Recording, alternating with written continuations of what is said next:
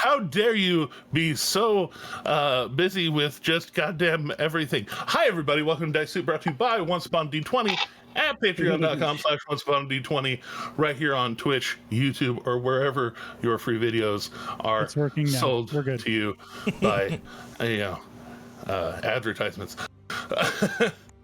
sorry.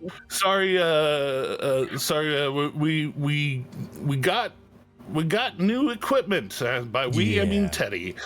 And so we're just figuring out all the technical difficulties today, so that we can just not have those technical difficulties ever again. Apparently, so do you still not hear the music on your guys' end? I do not currently hear it. Yeah, I don't hear it here. It's on stream though. Okay. We can figure that out for next week. That's okay. I figured you'll dink around with it until it works. You are a problem solver in that way. But yes, when last we left off, the group had done a bunch of stuff. Was settling a few accounts, I would say, as far as things that were to be accomplished, and not the least of which being getting to Craghammer and cashing in one extraordinarily valuable enchantable diamond with its owner and all of that, but we jumped to that really fast because we had so much going on between people getting back to Zephyra and things going on, and we did forget taking us back, retconningly style. Before the group leaves Zephyra, there was the last bit of the meeting that I accidentally breezed past, of meeting in Valineth's house before drawing the teleportation circle and flying off to places known. Yeah. So Nyack, getting the scroll ready. Everybody else kind of packing up their stuff. So now that everyone's back here together and whatnot, I had some things I needed to inform you all on. That seeing as now you've got your compatriots back and all seems somewhat all right with you all again, I do think I have some things that I need to tend to here that require my immediate attention. I've been asked to stay behind and assist Keyleth in something, but they asked me not to give too much information, but I was here just primarily to help you get Shade back to begin with, and then it ended up becoming getting Slayer back as well. But it was a 2-for-1. That's very true. It was. Well, actually, looks at Asher. Maybe it was a 2-for-2. That might be a little more apt for that one. That was quite the sacrifice he made, wasn't it? He's not here. Yeah, I forgot he wasn't here. Sorry. Asher nods suspiciously. That tracks. But yeah, sadly at this point I do think I will be stepping away from the group and let you all get back to whatever it is you get to do now. But I do have other things I need to attend to now, so I hope you all are the best. It's been a great journey. Akira's gonna hug Val and tell them how much they'll miss them, and that they will definitely be stopping back through, and that they expect some proper cooking herbs and spices from him. Should be easily attainable. And they give you a hug and step back so others can say goodbye. Well, it has been a pleasure.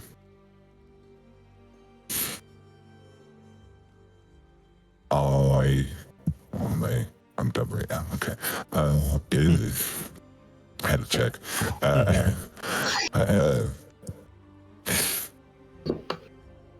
Your different shapes were really useful, and so were your potions. Do you have any of those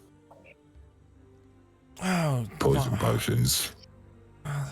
I do Poisons? think I got you on poison. do. No, not poison. This is poisonous. You had me make those a while ago. Let me check my bags. This is me, actually, rummaging and picking up the character sheet again, because I didn't have that one open, because I didn't think I was going to screw with it today. Just now, wait, we're going to fight the dragon. She had things for that. What is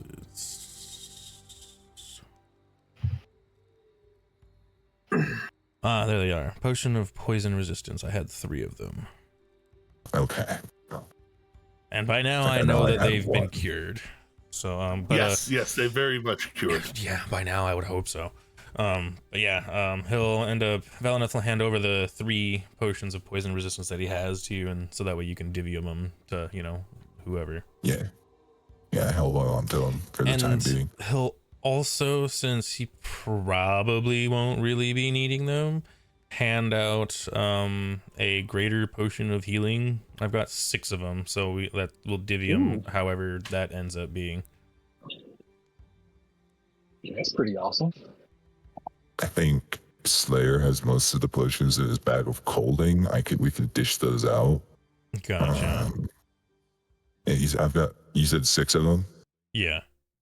I think I already have those 6 in the bag of holding because I've got 6 potions. These are 6 other ones that were created in time. Oh yeah, no, those were ones that he made on the road. Yeah, okay. And these are cured over a bunch of traveling. Mm-hmm. Then I shall make that number 12. Yeah. For simplicity's sake, and then since there's 12 total, we can dish out 2 apiece or whatever. Yeah, whatever it may be. We gear up for a fight.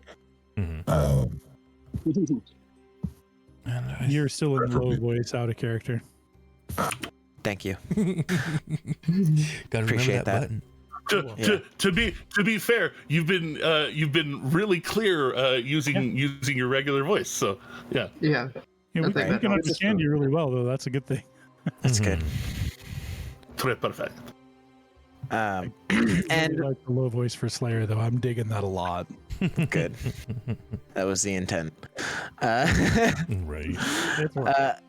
Good. All right. And so then, while he's accepting the potions from you, though, he will, and he's putting them in his bag of holding. He'll pull out of the bag of holding I'm trying to decide on what I want him to give. A pieberry pie. He does still have 3 of those left. But he wants to give something more meaningful to Val. So I think what he's gonna give you is the other half of the Mind Flayer arm that he has. Oh. Joy. That could be an interesting component, though. Yeah, could for be. something. I don't know It could what, be. but for something. Truth serums, maybe. And even while he's dumb, he's got a +1 Arcana. So It's true. Yeah. I haven't got much to give you, so here's a severed limb. So anyway, he'll pull that out and he'll proffer it forward to you. To be like, is this to remember us by? And perhaps it will be useful in some of your magics. Well, It's been a bag of clothing, so it's relatively well preserved. That's great. I'll try and do something with it quickly because I don't have one of those. Oh, all right. But I still I'll fall into figure the something accent out. anyway. But well, I could give you a sword instead. I Would that don't be more find useful? I don't find much use for those these days. I didn't think so. That's why I didn't give you one. It's fine. It's fine. This is fine. I'll make use of Would you this. he pulls out a half cake? Very fine. Would you like one of these? I'm still cold fearful. I appreciate the offer, but no, I'm good. Thank you. All right, they're really good. Oh, Shade, I did mean to give you a couple of things I'd been carrying for a while. I figured they might better suit you. It's weird getting ready to talk to myself. Pass along the magic items between your characters. We see how it is. It's gonna be the two things that are gonna be quite beneficial for me. And then he's gonna end up pulling off over his shoulder and out of his bag as well. Gonna hand off the his efficient quiver and the bracers of archery. Oh yeah, no, that makes a lot of sense. Yeah, because he Yeah, it hasn't does. done anything with them since he's gotten them. Like, they were a great something to have. Like, it was a good idea for me to do something with it, but I never even did anything with them. And I figure, You preferred Shade. to fight with bare arms. Exactly. Bare arm. Yeah, I have the right to bear arms. My own bare arms. Yes. But Look at how yeah. big they are. In You know, fact. in Exandria, you have the right to arm bears. Oh, no. Ooh. I'm sorry. New faction forms, the Bear Army. Right. Just saying, in an upcoming project, we will have a bear who does have arms and guns. Amazing. But I'll step forward. Now, Valineth, it was a pleasure working with you, and it was an absolute pleasure getting to see less actinic ways of alchemical mastery. It was inspiring to see you work. Then Yeah, I'll hold out a hand to shake your hand. And then he'll reach out to shake your hand and in turn saying, well, it's quite easy once you toy with things enough. You get to learn all sorts of things. Of course. If ever you need any alchemical supplies, let me know. Oh, well, I will, but I doubt you'll be hearing from me about that. I do quite well myself, but I appreciate the offer. It's just an offer. And again, I appreciate it. But it was a pleasure working with you. He's gonna nods. Luca will step forward and hold out a hand to shake. He's gonna reach out and give you a nice firm handshake as well. Luca will nod and he'll say, "It's been a pleasure, Valnath. Thank you so much. I don't know if you realize how much we appreciate the help you've given us." I'm sure in time I'll probably come to realize it a little bit more, but I do know that I felt welcome in this group, and it was nice for the time.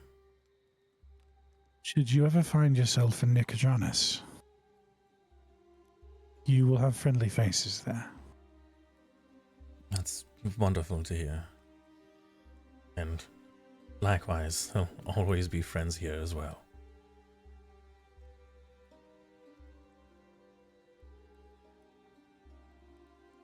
Well, Wait, and just turn it off. Did that turn it on? Is it You on turn or it off? on. It's on. It's on.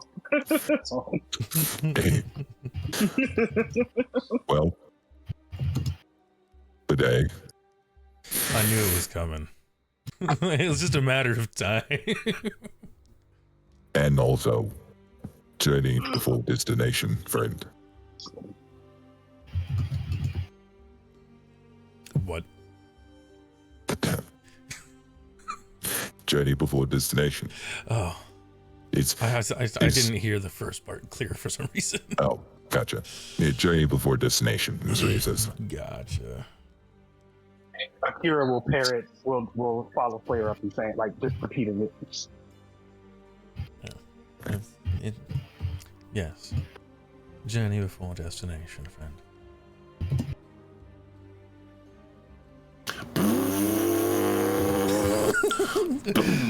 I'm a firing Mullin. No.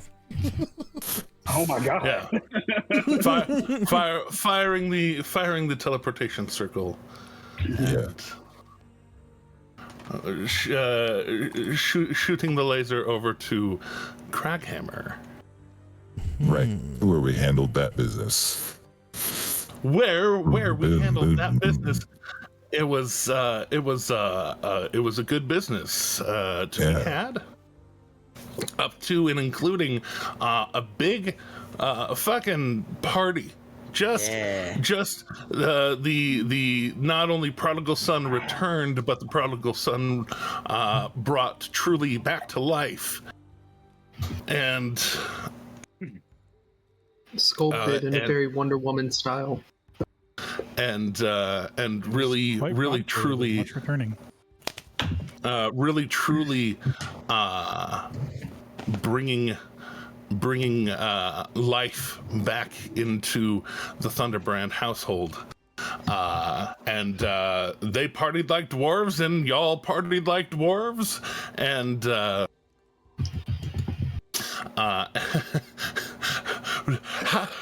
did the Slayer the Slayer failed three for three in the party Constitution saves. And did. Luca somehow Yeah. passed them all. And Lucas somehow passed them all. Insane. As did Nyack. Shade failed his last two, if I remember. Yeah, it was good. When I had to leave last session, did I miss a party? Yes, Yeah, you did. yeah. roll 3 Constitution saves, by the way. Oh, you want me to roll 'em? Well, I figured- because you would have been because there. we all know that Asher would have been down. It was down a the Jimothy party. Come on. Yeah. yeah, like Asher is like, he'll partake for sure. You said 3? Yes, to encompass the knights. Let's see here. That is a whatever the fuck that was. That came out to a 22. Woo! That is a again. What the hell? Why does my rolls keep going away? 16. A little less woo, but still good enough for the second part. Yep. And 21. Oh yeah, yeah. No, you partied like a dwarf, for sure.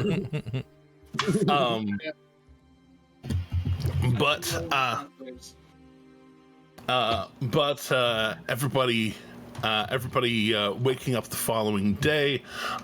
Some of you magically sobered up. Some of you just by constitution of your own bodies, and proper planning and drinking water and making sure to eat before sleeping with a entirely obnoxious amount of alcohol in your systems. Akira will wake Nyack if Nyack is not already up, crack of dawn, as in before actually the sun peaks over the horizon, to begin his training.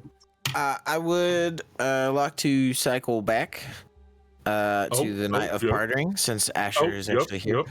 And Slayer was that's very right. drunk. I forgot that part. Yes. Yeah. So at some point, Slayer will approach Kassir and he's deep into his cups by this point, and so big arm around your shoulders, bringing it in tight, and he'll just say, and it'll look like he's in thought for a moment, squinting his eyes, looking at you. I see it. Yeah, what's up? Right. Yeah. I just wanted you to know that your debt is paid. I heard everything. I know it all. You did good. Oh, so you were where then? Yep. I don't entirely agree. What? Your heart was in the right place. He played you dead. So, you are free. Go go stay with us if you don't want to. Well, Doomerin, if it's all the same to you, I appreciate that. I think I'm gonna stick around for a little bit. Excellent. And he'll giving you into a nice tight hug. Is that a con save? Like, It's the most overwhelming.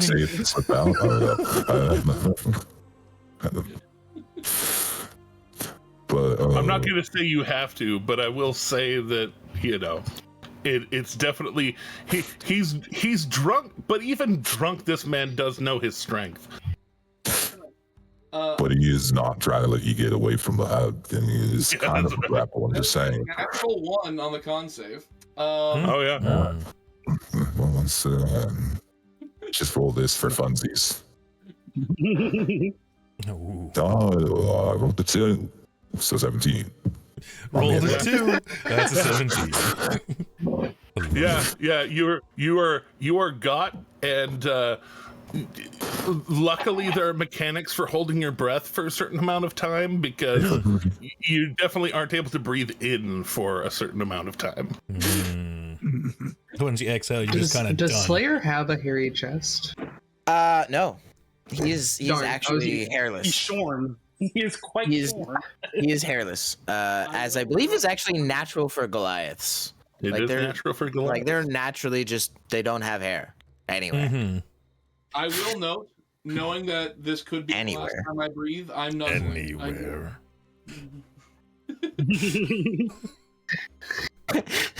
Through the bosom of the... That's fair. About to get smoked by an archfey. Yep. Speed run to death by archfey. Easy enough. No, none of the blood, none of the blood jumps out and tries to stab Slayer or anything. Good. Damn. I could take it, but good. This time. It's a good thing. This time. Right. So are we jumping forward to? I'm good with that I now. guess. Yeah, I just wanted to have your talk. I would say when Akira comes to wake Nyack up, Nyack will be awake and writing something into a notebook. He will let the ink dry for a second. Yes, writing. I heard writing with a D. Yes. I'm from the South. I get it. I don't say T sounds effectively. That wasn't the joke. It was more a horny joke, but yeah. I know. I know. I'll close the notebook and I will join training with Akira. Specifically wanting to focus on better using my natural 8 stabbers that I have. Well, 16 if you count my feet. And Akira listens to what you want to do and says, "First step, we run." I thought you were going to be like, first you need to learn how to breathe. Well, yeah, that's what the running's for. It's just fair enough. Fair enough, actually. Yeah. Shit. That's what the Got you running's for. there. Fair enough. Yeah, like Akira definitely listens to what Nyack wants to focus on, and they take it into account, and they look them very dead face in the eye and say, "Okay, first up 4 mile run, and then push-ups. Let's go." And you notice that there in the early morning, Jimothy himself, the kind of a high-sided crew cut, kind of frayed up, beard out, now actually kind of brushed down, smoothed out, oiled. He sees y'all getting ready to run. Oh, well, y'all look bright-eyed and fluffed up, ready to go. I hear you talking about going for a run? Indeed. Apparently. I ain't gone for a run in a while. And he gets stuff together. The old town don't change too fast, as is the old dwarven way, of course. But he kind of girds up his robe, and you can tell that he actually he perhaps has done this before in just gathering stuff together, gathering the material together to kind of turn the robe into pants, and that part just tuck it into his belt. And he just kind of loosens up a moment and is all like, "After you." Well, no, I guess I have to lead, don't I? It's my turn. Yeah, you know the lay of the land. We'll follow you.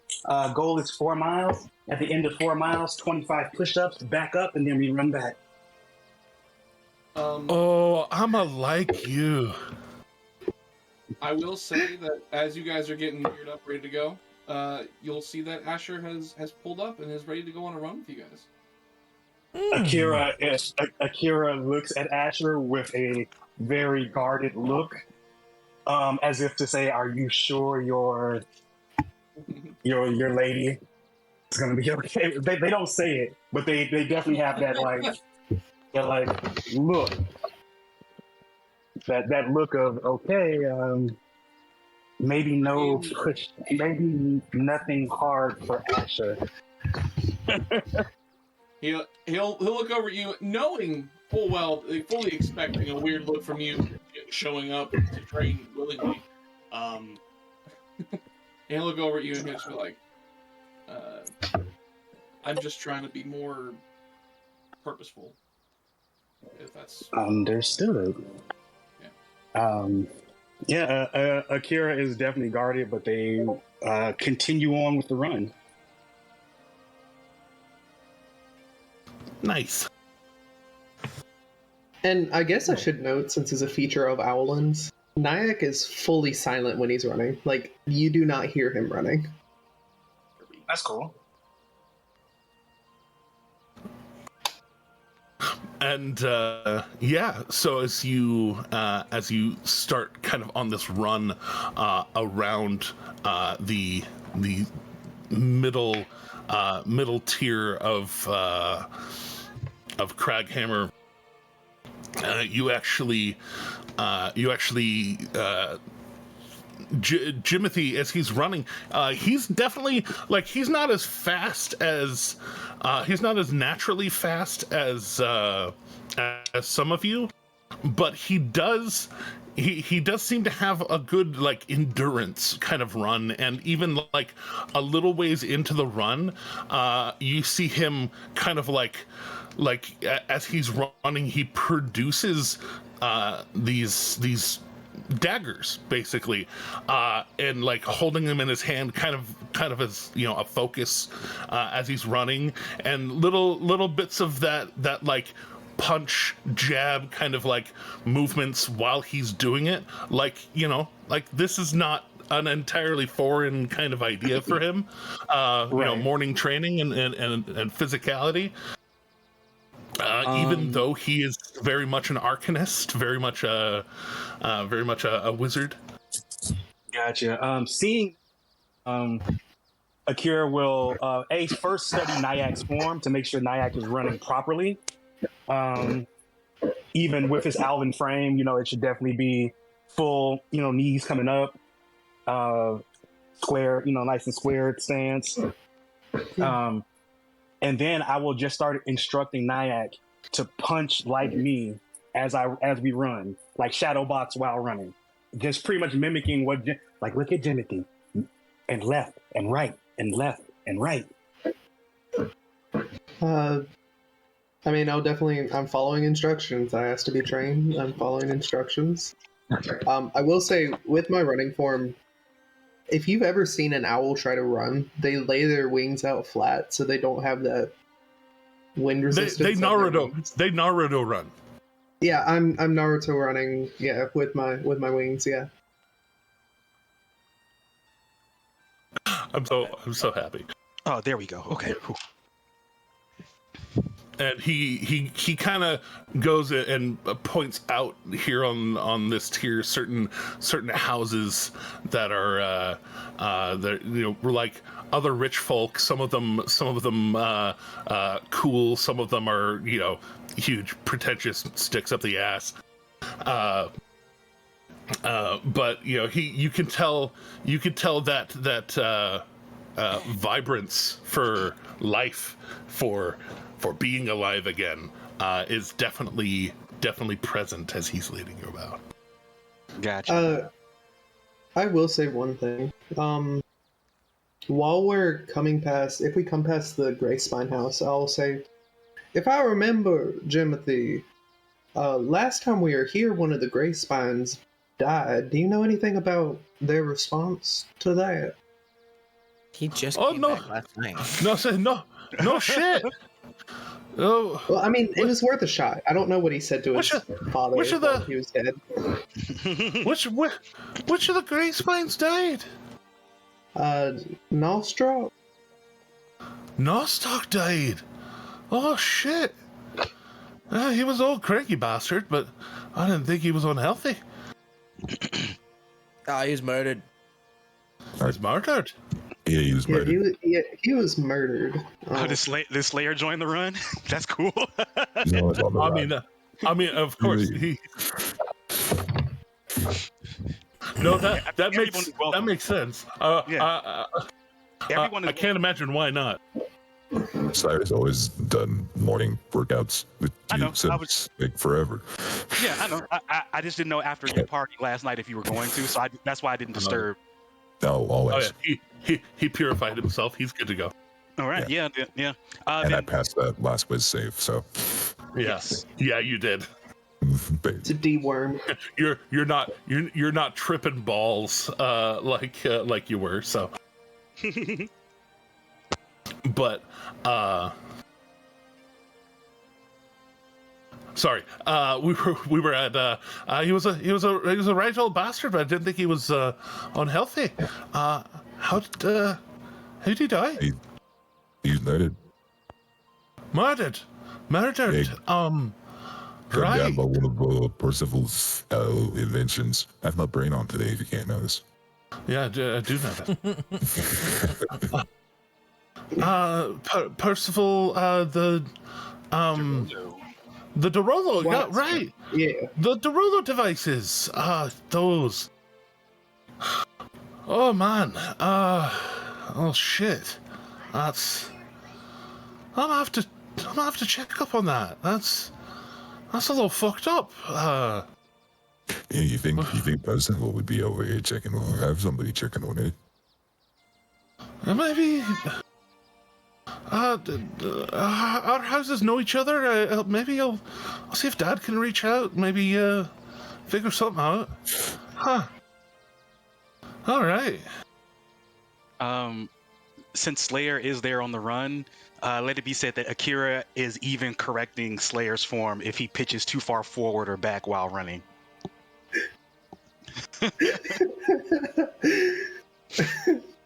Just if it's a if. Hey, I'm getting in teacher mode. Is just what I'm doing. See this face right now. Yeah, I see that face. As Sean, I don't care. I'm still doing it anyway. So. It's understandable. What I tell the videos is peerless athlete. It's true. It's true. No, Even Nah, Michael no, Jordan okay. carried. Even Michael Jordan carried. Just saying. yeah, that's fair enough. But while they're out on their run, I think somebody had something else to do while everybody else is out running. Tim, I think Luca had something. He does. Luca would be seeking out any nearby member of the Thunderbrand family.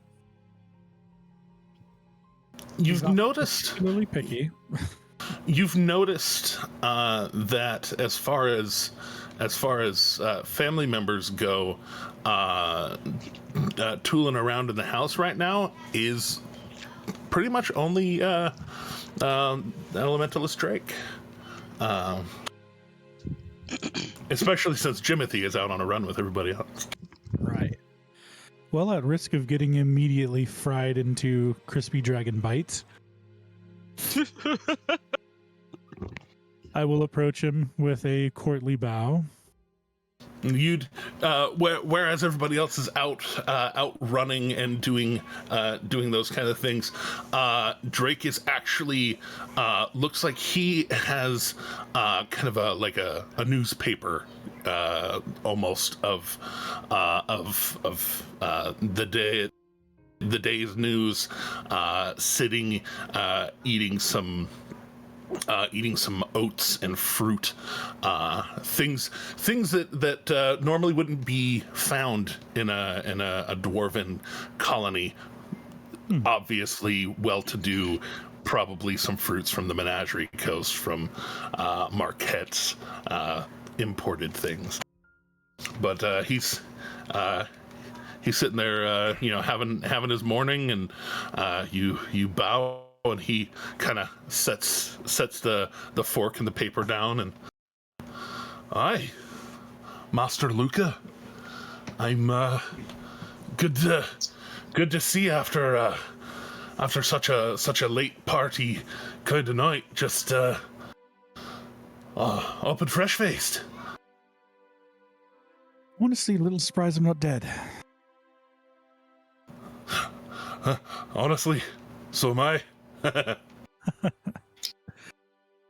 I'm sorry to intrude on your breakfast, but Oh, not at all, not at all. It's honestly, it's a touch good to have company. well, I was hoping that once you're finished with breakfast, of course, you might be able to point me in the direction of someone who might be able to do some scrying for me. Point you in a direction.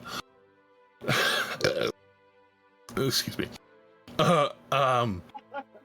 Yes, that was definitely in character. Part of breakfast is all. Yeah. Side effect of the Jimothy. Side effect of Jimothy. Yeah, burps. No, it's I mean, I specialize in elemental magics and things of that sort, but I'm any arcanist worth his salt can look through the plane at least a bit. Any particular thing you're looking for? Person, actually. I can do people and I can do places that I've been. So. Well, it's definitely a person. All right. If you're looking on a person, it's morning's breakfast already, a cold breakfast. Anyways, I don't mind walking away from it for a minute. Here. Wait until after breakfast.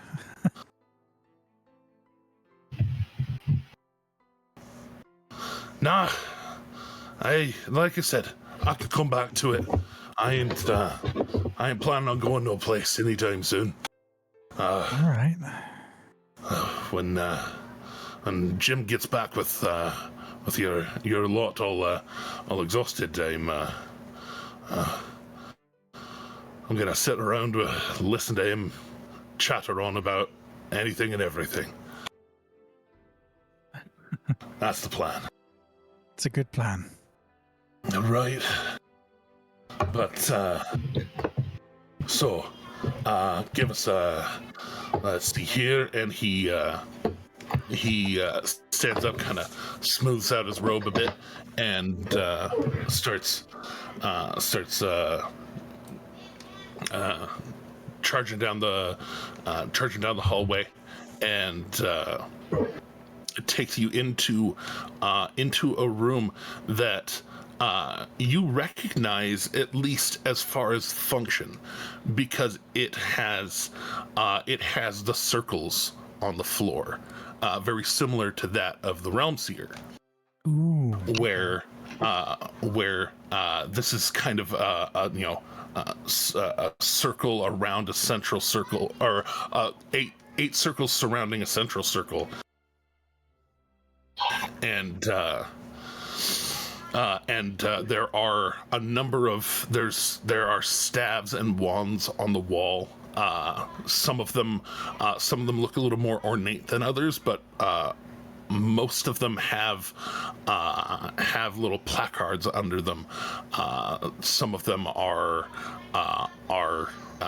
like trophies from defeated foes. Some of them are old family heirloom, Drake's father's father's father kind of things. And then many other types of components, one of which he walks up and retrieves a very, very well crafted mirror, and takes it off the wall. It doesn't have a single handle. It is more of like a wall mirror. But it's small enough that he can hold it in both hands and kind of like hold it in front of himself. And he kind of comes walking into the center circle of the room, and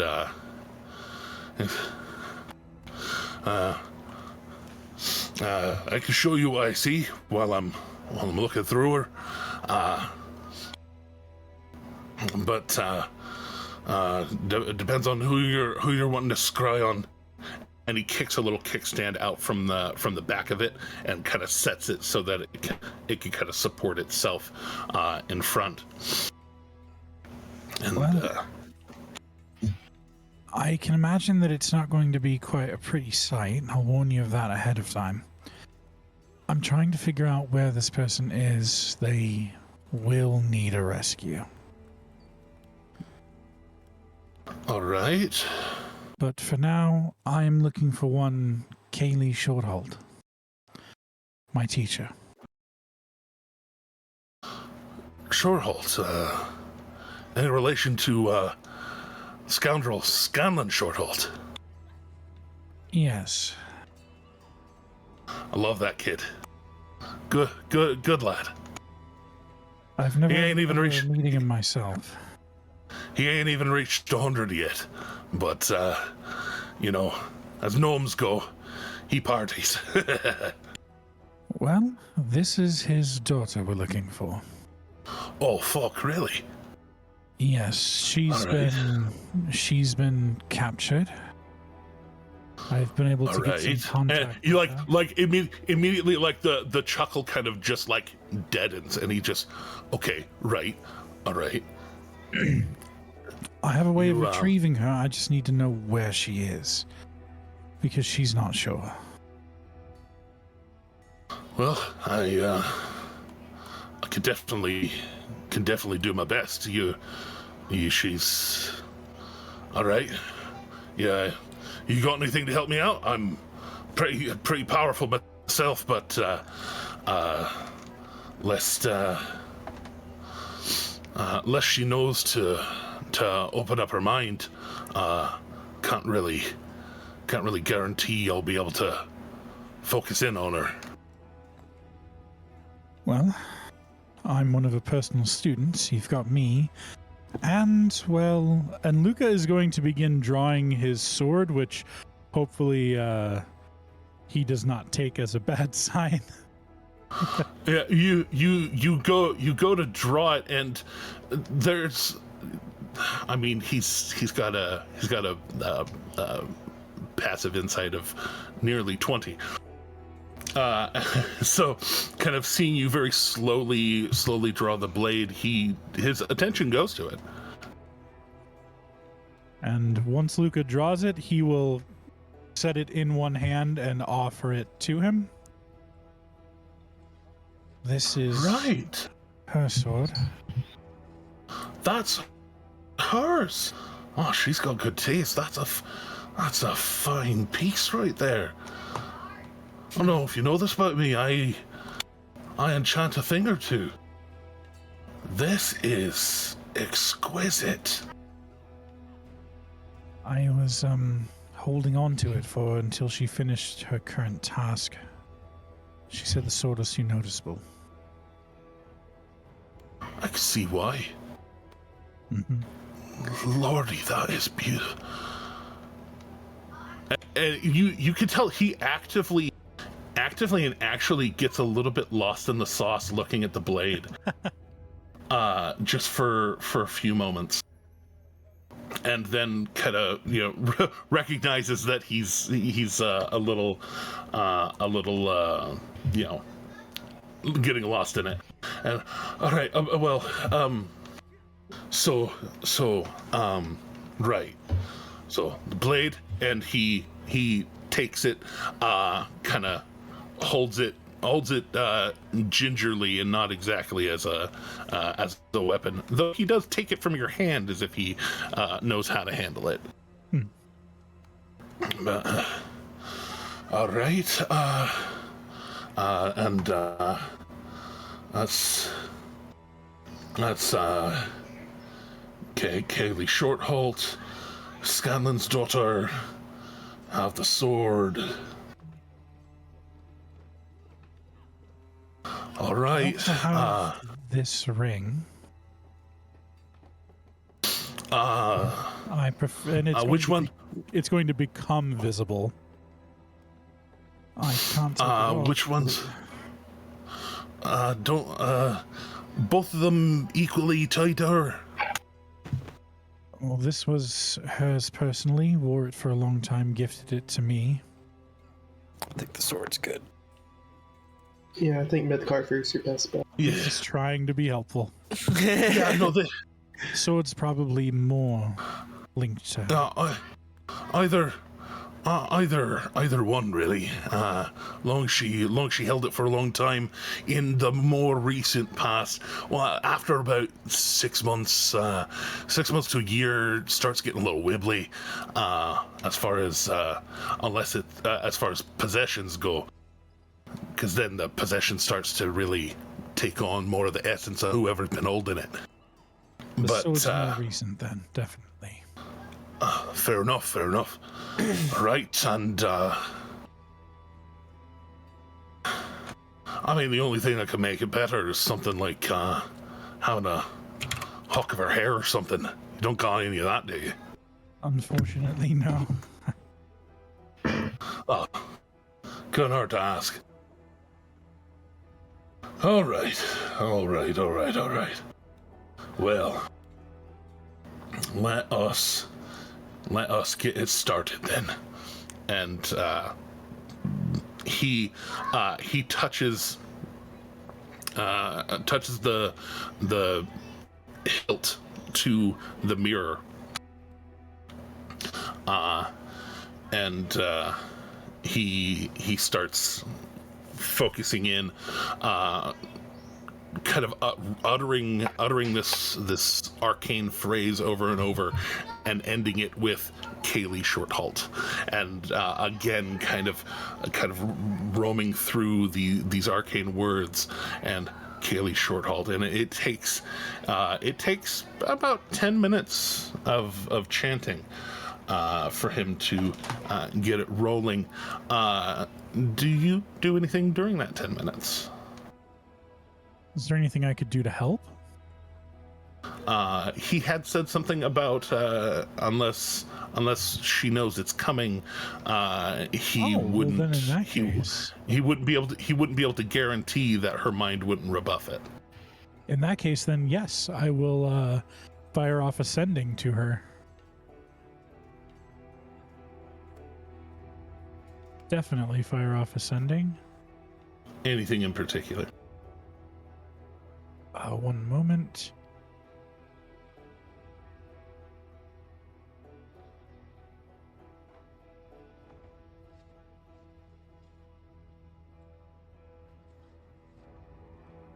Sorry, there's a word count. Fair enough.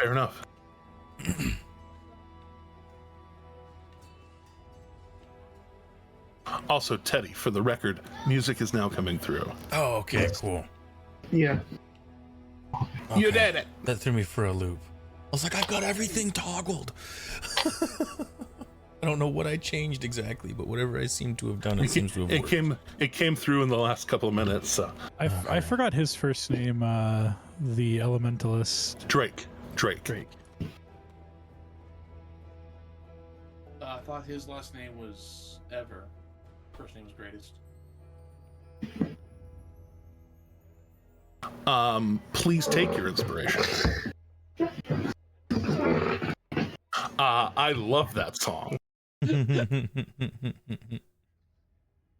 Oh, That's my shit. Who wants it? Who was it? Anybody not inspired? I'm not. Take it. Do your thing. Hey! I still have my inspiration. I used it and then I got it back that same day.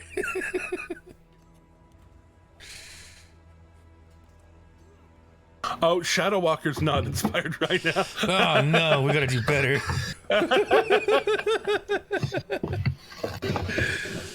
Come on, guys, put something inspiring out there. Well done. Well done. Shadow well Walker, done. you are who you.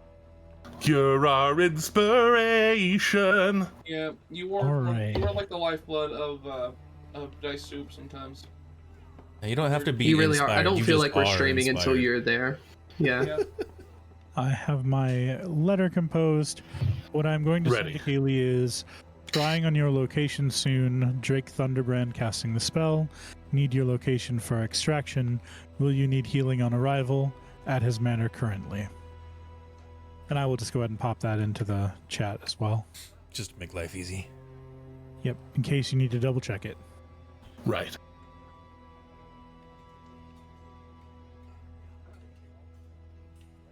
Well,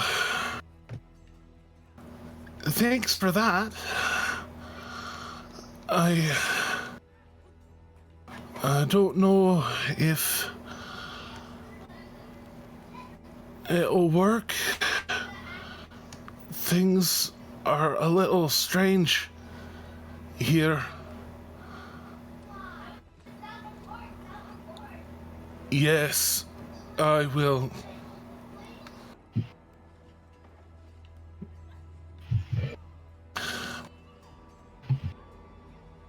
And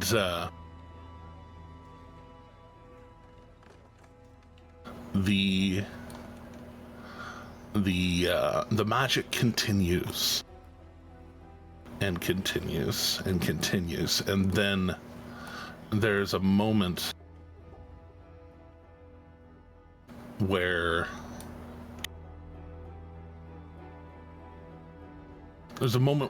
Drake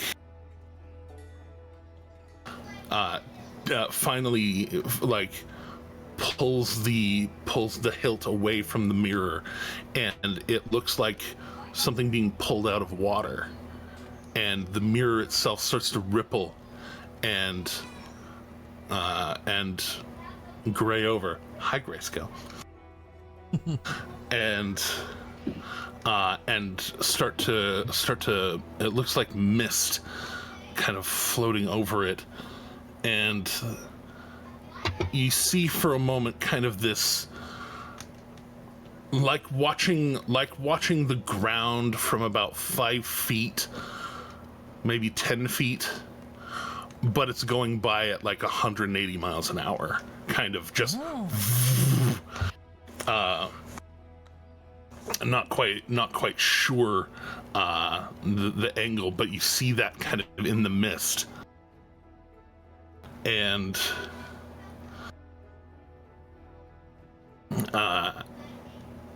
as it's rushing,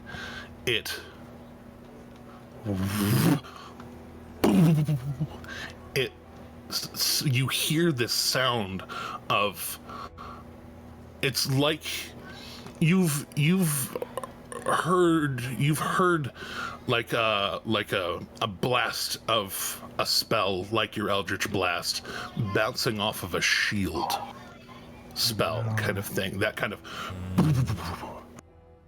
and it sounds kind of like that, where the scry ball, as it was manifesting and rushing to its intended target, suddenly busts and ricochets off. No lock being had. Well, it's like it was trying to lock on. There was something to lock on to, but something blocked it.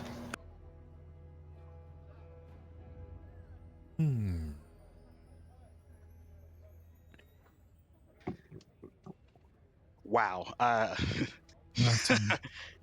And Drake seeing that, he lets out a string of dwarven words that don't sound like they're polite. Well, fortunately, I don't speak Dwarven, so I don't have to know exactly what he said. Oh, wait, no, I have a help to comprehend languages. No, I understand exactly. Well, if you cast it, which why wouldn't you? Because it's free. Yeah, it is a string of calling on the ancestors of whatever dog's third leg put up the shield.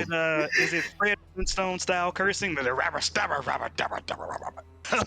mean, it sounds like that to the ear, but it is very comprehensible.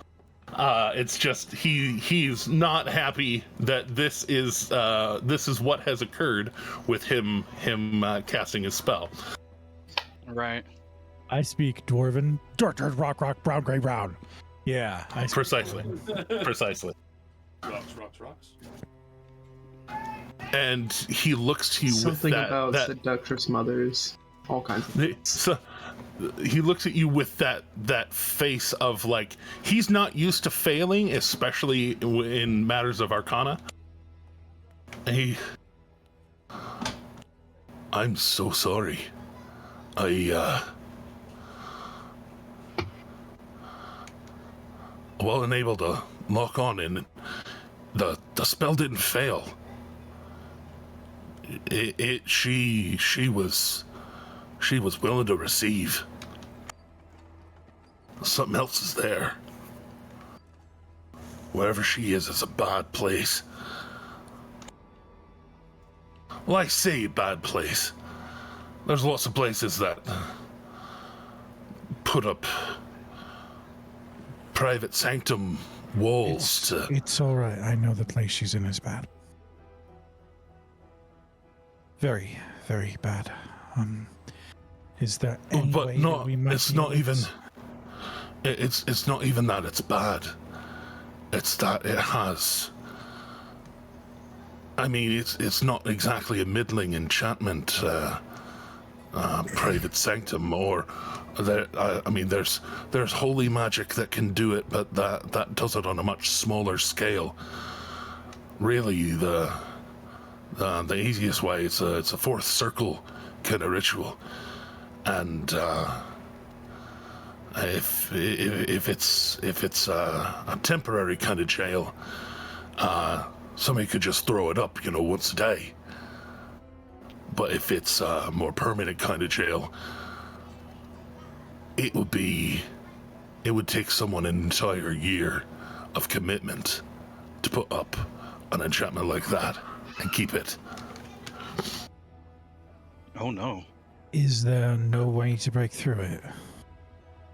From here, no. Not for me, not unless... I mean...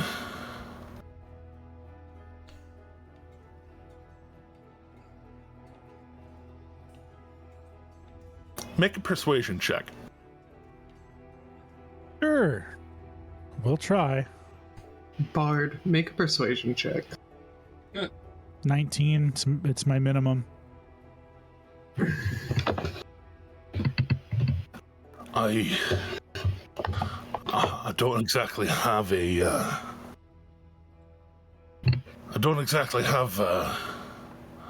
way to pierce it from a distance. But anybody with any amount of being able to dispel magic, and he kind of gestures towards you with that question in the air. Luca has no dispels. So You know someone who does. I can't. Yeah, you got anyone in your cadre who does?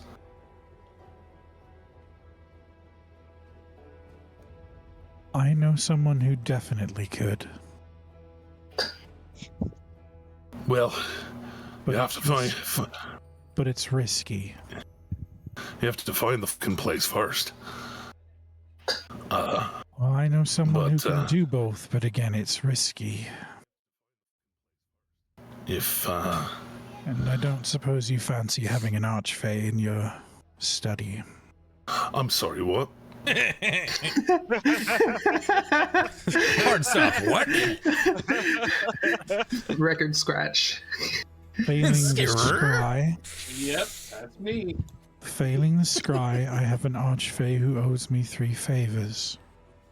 Oh, holy shit! He looks you over and just, man, you. I ain't even tricked an archfey into shit. That's good on you, kid. It wasn't a trick. It was a deal. A good one. Obviously so. I got He owes you lucky 3 and caught- favors. Caught him in need. You keep that. I was Fair hoping enough. not to have to use 2 of them. But I suppose it's all in the phrasing, in case you would like to help me lawyer up a request from an archfey to wrap this up in one single favor. Oh, I couldn't begin to imagine, but if you need somebody to bounce it off of, I guess I'm listening. Well, I could call him and simply tell him to retrieve her. Whatever barriers stand in the way, he'd have to take them out in order to do that. Assuming he's capable, the which he thing- should be. I was to say, thing about that, magic is as magic does, right? If you're gonna try and send him in, he's got to know where he's going, right? If I don't mean to be unhumble, but I've been doing this sort of thing for many a decade, and I mean, if I can't. The enchantment there is pretty simple, but even for an archfays are still bound by magic. At least in the material plane, especially, their magic is still the laws of magic. Well, we are dealing with a fae who specializes in travel between planes and realms. And that's another thing, is with the enchantment I was talking about, the private sanctum. It would even not stop only that, wouldn't it? Yeah, well, depending on what it do,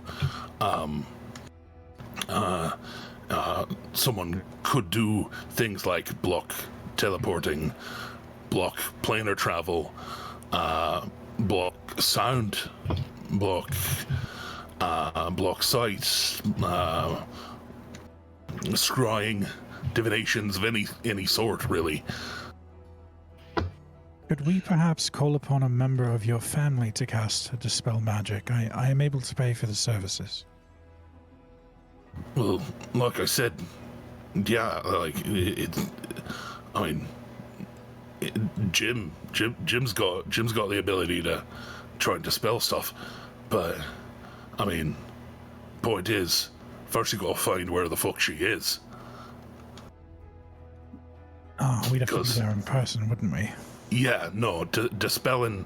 Longest I ever seen anybody shoot dispels about 200 or so feet, and you kind of gotta know what you're aiming at too. So, you know, if it were a solid wall, you'd be able to, because either you can make it a solid opaque wall that nobody can see through, or make it invisible and nobody can see the wall, unless you got see invisibilities up, which again, it's almost a nothing spell. He says very proudly. I've been able to get sendings to her. That's more the evocation kind of magics. Those pierce planes even. Usually, if you're not unlucky. But divinations are touch different. Like, you know, you could be looking her right in her eyes. If she's on the other side of one of them walls, you wouldn't be able to shoot her or read her mind with telepathy or even misty step through the wall or dimension door through the wall or anything like that. And there's no way that we could use a catalyst to perhaps empower the scrying spell to ascertain a location, is there? I mean, unless someone's got something in the realm of a wish, and that'd be at least for us mere mortals. That'd be a risky kind of wish.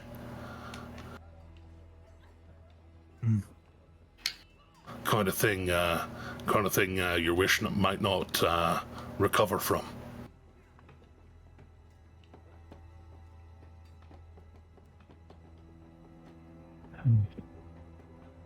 I don't really. So I mean, if you, so she doesn't. Yeah, like I said,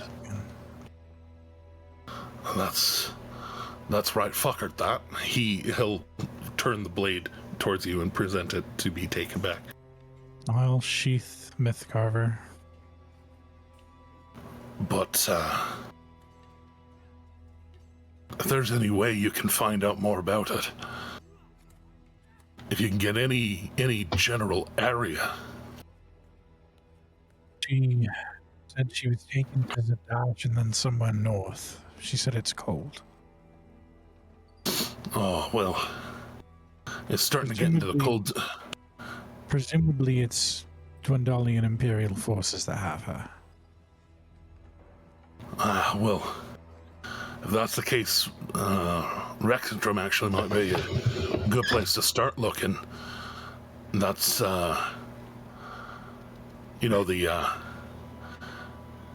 it's already starting to head into the fall, the mid-later fall area, and winter creeps up a little sooner up in the northern parts of the Empire.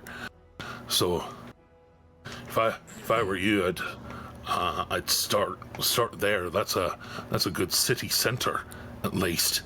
I don't know. I mean, I'm no expert in Dwendalian secret prisons or anything, but I do know that that's not beyond the pale of. Well, it might be beyond the pale of King Dwendal himself. I don't think he would know. Well, but I know he's got shifty fucks around him that might. It just so happens that I might know someone who may have some insight on that. Oh. After all, one of King Dwindle's shifty fucks travels with us. Really? Don't tell me which one. I assure you they're a good person, but I'm not going to tell you. Oh well, if they're a good person, I'm a little less afraid of them being around. But I kind of trust your word on that. You and yours, you and yours I'm not in the habit of lying to friends, and you are a person I don't really want to not be friends with.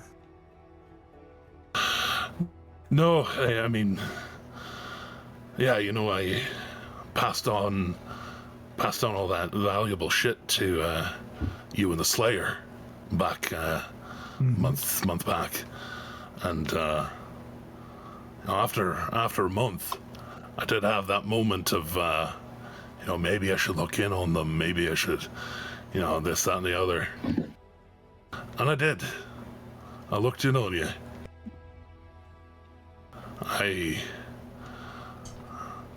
saw you all traveling, and I saw the Slayer had actually been laid out, and y'all were still taking care of him, still making sure he was, as comfortable as a limp noodle could be. That's 700-pound limp noodle. Well, that 700 Italian's wet dream. noodle, that 700-pound wet noodle is he's family to me. Well, I mean, no, he's not wet noodle no more, right? But That's true. But that's what I mean is he had his life pledged to me in quest of the whole thing. And he had riches that you could have tried to fricassee away and take off, live a very comfortable life until the likes of me found you. And like you may have just noticed, it's not enough an enchantment to be able to fool scries and things. But that's the kind of thing that would have made me very dedicated in a search. Playing on my heartstrings of my son. Well, But you didn't. Would have been very easy to. Lesser people would have left him on the side of the road. Whatever was going on with you and Archfey and all that shit. It sounds like it was adventurous. All of the dealing with that was partially to get Slayer back. I'm kind of assuming a little bit of storytelling from the night before. Yes. But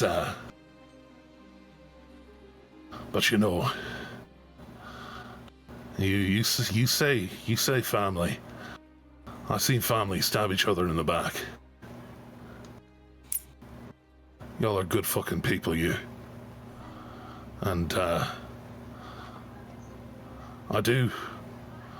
accept your friendship, as I hope you genuinely accept mine. He puts out his big old thick dwarven palm at you.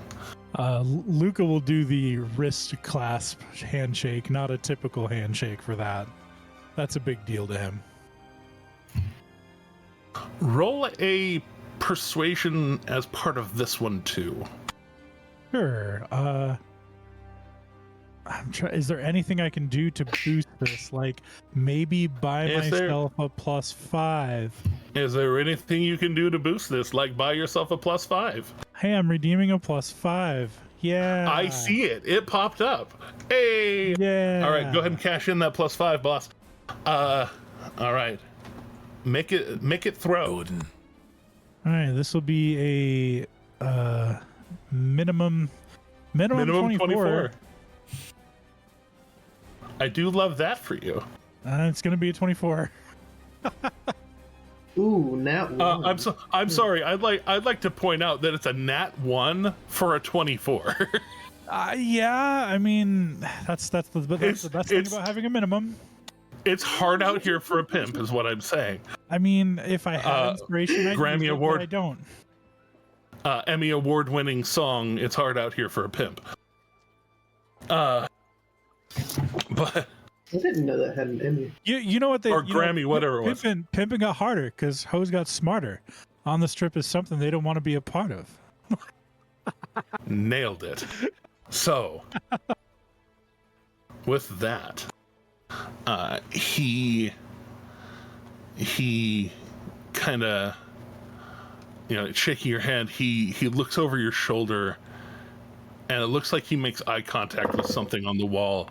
And as he lets go of the arm brace, he walks over, and he dismounts a staff off the wall.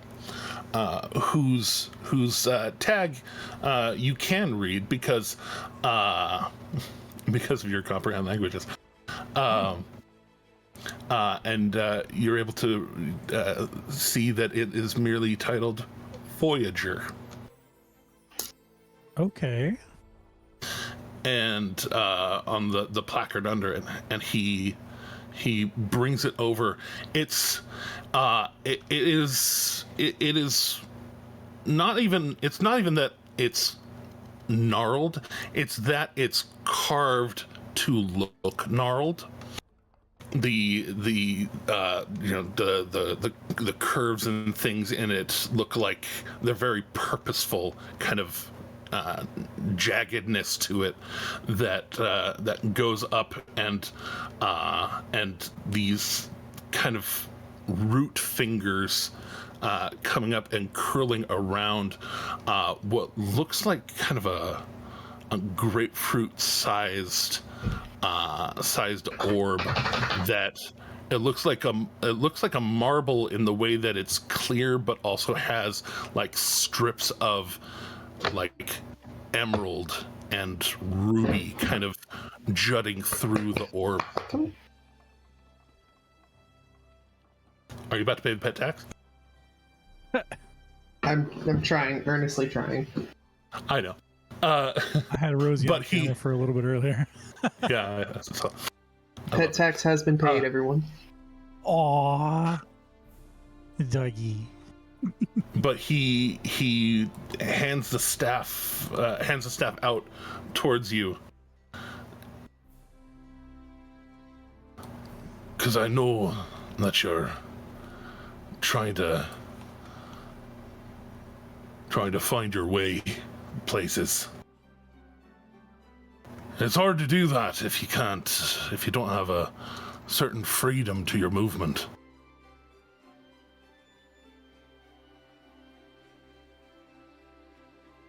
Now, thing to know about this here, it's actually particularly good at the whole idea of a jailbreak.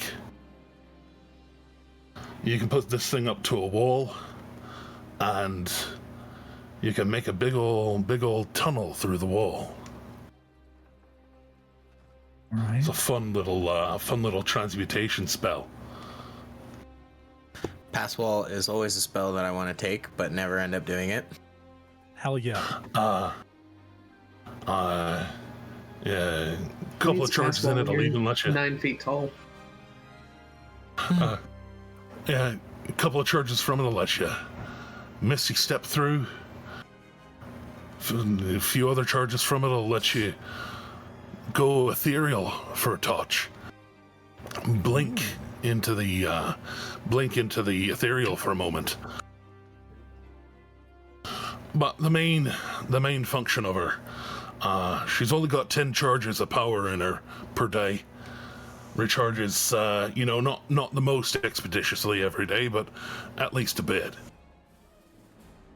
But 7 out of her 10 charges will let you teleport. Now, teleporting ain't exactly science.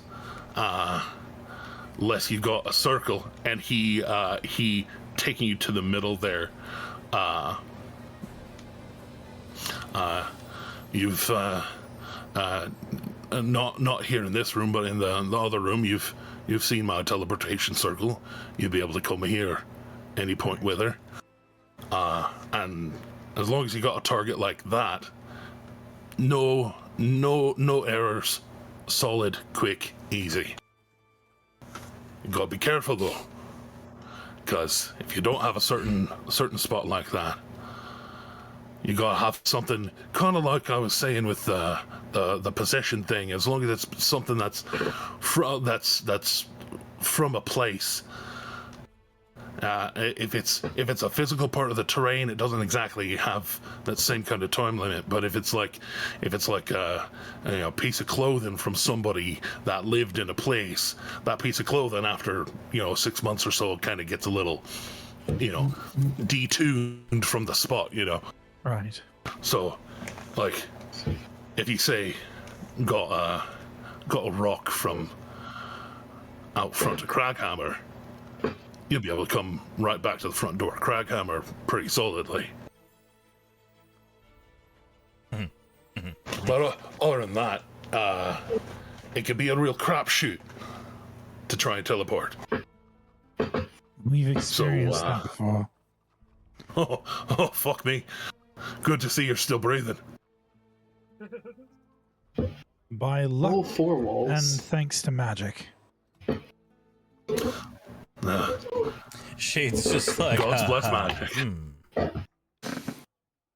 God's bless magic. But yeah, you any of your folk that can cast spells can use this, and he holds it out. Even hits pretty hard too if you got to clock a motherfucker with it. I see. And you can add to your inventory a Voyager staff. Oh shit. Oh shit! Right. That was an know. unexpected boon. You just reminded me of something. With my version of colorblindness, I cannot tell the difference between the writing of rare and the writing of very rare, so I just have to guess half the time. Oh no. Well, Say thank you for lovely. the kisses. Thank you for the kisses, bro. But yeah, so that should help you on your journey. If at any point you want to bequeath her back to the house, I won't be sad to see her come back. But I had my own adventures once upon a time. Helped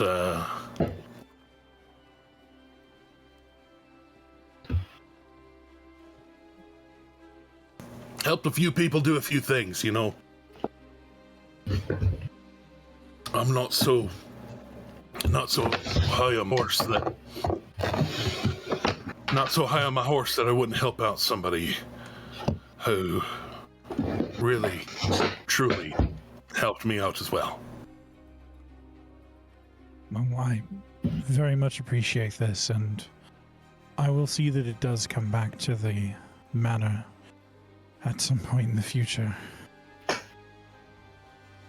No rush. I'll,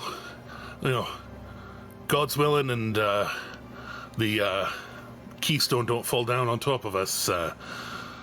I'll probably be around for a while. Plus, it also gives us a means by which we could come visit. See? Like I said, open friendship. He actually just puts out a big fist to you. Luca will definitely wrap Knuckles, but Luca's also going to hug him. No, yeah, he's he does not try to evade it. Thank you. Thank you. I said I would help you out, and unfortunately my scryen weren't able to help you out. Least I could do is do something to help.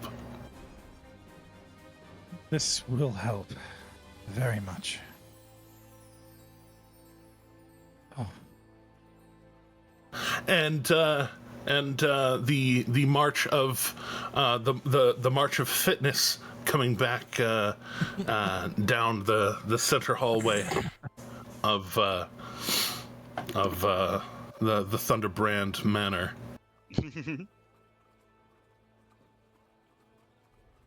Yeah, I mean, Akira's following Jimothy because he knows the lay of the land. So, well, I mean, it comes back around after the 4 miles, entering back into the house as y'all come entering in, and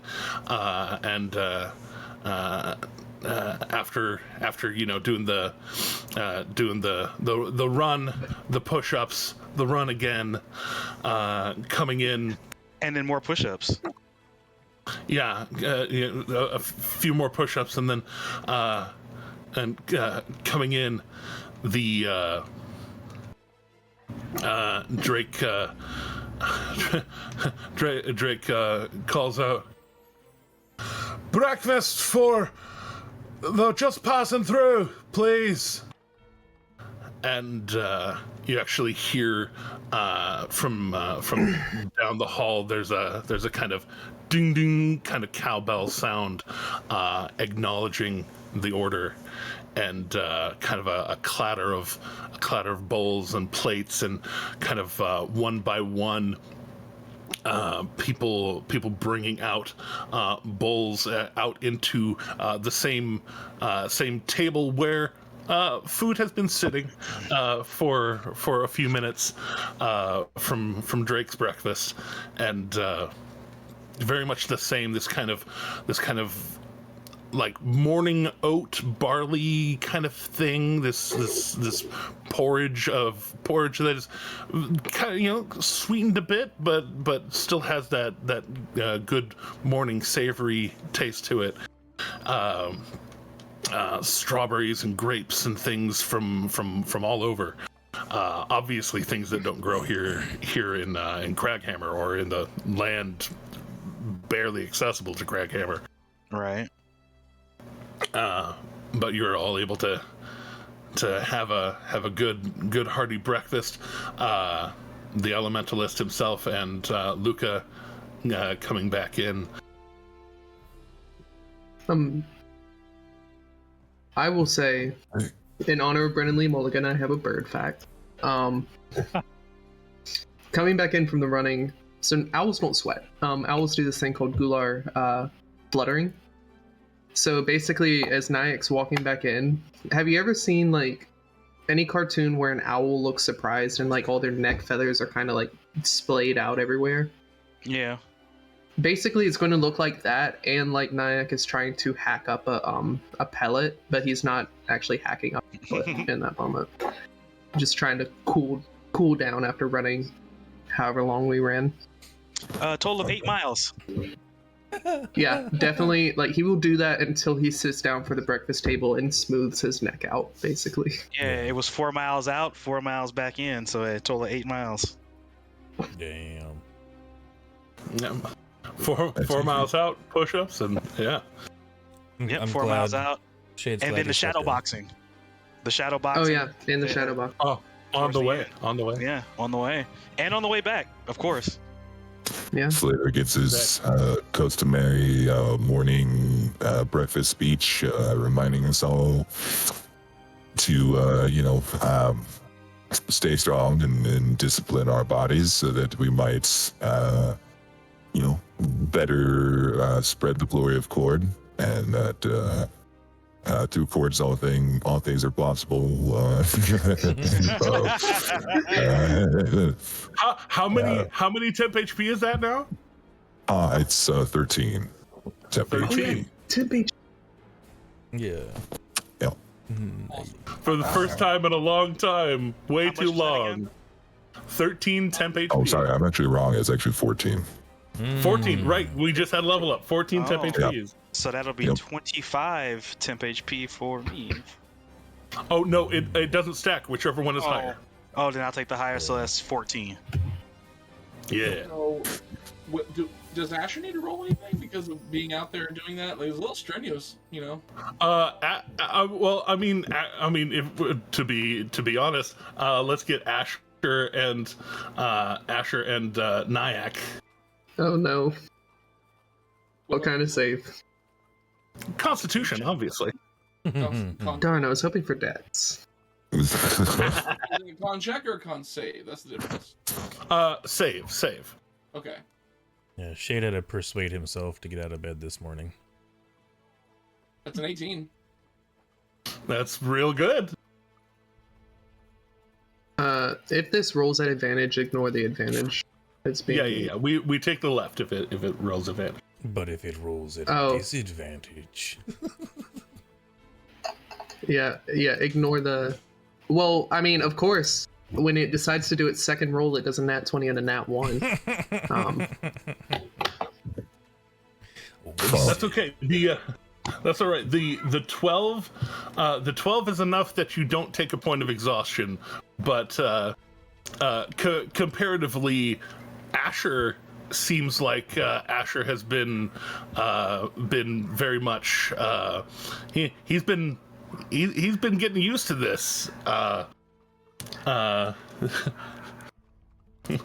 Nyack, your hollow bones hurt a little bit. My hollow bones hurt. My flesh is hot because I'm covered in feathers and down and everything. Yeah, all the shadow boxing and stuff, that's all well within your wheelhouse, and even the push-ups are well within your wheelhouse. But this is why you have wings. You have wings to make sure that you don't have to run like this. Exactly. I have the worst case of feather rash, you know? Yeah, a little bit. But hey, you gotta be able to run while you're inside. Before Nyack fully gets down to eat, Akira's gonna say, okay, just slowly pantomime the form I taught you while shadowboxing. And as you do it, Akira will show you how to block those same things, just real slow. Just kind of like just going and showing you that it wasn't all for anything. Yeah. He would do it between pants of Gular fluttering, yeah. And then Akira will say, class dismissed.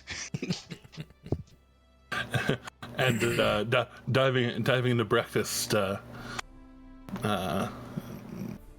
Jimothy will pipe up pretty immediately. So, where are you all headed from here? Well, hold on. Well, I think there is still for discussion. I believe there was some talk of going to Port de Mali, or perhaps to somewhere near the dragon that Cord told me I need to fight.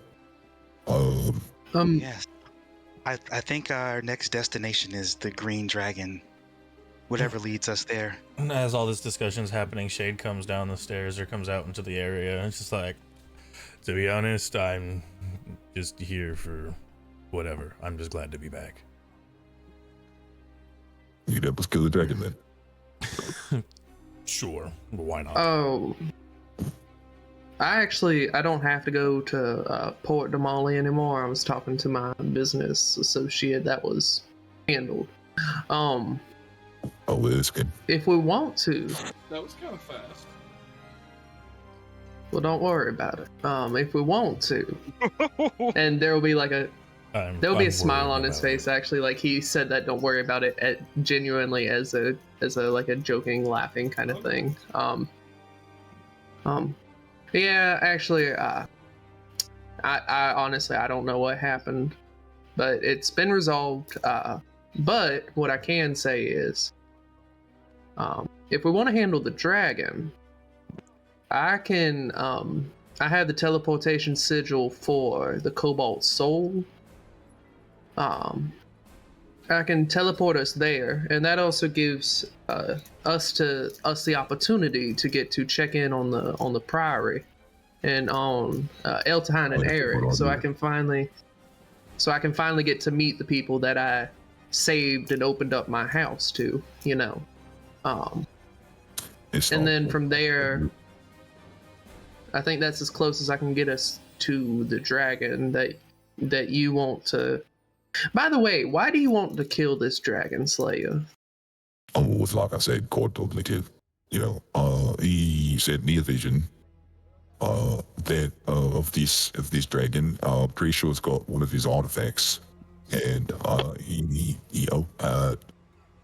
as Cord does, you know, he issues challenges, and he didn't say anything right to me in this vision, but he showed me this dragon, which was green. Those are the evil ones usually.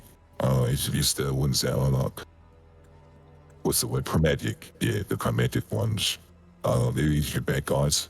So I imagine he doesn't want this evil dragon using his artifact. So he told me he get essentially is what I'm taking it as. So he get that back from the dragon. You'll see Akira with a mouthful of food, like, Of course says so. Well, it's like, well, if Gold says That sounds like a noble goal.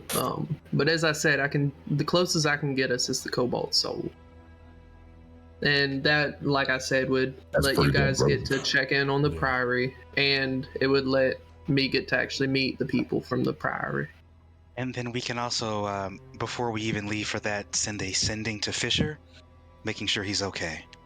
Oh, as he did.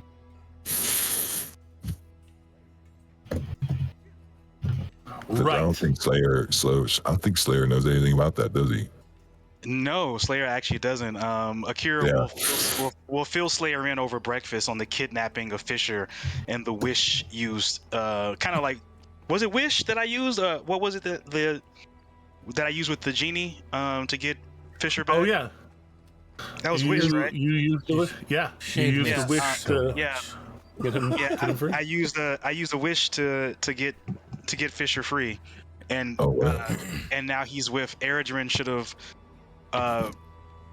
found him, and they all should have gone to a safe house.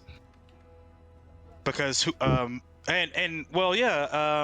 Slayer was there for the stuff with Akira's father, right? Yeah, Slayer was still here. No.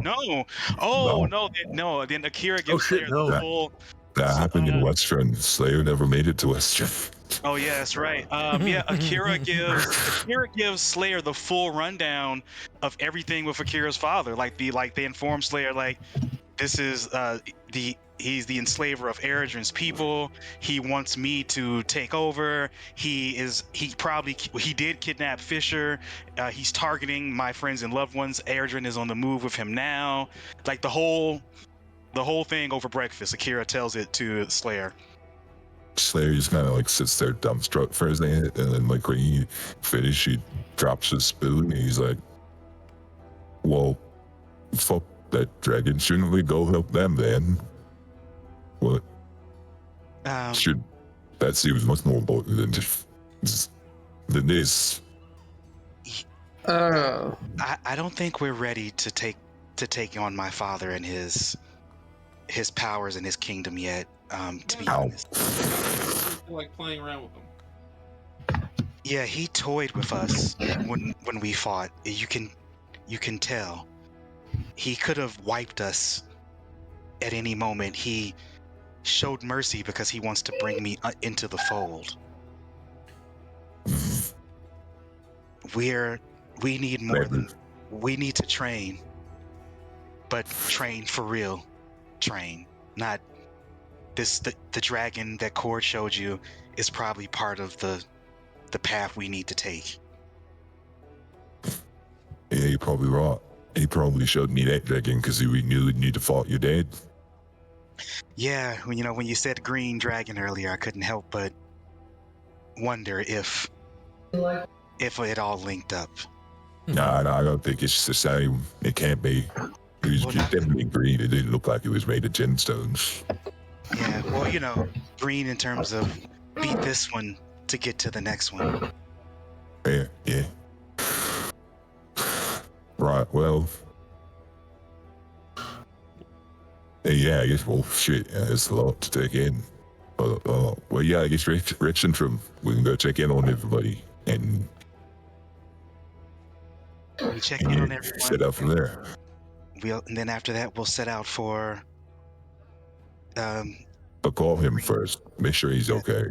So yeah, Akira will do a sending to. Well, I can do it to Eredrin, who should be there with Fisher, right? I don't think we know that yet. Well, yeah, That was no, a board table y'all had. problem there. Fair enough. I mean, it's wanna been make enough time if he's not there yet. We could There's assume, yeah, but like, cause for concern.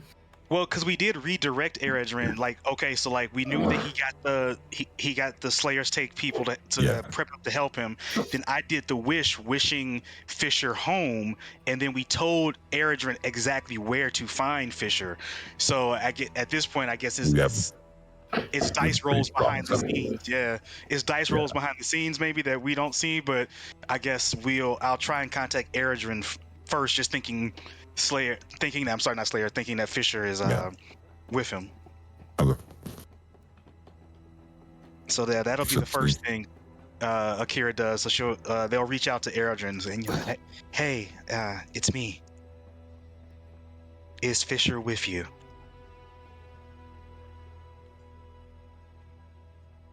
After a few seconds, you'd hear 2 months' wages is what I spent on Slayer's tape for you to cast a wish. Yes, he's safe. Yes, he's with me. It was in the moment, all right, in the moment. And 2 months' wages, you still didn't pay me back for those dinners from a couple years ago. I think you'll be okay.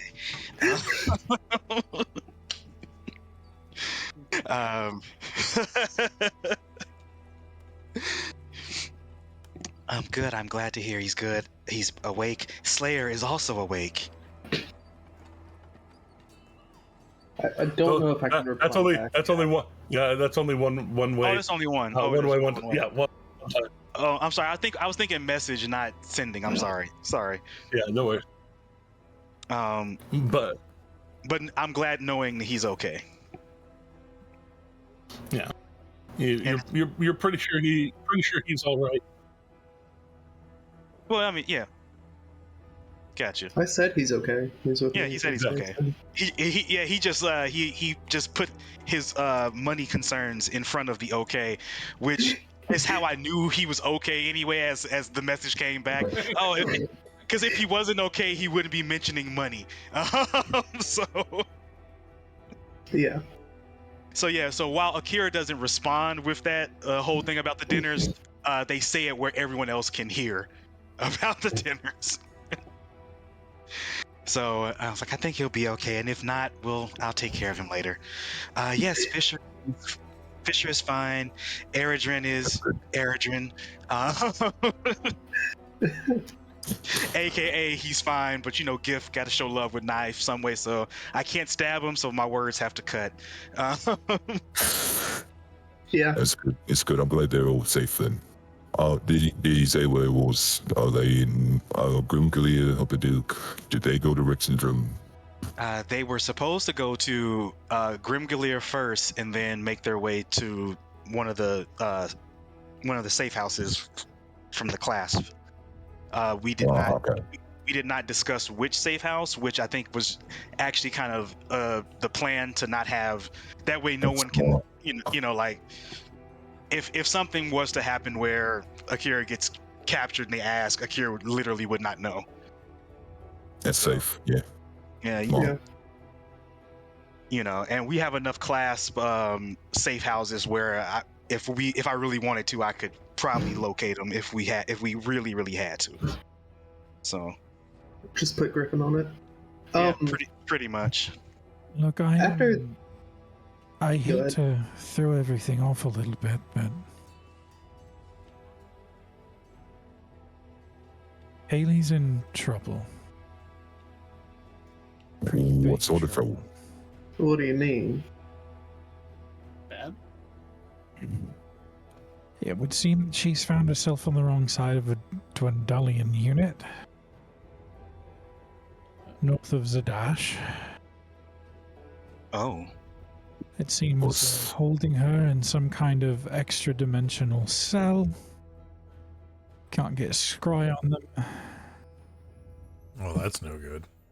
Not even exactly sure where. My best hint is Rexington. I was just gonna say, sounds like Rexington might still be our best bet. You could maybe try to disguise yourself, ask around some of the Dendolian barracks, see if they know anything. I wish might be being held. Actually, I was kind of hoping that I might be able to convince a certain friend of ours to maybe do a little bit of looking on the side for us. Given that he does have certain credentials. Which friend is that? Yeah, who are you talking about? I'd prefer not to say. Well, But you know damn well who you are.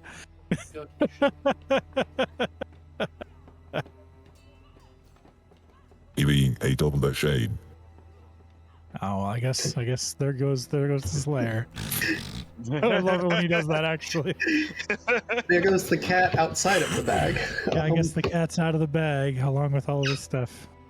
If anybody was watching the stream, just sees me just like staring at the camera, just. I think Luca would grin. Yes, I'm talking about shit. If anybody would, Luca would. Akira will lovingly nudge Luca like, just say the kitty next time. I mean, to be fair, I'm pretty sure. Should have been like, oh, you mean Puss in Boots. Asher's gonna be like, I don't even know this guy very well, so I'm pretty sure that was only for my sake. Maybe. Who knows? Stupid, non-sexy Asher. Do you think that finding the location of a prisoner might be something that you could swing? Maybe. I mean, you were spying for the government, weren't you? About that. Yes. Saying it was brain on connecting dots. We've already met your boss. It's all right. We had to convince him not to kill us, thinking that we'd disposed of you somehow. And I'm actually quite surprised that you're still here after that one. Excuse me, sorry. But glad that you are. Look, we didn't go through such lengths for you just because your employer asked. We did it because we like you. I've kind of come to that understanding. And if you can swing it, very indifferent on you. if you can swing it, please try. If you can't, just let me know.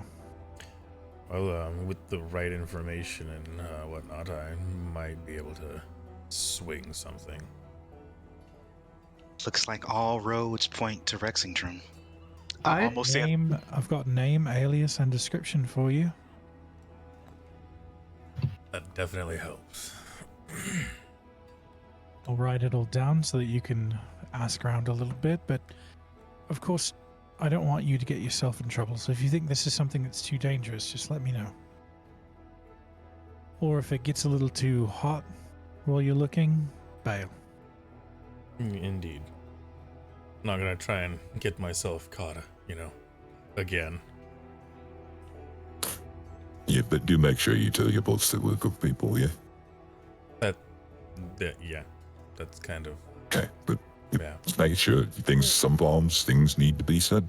I mean, I figured he kind of understood that after you guys all, risking your own lives to get me back.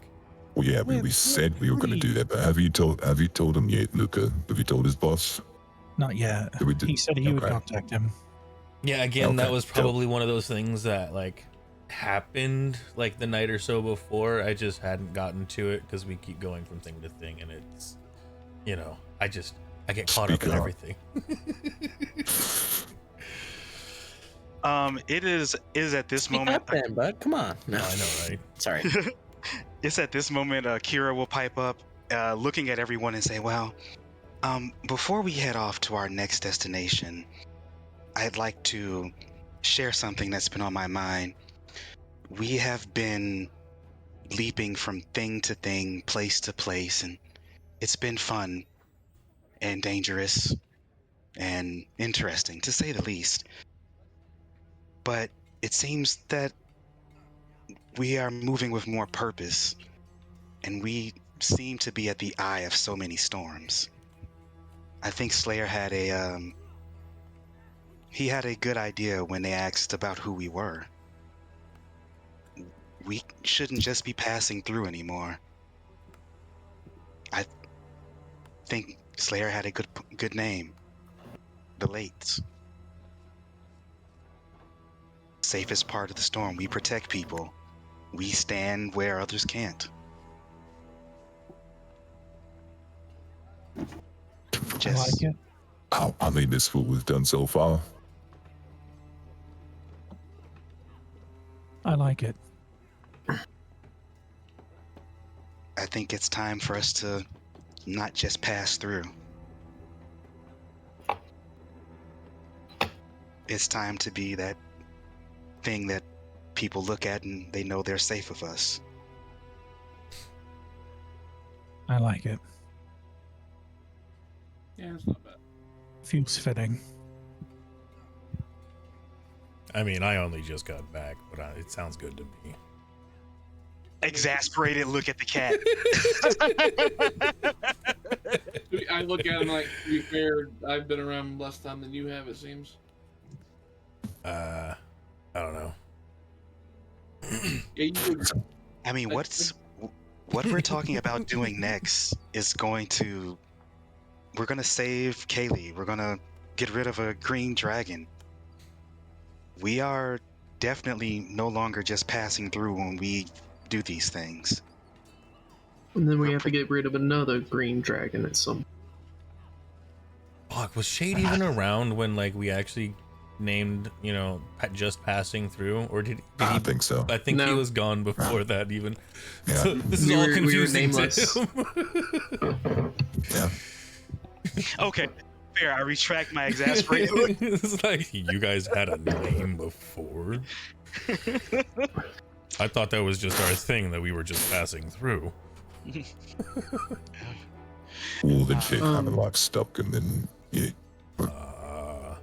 But in response to Nyack, yeah, I guess I've been dodging that particular confrontation. Well, Blame me. I mean, I'm all for. I know it's weird to take out family members. I'm all for going against your father as, well, I mean, he's putting a harm to your found family, the people you love, and if I weren't for it, I wouldn't have housed the Priory in my manor and in my old college. And I thank you for that, Nyack, and I don't think I've expressed that enough. You've actually come to be more trustful than I originally thought.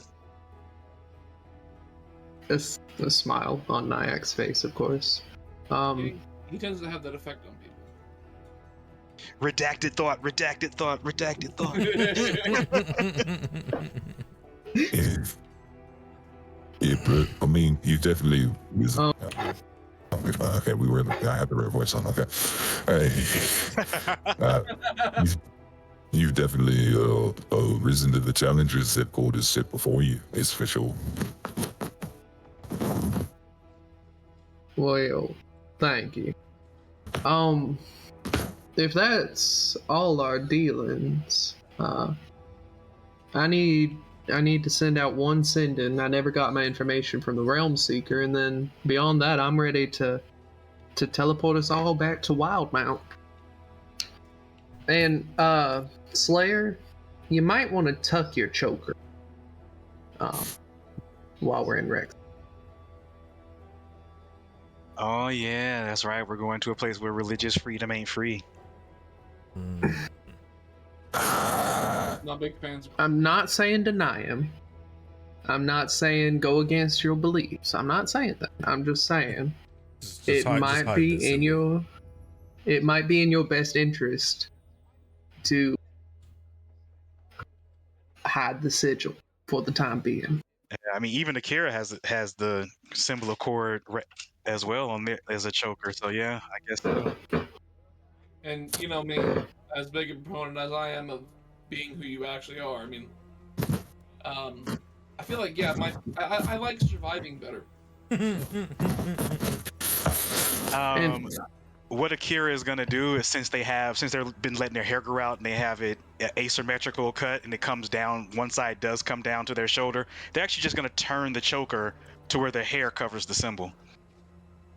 And adding on to my own story, I'll kind of lift my jacket a little bit and pull out that little owl totem given to me in Western. And I'll say, even practitioners of the Wild Mother have to consider it where we're going. It's not ideal, but it's what we have to do. Slayer remains quiet on the topic, but he crosses his arms and looks deep in thought. And with that, I will draw like in the air the sigil for sending and send out a sending to Realm Seeker, however it's said. Realm Seer Eskel. Realm Seer Eskel. And it'll be, hey Eskel, I apologize. Hold on, let me think it through before I actually start. Ouch! I apologize. I'm sorry, I just stabbed myself in the finger. I make it a point You're not not supposed to do that. No, I try not to. Yeah. I mean, unless you're diabetic, then it's kind of comes with the territory. Yeah. Pretty good to do that. No, just use your dab tool. Realm Seer, It's too clean. I apologize if I missed your attempts to provide my information. If you could relay that to me 1 hour from now, if that is convenient to you, I would appreciate it.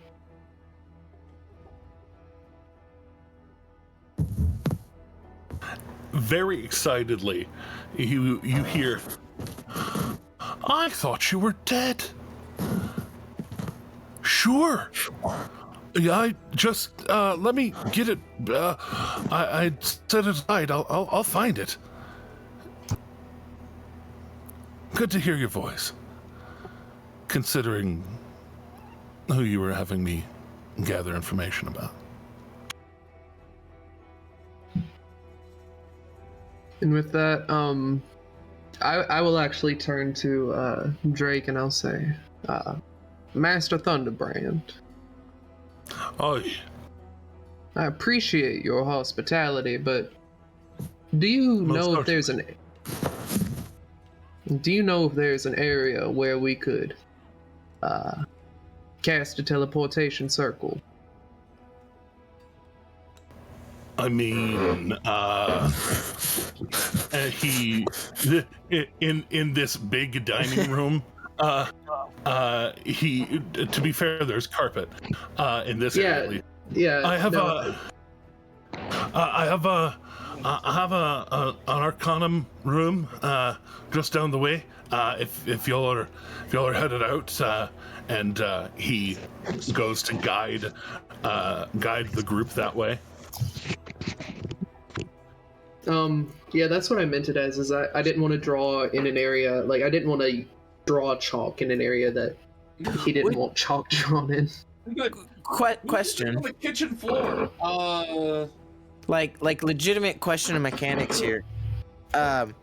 Would you need to draw a teleportation circle if there were already a place in the house that a teleportation circle existed, or would you just need to invoke the magics within? Different rules for to location. jump from circle to circle. Each one has a unique. I'll say circles. Depending on their level of enchantment and depending on if they were drawn specifically linked. If they were specifically linked, that's one thing. Likelihood is low that he has a link to that Right. one. So he would have to. It would have to be drawn.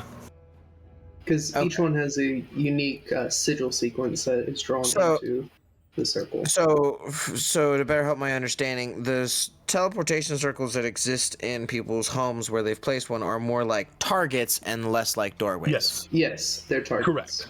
Okay. Yeah, I went through that same thing when I was trying to figure out the spell when I first got it. Which is Yeah, why teleportation like I said, sigils and no whatnot problem. are kind No of problem secret. asking the question. I've had to answer it recently.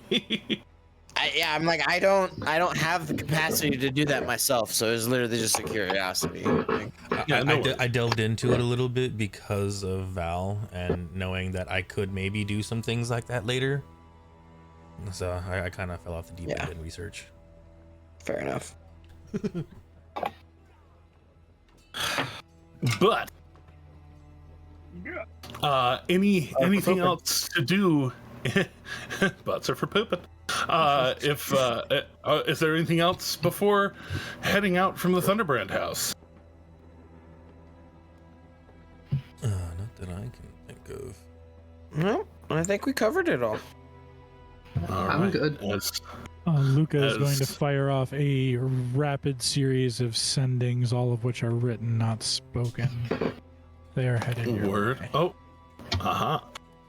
I go to look. Nyack, you can cast minor illusion, yes? Yes, I can. How does that work again? Was there duration? How? Let me pull it up. It lasts for a minute. You can create a Okay. sound or an image of an object within range that lasts for the duration. Okay. So if you want to stay within 30 feet of me, so long as we're in Rexentrum, I can cast it every minute, but that's going to be very... Yeah, it's gonna be very Annoying. obvious and annoying. Yeah, that's why I was like,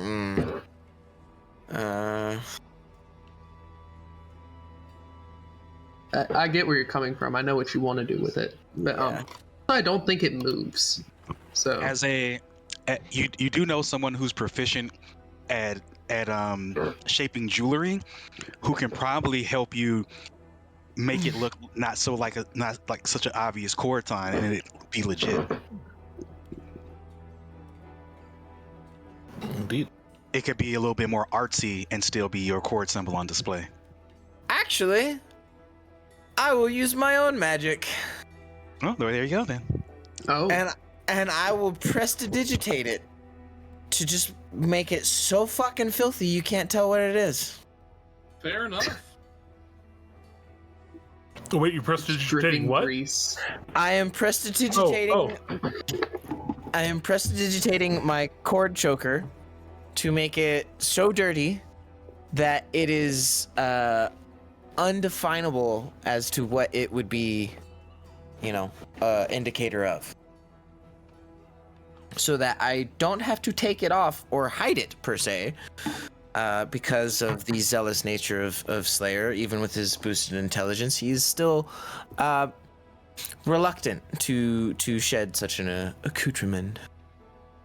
Accoutrement. Yeah. I knew somebody would correct me if I said it wrong, so it's fine. No. I'm Right just on. saying it the obnoxiously French way. Potato. Tomato. Tomato. Like what? Potato. Clamato. But tomato, potato. So, as y'all are, hitting the chalk is being drawn. Jimothy will walk up to the Slayer.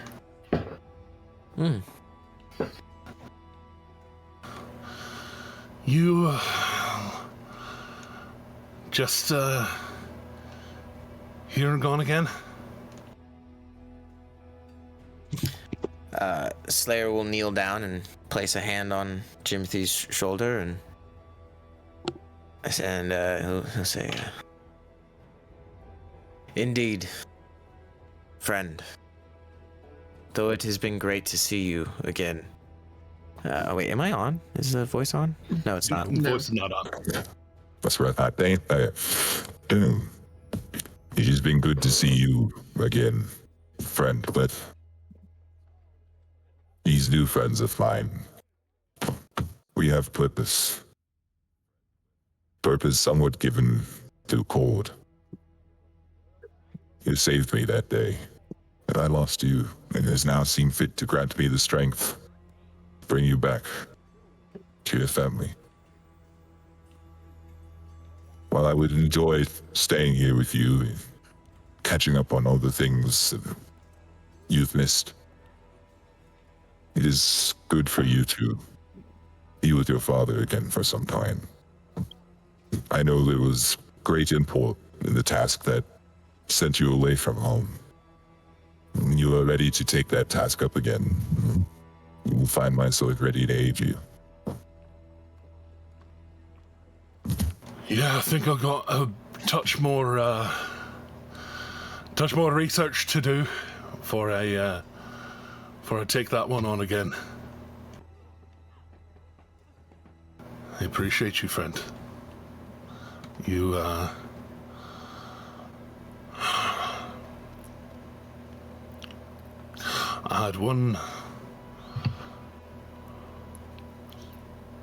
had one thing I could ask.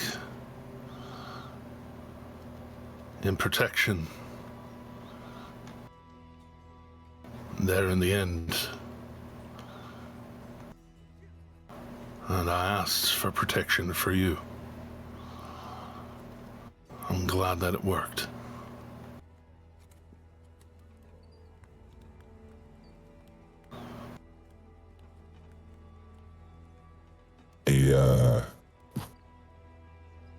I don't know the right word for it.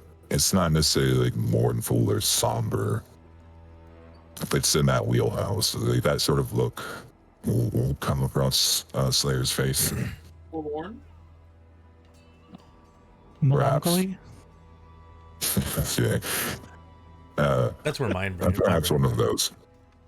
Right. And he'll say, yeah, man.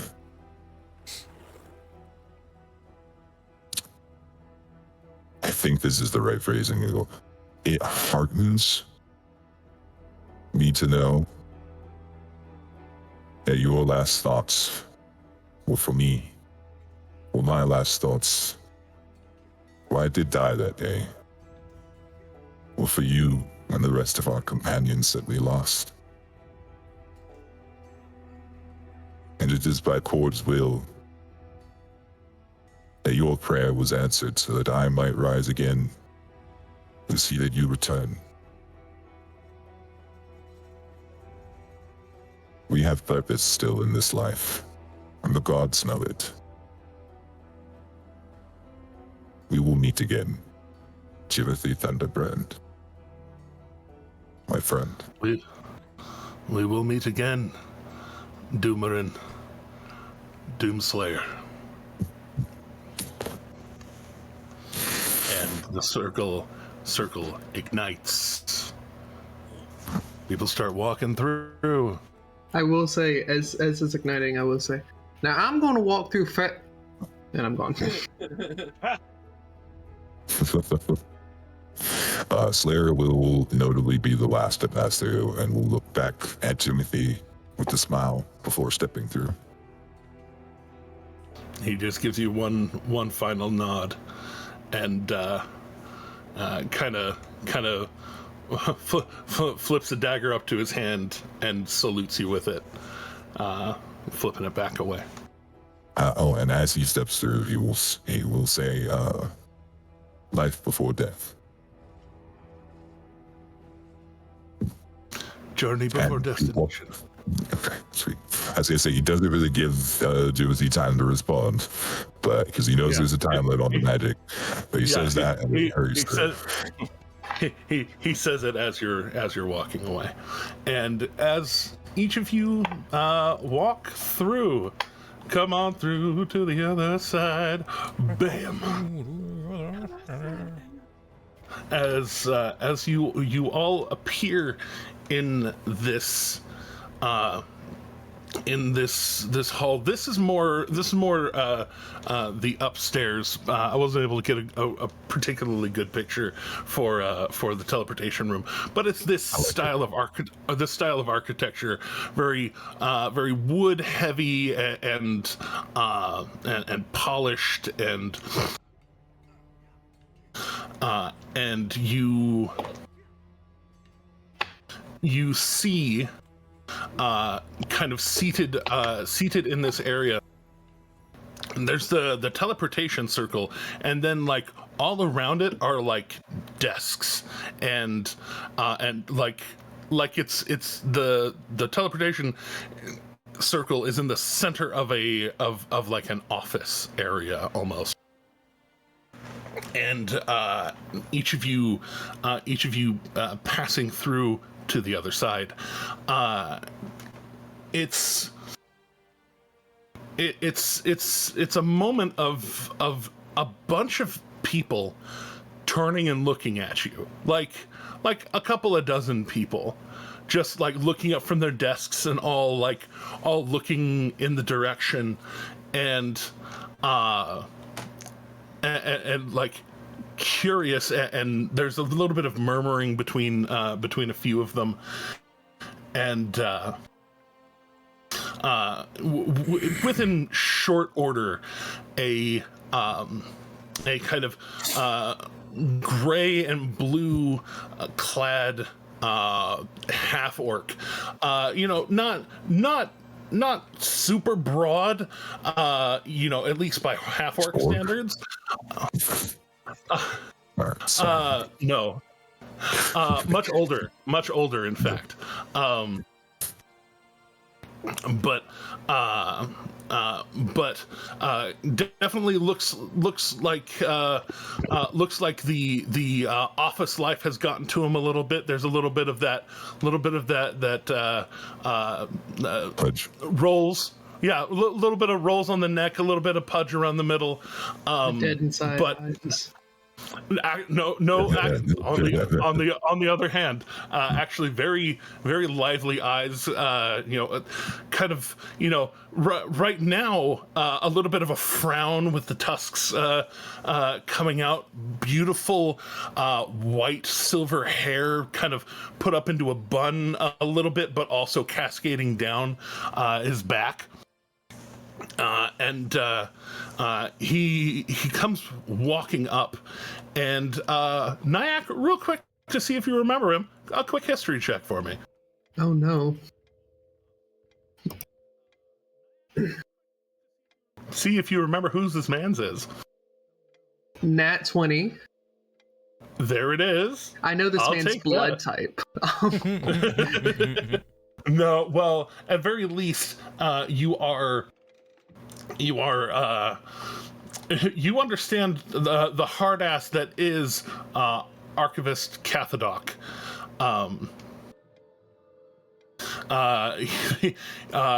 He oversees not only the teleportation circle room, but it kind of he's a liaison from the High Curator themselves, High Curator Fawn, F-O-N. And those that are teleporting into the archive in Zadash, or archive in Rexentrum, and as he comes walking out, and just kind of has that scowl on his face, seeing the lot of you moving through, it looks and Mr. Crestvale. I've not seen you for a Cathadoc. Cathadoc. Sorry.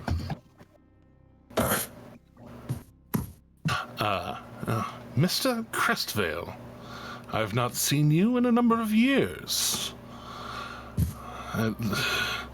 Better than the last people that came through. Came through with a team of horses. Oh, Archivist. Molasses. Got the dog. Where did you leave molasses? Well, not going to answer him at the moment. I'm going to stay locked on the Archivist. Sorry, but that's totally like what you would do. I'm sorry. I just realized it. Archivist Cathedral. Man, it has been a while. What was that, Teddy? And I was unaware that you were given access to our teleportation circle. I have the sequence. From whomst were you given the sequence? Archivist, I graduated here almost a decade ago. I don't even remember. Yes, but a decade ago you weren't able to use this circle. Yes, I was a go ahead and make a persuasion check as part of this. Okay. No, but seriously, Kind where of did you guys determined. leave my horses at? 29? There, you know, if you're gonna swing for the fences. Well done. And you can tell there's that frustration on his face, and then you mentioned it being like over a decade ago. And 8 years, I think. yeah, about a decade ago. Yeah. And it would be difficult to suss that person out now, wouldn't it? Yes. If you're strong enough to be able to use this circle now, I suppose I can put you on my registry. I would take it as a personal favor if, do you have any amongst you who can send in advance of your arrivals? I can do so. You can do so. Fantastic. If you would be so kind as to make sure that I am aware that you're coming, so as to keep things orderly, and he kind of glances around the office around. No, nothing untoward perhaps happens. Of course, I completely understand. Where do you need me to sign? And I will draw my quill, which is obviously one of my old feathers that came out that I turned into a quill. And no, I will put you in my registry, knowing it was you're the...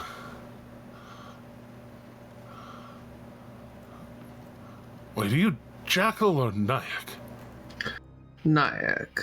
Jackal was Nyack, right. a couple years older. Remember? Well, you can tell us apart now, and I'll kind of lift my headdress a little bit, because I don't know if you remember, Jackal did that, but showing the scars. But yeah. No, I did not. I was not aware. I'm sorry. But, yes, Nyack, I will... Nyack Crestvale, and, all right.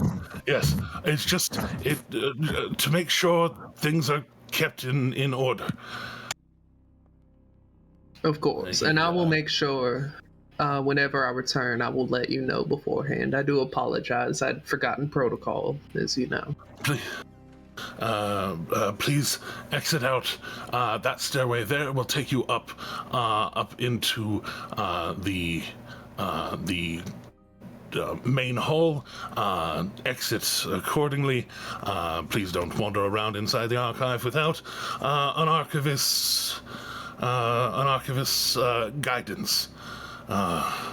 Otherwise, good day to you all.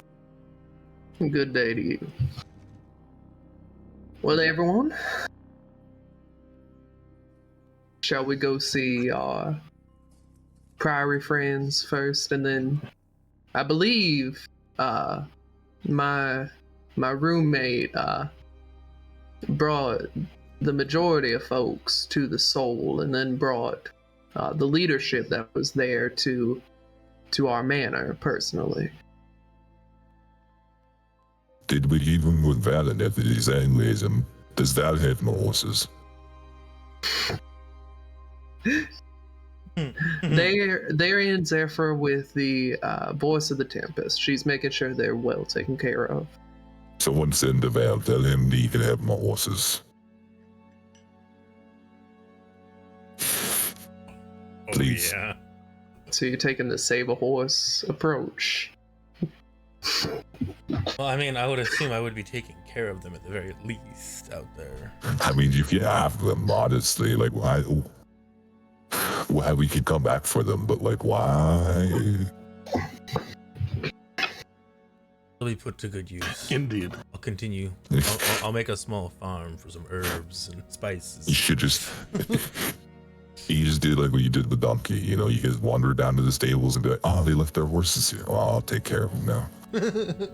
I mean, that's basically what happened. Should turn the voice off for that. But anyway, you know, Val can just wander down there and be like, oh, they left their horses. Silly. Yeah. And I guess I'll start guiding everyone out. Low-key kind of accept about the horses, but... Grim Golier? No, Hupperduke. He was left so far behind. Hupperduke with form and function. I think so. Oh, yeah, with the first of the Yeah, horses. Donkey is with the 4 war horses. And we form and acquire function. so many horses. Yeah. Yes, There's indeed. 4 war horses, form and function, and Donkey, which is actually also a horse. We've But- had 11 horses. He's a white stallion. Yeah, With he's the a name white of Donkey. stallion. Yeah. We love the Indeed. references here. If you know, you know.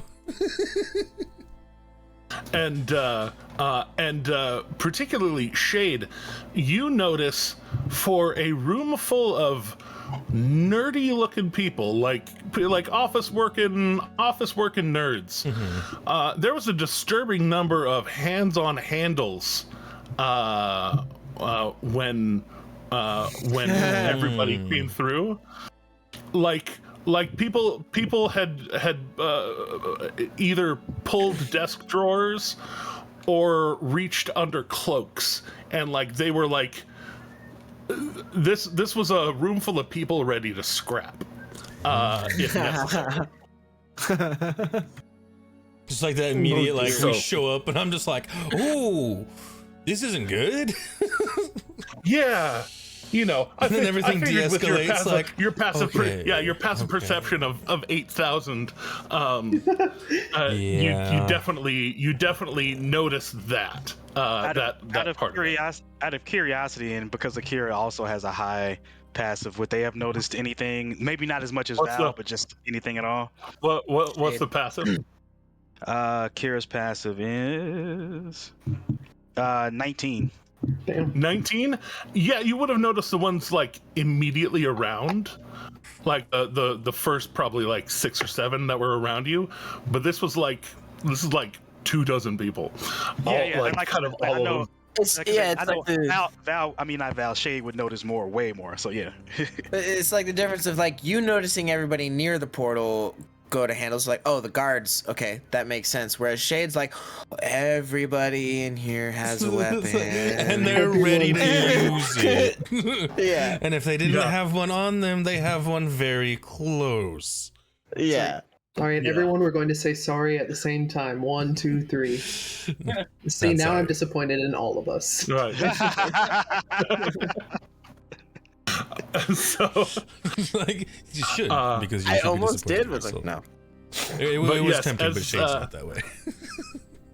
as you get up to the main hall, this entrance is kind of off to the your right, house left, if you're looking from the front doors, kind of further back from the doorway, you actually do see a sight very similar to this one of shelves and books and multiple levels and hallways going into more rooms with more books. This place is a repository of knowledge. As we're walking, I will point to one of the rafters and absentmindedly say, I used to study right up there on that rafter. Yeah, I actually believe that.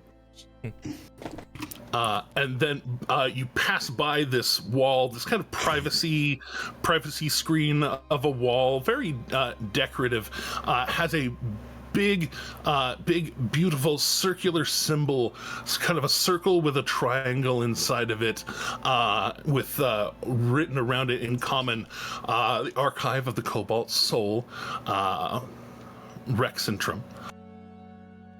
And this kind of big circular, three-quarter circular desk with several people sat at it, dealing with people coming in. Obvious amount of like access denial to this place.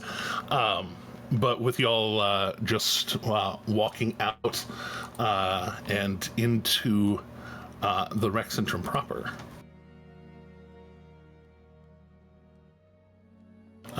You are, in fact, able to find Rexentrum proper.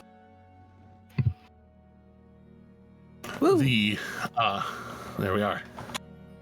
So, there in the edge of the tangles between the tangles and the Shimmer Ward, you walk out the front door of this place. The tangles being the kind of midtown area.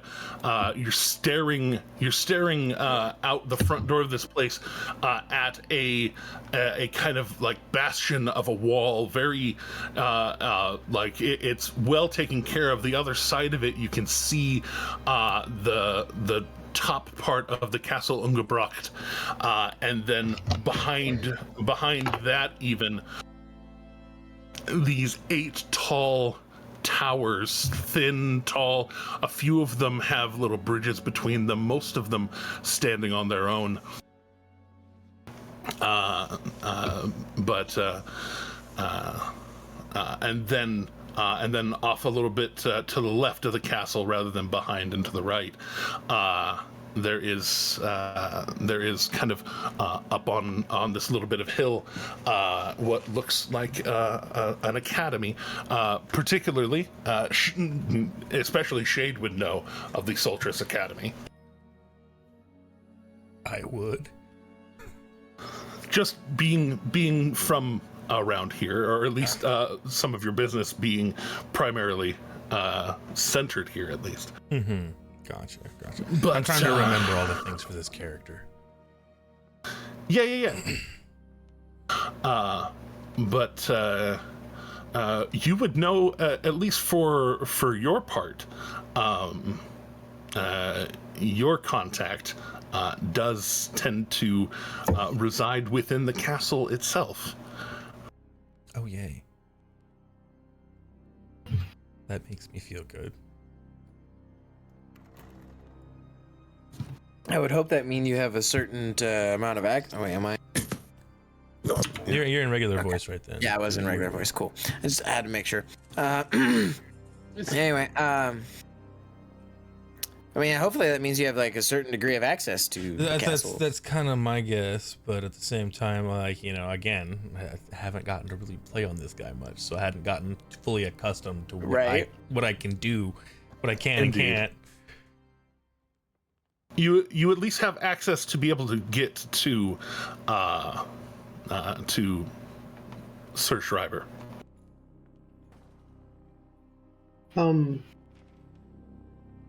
I guess my contact never told me where the bulk of the priory was, so I guess we'll start by going to Crestvale Manor, actually. Yeah. So heading out towards Crucifix Manor. I don't think that would help. Sorry, I don't think that Doomslayer's ever been in such a big. This city. is. This is a metropolis, especially to the Slayer. This is a sprawl of city rather than just, a city in a mountain, or crawling out from a mountain, or just a little place sitting there. I mean, it's comparable to Westrun, except you weren't in Westrun. Right. And Craghammer's underground, so it's a different kind of vibe. Yeah, it's a different kind of vibe because it sprawls, but it also goes down, and so there's different levels of it. And this is. How's it comparable to Whitestone? Big. It's Whitestone. Whitestone is like kind of like the Shimmer Ward, and then like that center area of the Tangles and Mosaic Ward that lead to the south. It's several times the size all in all. Yeah. Okay. So Slayer just kind of looks around, and he's just kind of like, I don't think I could jump over some of these buildings.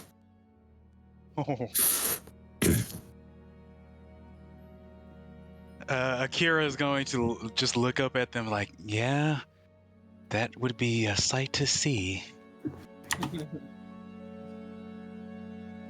I could run up one of these, but you should see. I hope I don't have to. You should see the view of the city from half a mile in the sky. Stunning. Not impossible for me. Not impossible. But anywho, we'll take a right here. And out of curiosity, like since Nyack joined the party, Akira has popped their wings, right? I'm sure yes, they have. Multiple times. Multiple times. Okay, yeah. But yes, so hanging a right, starting to head down some of the side streets.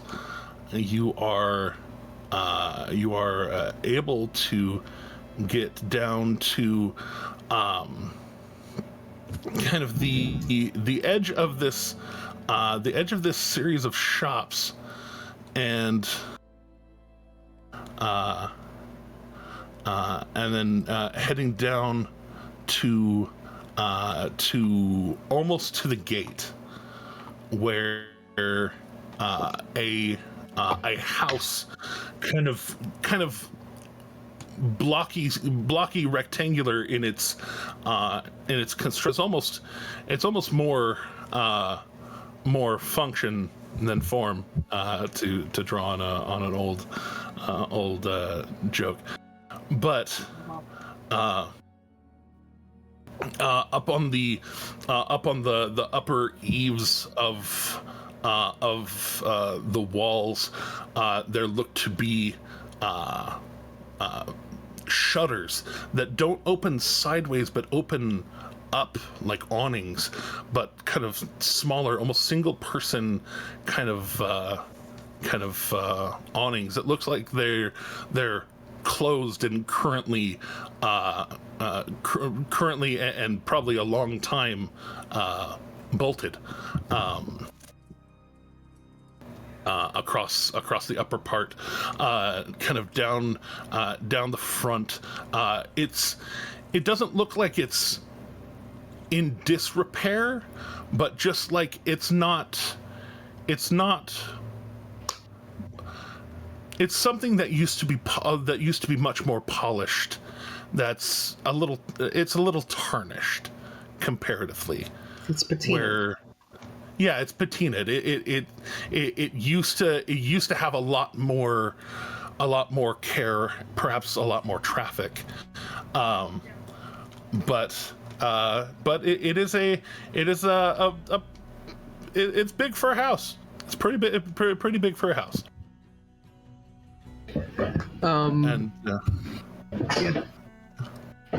Walking up on it, you actually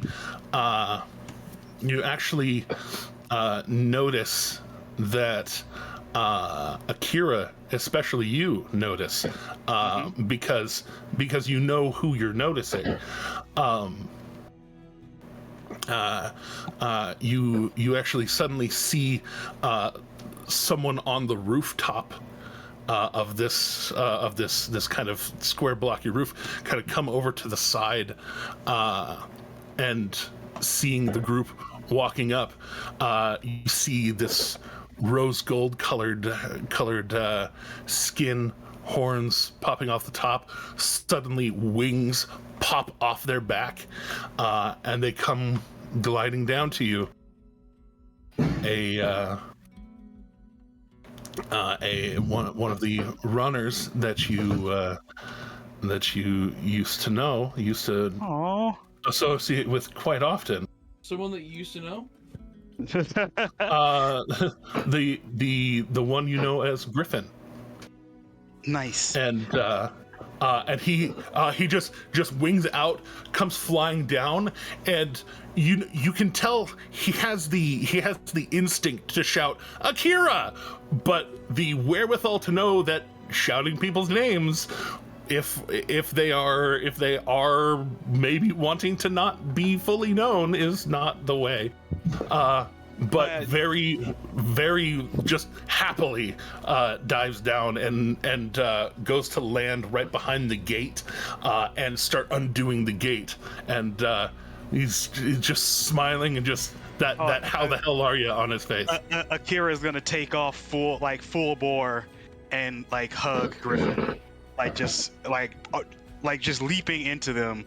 I don't know how tall they are, so I don't know if it's awkward because Akira is 6'7", but Akira definitely goes into a big kind of flying hug.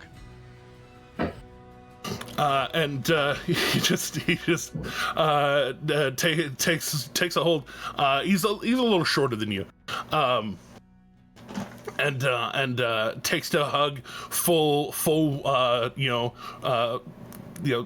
shimmery wing hug, and just man, it is good to see a familiar face. This town has been so fucking Well, I'm sure they've kept you busy, right? You're still running? Upgraded. Now I watch. How long? Well, we after the spent a couple of weeks on the road from Grimgleard up here, and the dynamic, everything kind of changed after Grimgleard. So everything's changing. It's kind of fast. So yeah, I'm here. Here, let me introduce you, and Akira will begin introducing Griffin to the party. Even I can't remember if they've met. If he met Slayer, he met Luca. Okay. Well, so then Slayer, Luca. This is Nyack. This is Asher. Hi. Good to meet you all. Don't forget Shade. Sorry, I kept wanting to say Val, and I was trying to stop myself, but my tongue would not obey. But yes, and here they will do their best not to patronize Shade and resist the urge to pet their head when they point to them, but at the same time Shade can see the fingers want to. It's like that little twit, and this is Shade. Since you're introducing me to somebody, I'm not gonna allow you to pet me right now, but and I don't, but I know. the fingers want to. If it was any other, if we were just hanging out, or it was just the group or something, it might have leaned up to it, but not right now. There's that thing when you pet the cat that their head goes down, their ears go flat. I'm just like, Yeah, like. No. Jeremy, a very important question: is this person hot? Every time. They are. He is. He looks like he's athletic. Is tiefling that purple gold colored tiefling. Lovely black horns, kind of going up and only a little bit back. Definitely fit, for sure. So tiefling Looks like he's growing just the tiniest bit of a goatee, but very clean otherwise. Okay. Whenever at that point, whenever Akira introduces, this is Asher, and hello, just like bow a little bit and give kind of like the eyes and everything. Definitely laying on thick. Akira is going to roll their eyes at this whole transaction between the two of them, between Asher and Asher. You should probably behave. Remember? Yeah, remember you've got that archfey that will probably rip your head off if you cheat on her. Did he not? Oh, the quiet parts out loud. Did he not put his brain on? Oh, no, he's got his brain on. Oh, the brain's on. Okay, cool. The brain's on, yeah. Yeah, no, it's intentional. After everyone is introduced, Nyack will say, And I was like, he kind of nods courteously, and then hears all that, and is like, wait, what? It's no details. It's all good. Griffin, it is a pleasure to make your acquaintance. Is my friend Arenol and my manor treating you well? Are the amenities okay? Oh yes. I mean, it is what it is. I suppose it's nicer than the last place we stayed. That's for sure. But no offense to the school. It just was. Yeah. No, this is nicer. This is nicer for sure. But this town is huge. Yes, it's lovely. You can never meet the same person twice unless you try. It's great. And it's got so many high places. I mean, the mages that own the candles don't really like it if you fly too close. But like, if you could sneak up there while people aren't looking, God, it's pretty. Oh, it's even better if you can scare them, because then half the time they fall and then they have to use feather fall. It is the funniest thing. I've never tried that, mostly because I don't want to get shot. That's my the way I live my life. Don't get shot, and that sounds like a thing that would get me shot. Fair, very fair. Just get good. And I'm gonna halfway start kind of striding towards my house. Yeah, he definitely doesn't stop you. He knows you look like someone he knows is supposed to be let in. Well, it's good to finally meet you. We'll talk later, I guess. Yeah. Of course. He takes back to the air and flies back up to the roof and just kind of tucks away. Can I ask one favor about my house? Of course. Can there be one balcony that just does not have any doors that open to the balcony? Like you have to fly to get to the balcony? Uh-huh. Okay, cool. That's all. Yeah, You're a really good jumper. You mean a perch? Yeah, a perch. Yeah, you're right. Yeah. Yeah, precisely. Yeah, no worries. And I guess I'll kind of walk in. I don't know. Kind of leading the way. I guess I'll walk in. Yeah, leading the way into your own house. It is. Do I need to stoop? You do, but not as much as you'd think. Fair enough. I would think our grand hall would be big enough, at least, where you don't have to.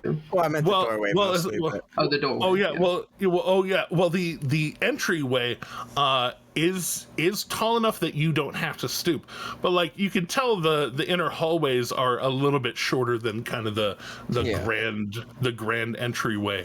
Mm-hmm. Again, kind of everything in here as you walk in, and it's like the architecture had people without wings like tertiarily in mind, not even secondarily in mind, but like it was like make it for people that can fly, then also make it pretty, then make it accessible for people who don't have wings. So like they're like ladders to different rooms and shit.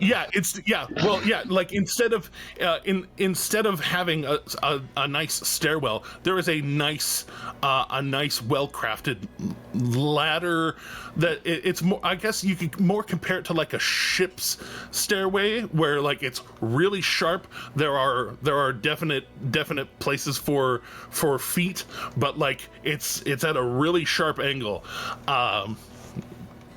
To get up to the second floor, there is kind of like the landing there that leads to some of the different rooms, but there's not always a contiguous walkway there. You'd either have to hop it or wing it. But on the second floor above, and you can kind of tell where even above that second floor where those shutters are here in the main area. Those shutters lead to this room, and would make it very easy to say if somebody were just flying in, just to fly into this main hall and find their way in. But again, all of them currently bolted shut. But as you walk in a fairly nice suit, kind of the no lapel to it, just almost like a cardigan that's made out of a suit jacket. Just kind of pulled to, nicely buttoned, no tie.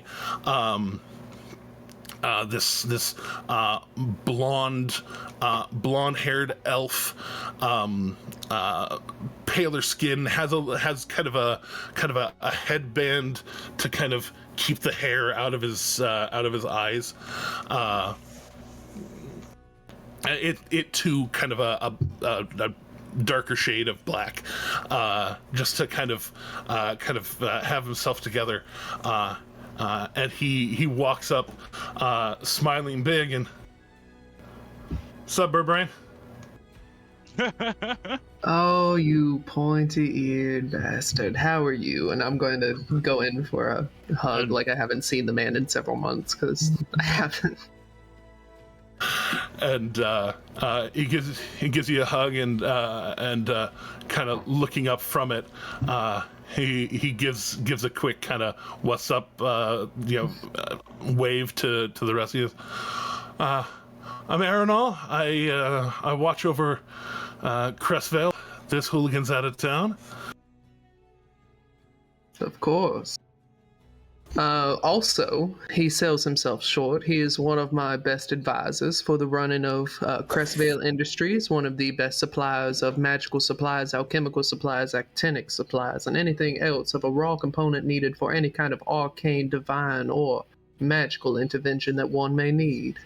And he kind of bows as part of that, like, "Oh, you're too kind." Do you want to tell us the 1-800 number associated with these services? How full of himself is he? Luckily, he usually takes the full of himself and transfers it to others. I try not to brag, but this is his house. He's allowed to brag all he wants. With that, thank you again for taking care of our guests. Yes, your guests. Only one of them currently residing in. They seem to be taking to their own business. But the one starts with an E. What's Eltane? Eltane is somewhere around here. He kind of starts looking around a little bit, and then does a quick hand motion for a message spell, and just, Eltane, are you still in the manor? And he listens for a second, and I think some of your associates have arrived. And as soon as he finishes saying that, you hear the shuffling of a person and or their personage, their things, and from up in one of the rooms above. God bless you and everything about you. I love you so much. Hey, can I have some water? Aww.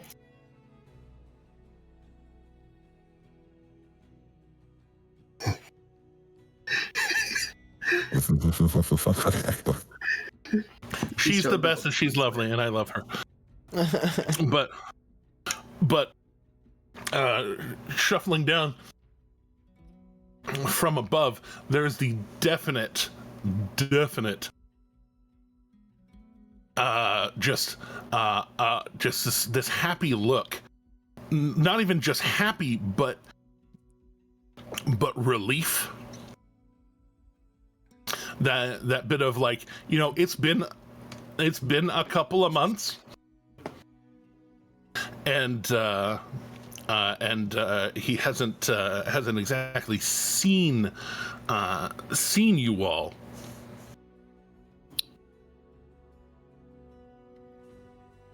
There we go. There he is. But this Gith with his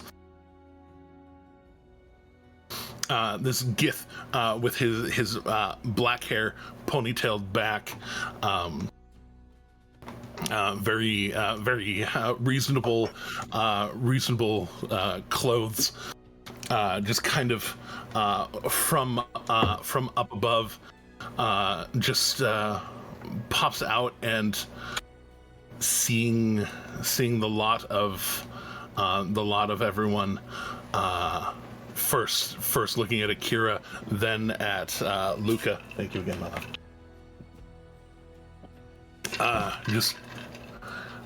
I'm so happy that you're all, and he kind of like he's counting around, all right. I guess most of you I don't know. There have been some changes in our roster. Definitely. So it would seem. And he kind of nimbly hops from platform to platform to get over to the part where the ladder goes up, and just kind of like grabs onto the railing and just slides down to get down, and of course, and in a very hushed, very humble and quiet tone, goes forehead to forehead with Akira and whispers a Gith greeting that is much more peaceful than what you might expect a Gith greeting to be. Akira will swiftly respond. For you specifically, it is good to feel your mind again. Your presence is a welcome return. I've missed you. And Akira goes all psychic with that. Mm-hmm. Same. Well, he at least said his part out loud in Gith, but right. And Akira will share several of the things. Akira will pretty much update him on everything. Going through the download. Yeah, pretty much. Yeah, just downloading the information into his head, all of it, uncensored. And he just like he starts listening, and there's time for that here. Just wait a moment. We've actually found ourselves very much able to set up a new operation here. Oh. You know, the Grimgalir for us was kind of burned, and so we moved, and very much in no small way helped by and he gestures to Arenal, and then kind of really truly realizing that Nyack is standing here, as he has seen a few pictures of who this house actually belongs to. He'll turn to Nyack and, Master Nyack.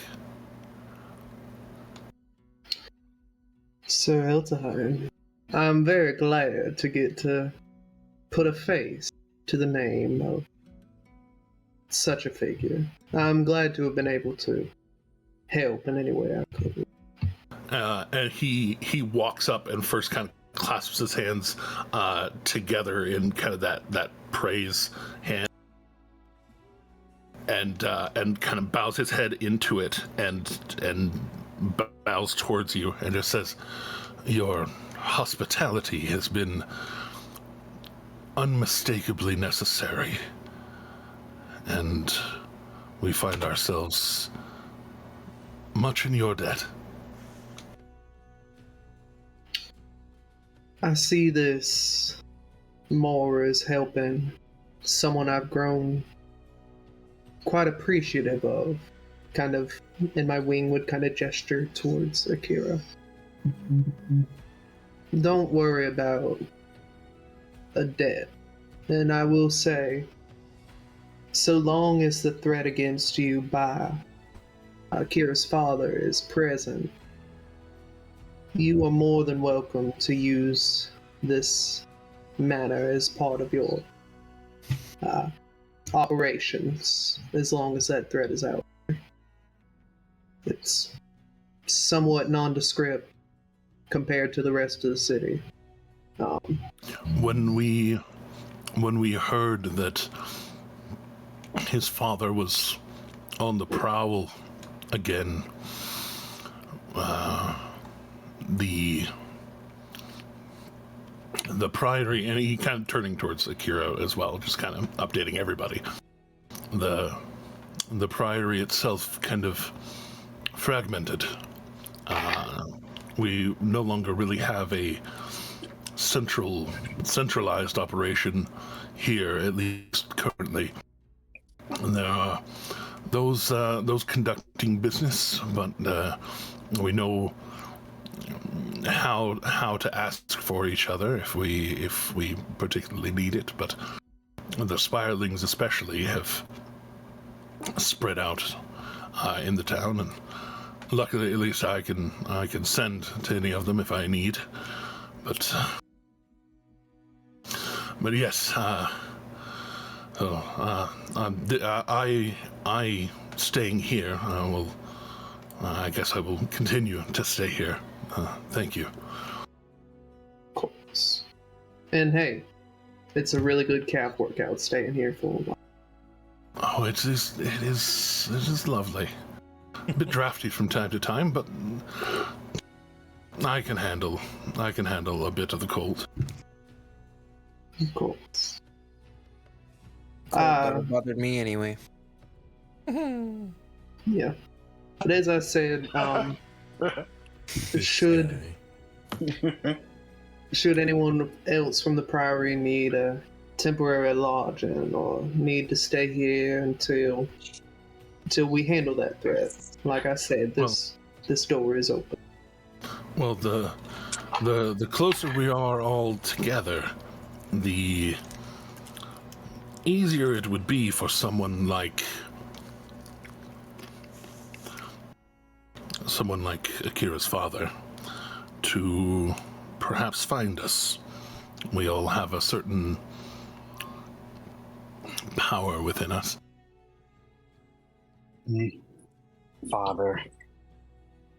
That is a term for him that I would use rather loosely. I didn't call him your dad. I called him your father. He More sired like you. father. More like father, am I right? Akira, Indeed. yeah. Akira 100% agrees with Claire's assessment of the situation. Upon the Indeed, mention, a couple mentions of Akira's father, Akira first looks at Luca and then looks at the rest of the party and just says, "I think maybe I've avoided this for too long. I think secretly, not so secretly, most of my training is leading to this moment, and I think we're on the right path. And I trust all of you, and I hope that my father does not splinter us in any way, but I do mean to kill him." And we start with the toxic green dragon. That's what we train for. Will you have my Wait, you sword? haven't. Oh, go ahead. I was just saying, you have my sword. Thank you, Slim. And my indignation, for that matter. You don't put me in a cage and get to walk away for too terribly long. Akira nods in Nyak's direction. And at this juncture, they start sizing up this place for training methods. It's parkour galore. It is Oh absolutely. yeah, parkour for galore. real. Well, that does bring us to a point, actually. Do we want to stay here? Well, I believe one of us gathers information, Luca. I think that's a good idea. We stay here while Luca gets information. Maybe we try and learn more about our own quarry, the other quarry, in as far as the green dragon, and we work on bonding with each other. Because what we're about to do, we have to all be in sync with each other. Yeah, I agree. I've got some enchanting on Stormthought that I wanted to try to finish up before we headed after the dragon anyway.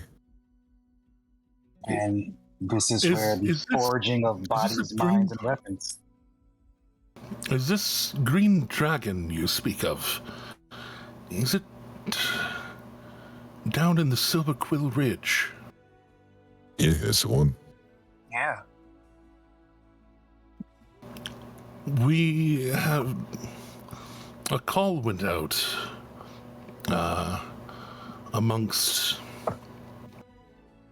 particularly amongst the righteous brand guards about a month or so ago. They got a whole cadre of them together to go hunt a dragon down in the Silver Quill Ridge.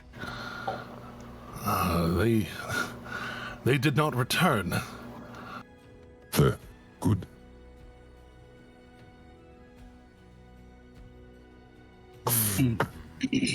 That reaction. The upsetting part is the supplies to directly hunt dragons may be at least partially picked clean, though it has been a month. Some of them might have been restored in that time. Oh, right. I see what you're saying. Yeah. Oh, we see. We had a alchemist blew up some stuff for us. We've got a bit of protection from poisons. Not enough for all of us, but we've got a little bit, and we've got some money, I think. Akira will pipe up. I am immune to poison, so whatever you would put towards me, you can put towards someone else. When did this happen? Don't you worry about it. Don't worry about it. Don't worry about it. Is that like a monk thing, or? Yeah, it's a monk thing. Okay. So with that, aren't you just like immune to poisons, not poison damage, right? Like, or is it? I don't know. You know what? I've had it ruled different ways with different DMs. So I guess that would be up to Jeremy. Say doble. It is say doble. It is very expressed. It goes to my character sheet. Yeah. Okay. It knows what. It knows what's what. Yeah, let's keep going. All right. Yeah. Anyway, but yeah, we've got some predictions from poisons, and like I said, there's some enchanting that I was hoping to do on my sword here. If there's a place for that here, Nyack, you know of any good places for that? Well, we don't actually have a forge in the house, but I know there's a temple to Mordrin in the city that you could definitely go to for purposes of forging. Would I know of a pretty good place? You would know that up on the Platinum Veranda, over in the northwestern part of the Tangles, near the Dragon Seat, the Temple of Bahamut here, that there is also a Mantle of Moradin that is there. I relay that information of what I know to the party. Hey, Jeremy, I just I copied you exactly what it said. So if there's a part that was left off, just let me know and I'll make sure to note it. Beep beep. Yeah, no, like I said, I'm pretty sure at the top of your page in your defenses, it labels both immunity to poison condition and immunity to poison damage. Oh yes, it does. Oh yeah, I played a monk or two. Okay, cool. It just I was unsure about the damage part, so as long as that's part, so that's all. I'm always unsure about the damage part. Yuther. All right, thank you. Well, yeah, I'm good. As the book reads. Well, in that case, above table, that just means we need one potion to cover one person, because we've got 4 total potions of poison resistance. Well, Shade has one on his person as well. So there you go. We're covered then. And I mean, We're if we good for want at least an backups, hour. Majority of us. Yeah, I mean, it's gonna take us an hour to fight the damn thing, you know. that's fair. I mean, win or lose, it'll probably take a few minutes. Yeah, live or die. Hey, Shade.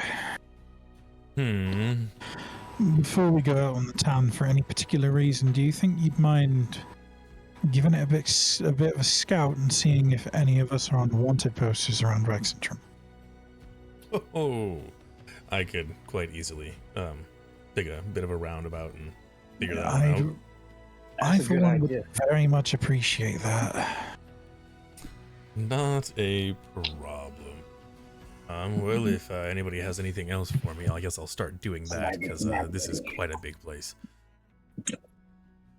I'm sure that someone of your particular employ should be able to get access to who's wanted and who's not. Always gotta just expose everything. Make it no fun. Who are you employed by, Shade? We'll get back to that. And he walks away. So yeah, All right. Shade's gonna go find his way. Don't forget to ask about Ophelia. Huh? Ooh, what? Huh? You said don't Ophelia. forget Yeah, so don't forget to ask about Ophelia. No. And, Like I heard what you said. And above Kaylee. table, not clicking in Ophelia my is head. Kaylee. Oh, okay. It's like it's not clicking Yeah. in my head. Yeah, Ophelia is Kaylee. That Yes. that reminds me. Yeah. Like has Yeah. Shade even met Kaylee yet? I don't think Shade actually I don't think so. met Kaylee. Yeah, I think that's But- all Valina stuff. Yeah, I think so. Yeah. No, Shade. I'm pretty No, I sure don't Shade think did so. meet Kaylee.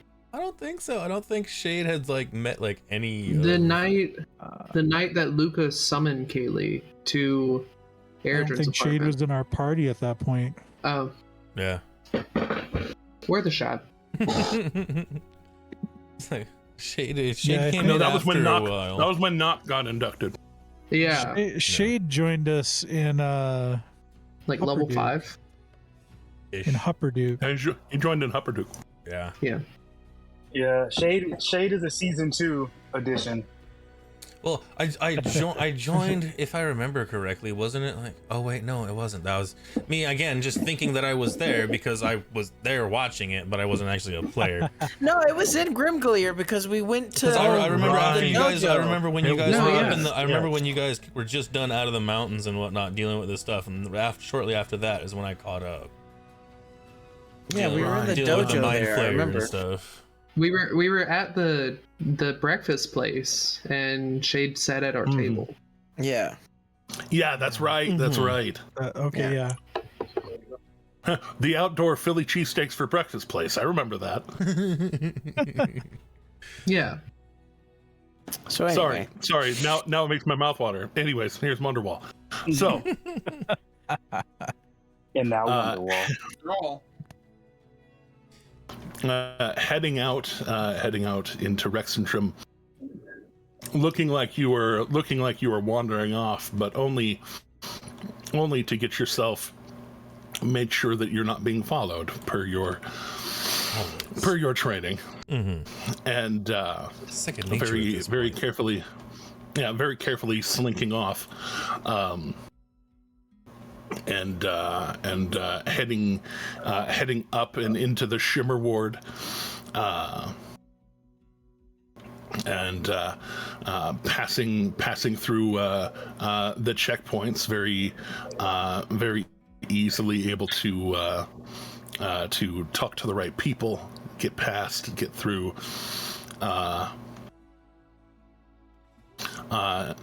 As you start walking up, you don't quite get to the castle, and then all of a sudden, just walking beside you, not producing himself, but you hear right next to you. For a moment there, I thought they killed you. You should have known better. Yeah, well, I always worry. Yeah, you always were a bit of a softie. At Yeah. least with age, it seems. Take a left. Let's go for a walk. What you said in your sending,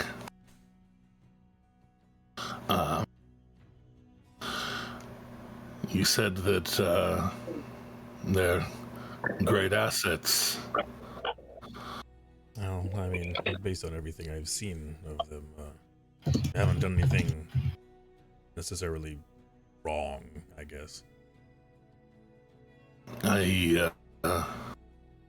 Except for worship cord. I've been trying to keep ears open to places that they've gone. They left Wildmount for a while. Yeah.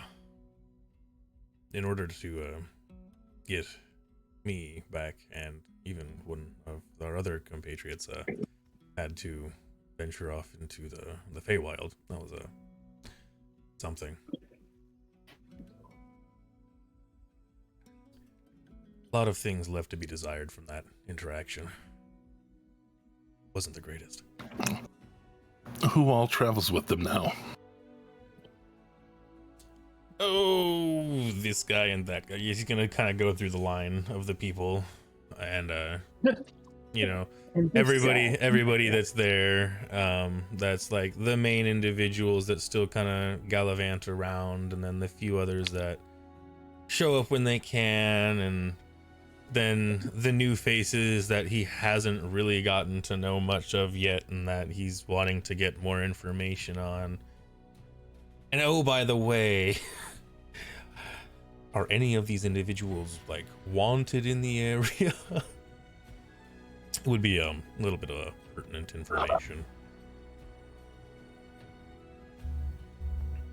And he takes it in, and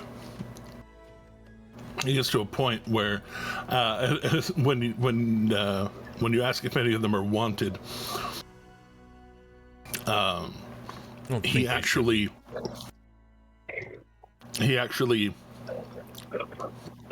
suddenly appears as he kind of tugs on the hood of his cloak and drapes it back.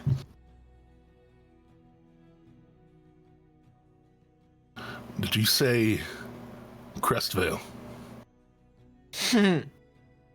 I did. And why do you ask? Nyack Crestvale. Yes, again. Tell him, go ahead.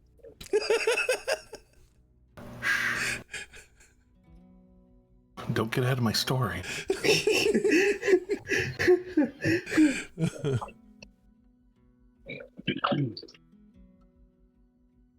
Nyack Crestvale has been known associate of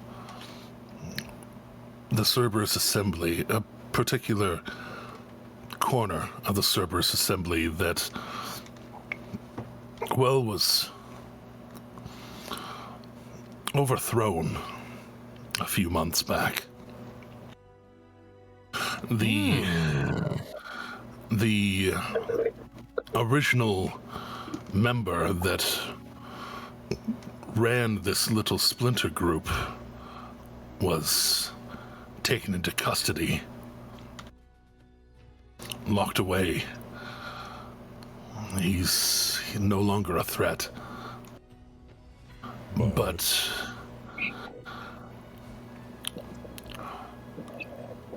only a few of the members of that group came forward.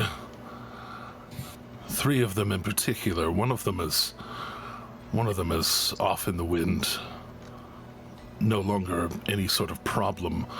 One of them actually ascended to the Archmage of Civic Influence that Trent Ickathon used to be before he was put away. What a name! Indeed. This new Archmage is one of the people that testified against him and the organization. Do you remember me telling you about Volstruckers? Shade's gonna say nod yes. I have no idea. So for you, Volstruckers are a particular sect of assassin mage. that that allegedly worked for the Cerberus Assembly, allegedly worked for the Crown, just known in the way that people almost knew about the SS back in the day. They knew the symbol, but you never knew that you were dealing with one until it was too late. Kind of that sort of thing. And he looks you dead in your eyes. You know, even for his halfling self, he has to crouch a little bit for you. I'm pretty small. You are pretty small. But he gets like right, like arms, hands on your shoulders, eyes to eyes, and just, I was keeping dossiers on people that I thought were possible agents, considering their history, considering their known associations. I don't know who their leader is now, but I know that Nyack Crestvale was very much suspected to be among them. If this is the case, he is extraordinarily dangerous. I'm not sure of his allegiances now. I'm not sure if the organization really truly still exists. But if it does, this Nyack should be watched as if you could die at any moment.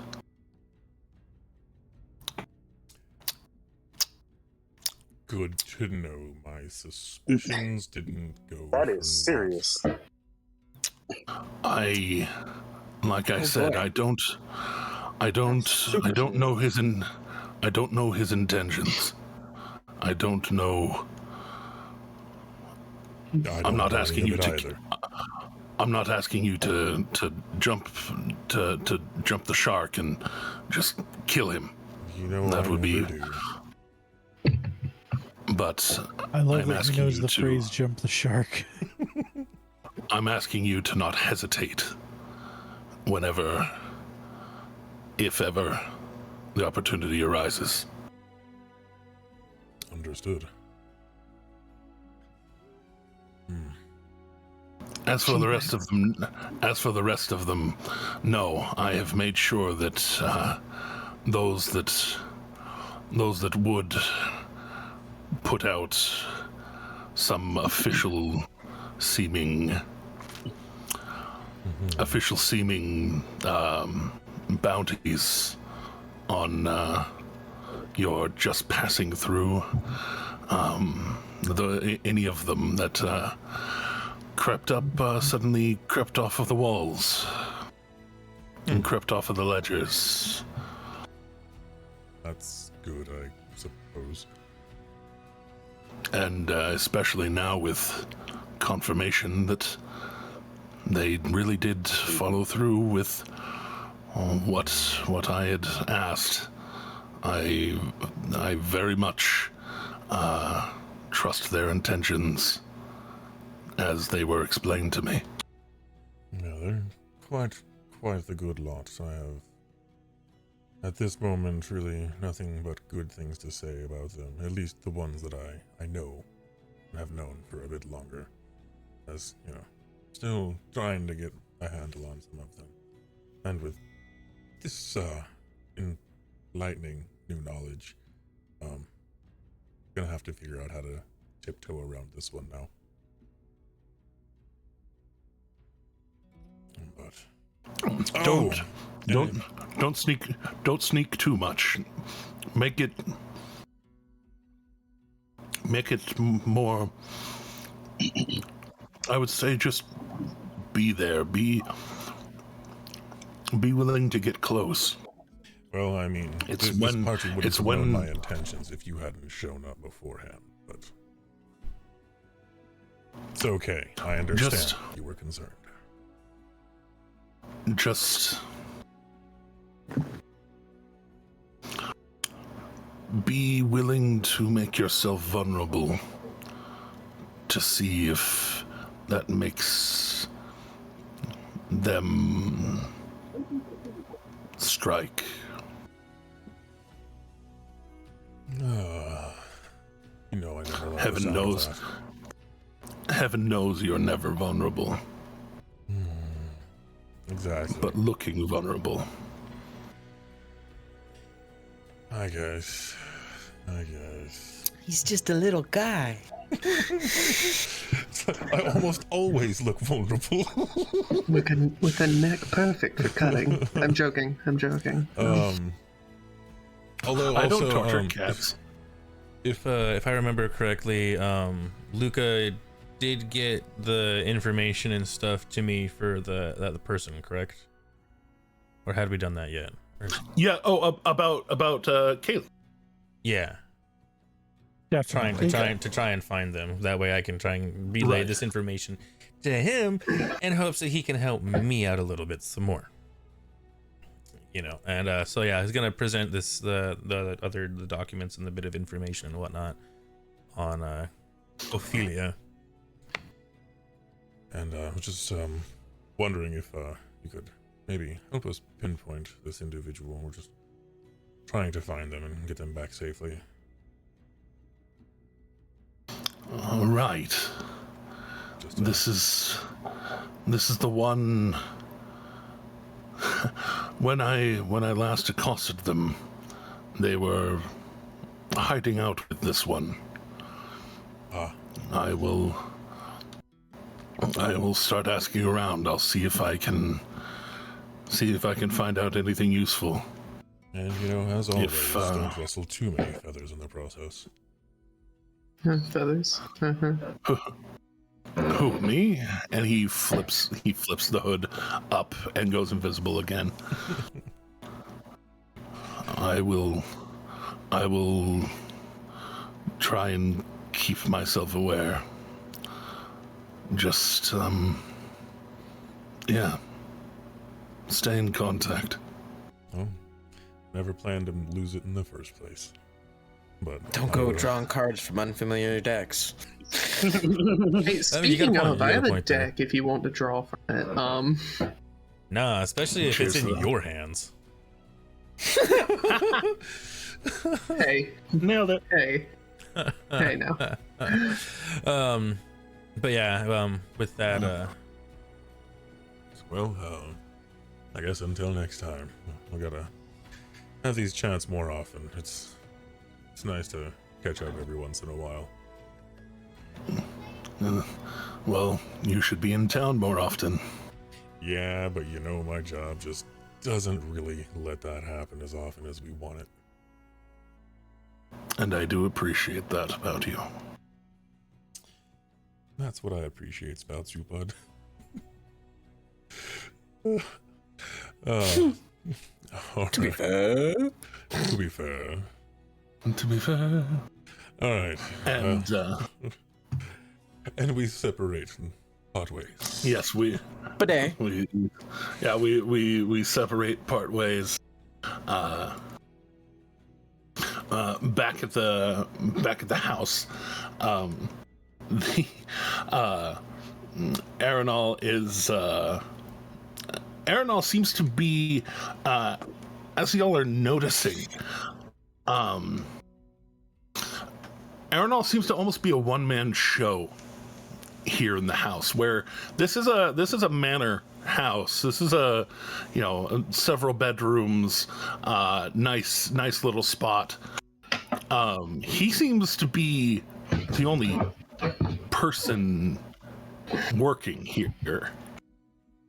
You know, it's hey, let's go have some food, rather than like calling for a servant or a house servant to do it. He just kind of goes in and is chopping up bread and getting everything out, and he's the one that is doing all of it, and inviting everyone to sit, have some drinks, have some bread and cheese and sliced meats, very very charcuterie kind of afternoon meal, and just assorted cheeses and wines. Assorted cheeses and wines and things, and just cheerfully talking about Nyack and some of the hijinks that they would get into in college, and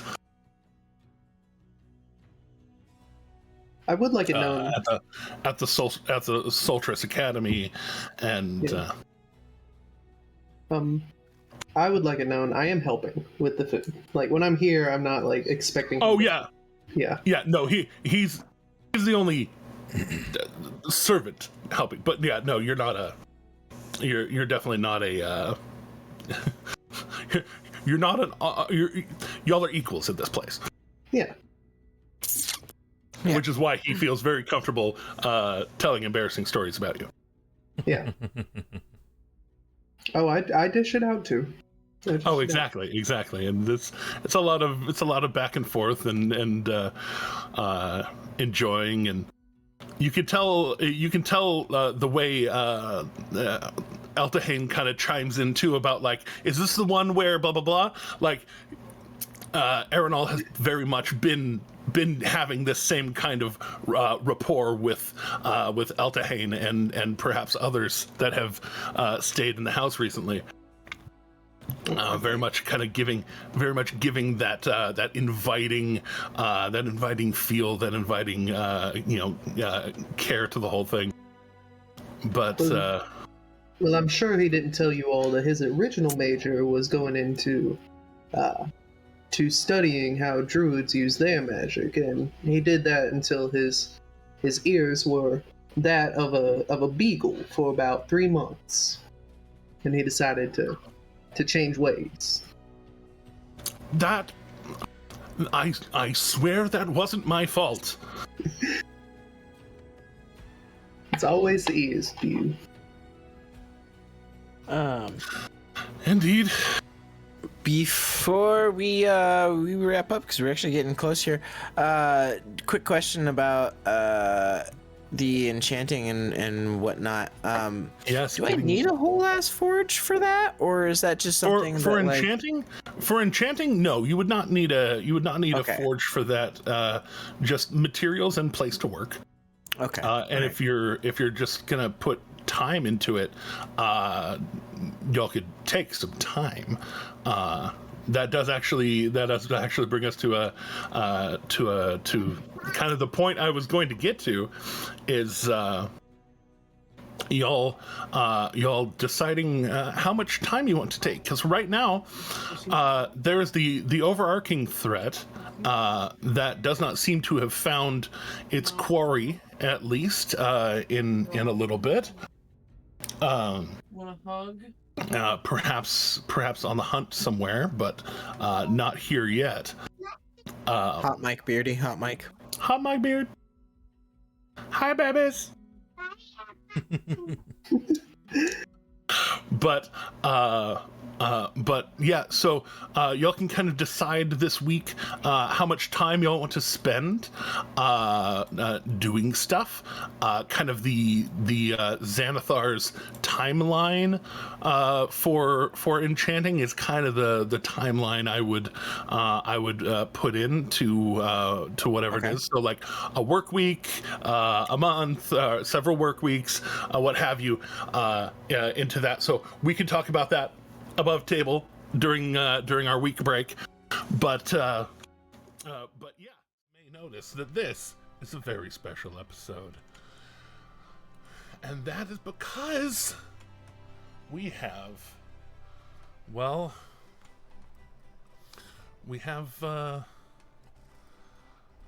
some adventures going on in the downtime, dice gazpacho, baby. Well, during the downtime, our intrepid adventurers have a little more freedom. Some of them have discovered abilities to teleport rather freely.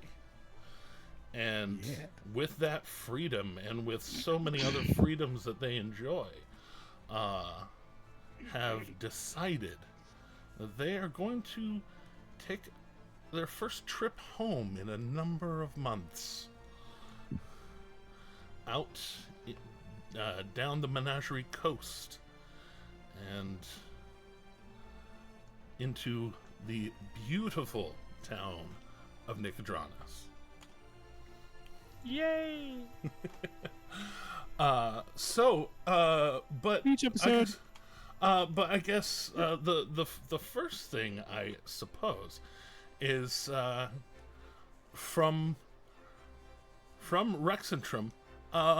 What are you two, or I guess three, going to do first? Akira, Luca, and Adarius. I mean, so this is day one in the new town, right? Well, this is the sixth, waking up the day after getting to Rexentrum, getting into, the time where you have some downtime. So in going to leave Rexentrum, I was given some guidance, some intentions that maybe weren't just to Nicodranus. So I wanted to make sure that I knew what was what. Oh, okay, makes sense. Makes sense. You who are in charge of the gate to the universe, Luca. I mean, where do you want to go? As far as Akira would be doing, they would just be, I guess, returning from the workout that they had, and cleaning up and changing clothes, back in wherever their shared quarters with Luca are. But yeah, with wanting to head out, where are you wanting to go first? Luca would be heading out a little bit early in the morning, probably before the workouts are over. Luca would be seeking to speak to a mage of sufficient power, and I have been told that such mages exist here in Rexentrum.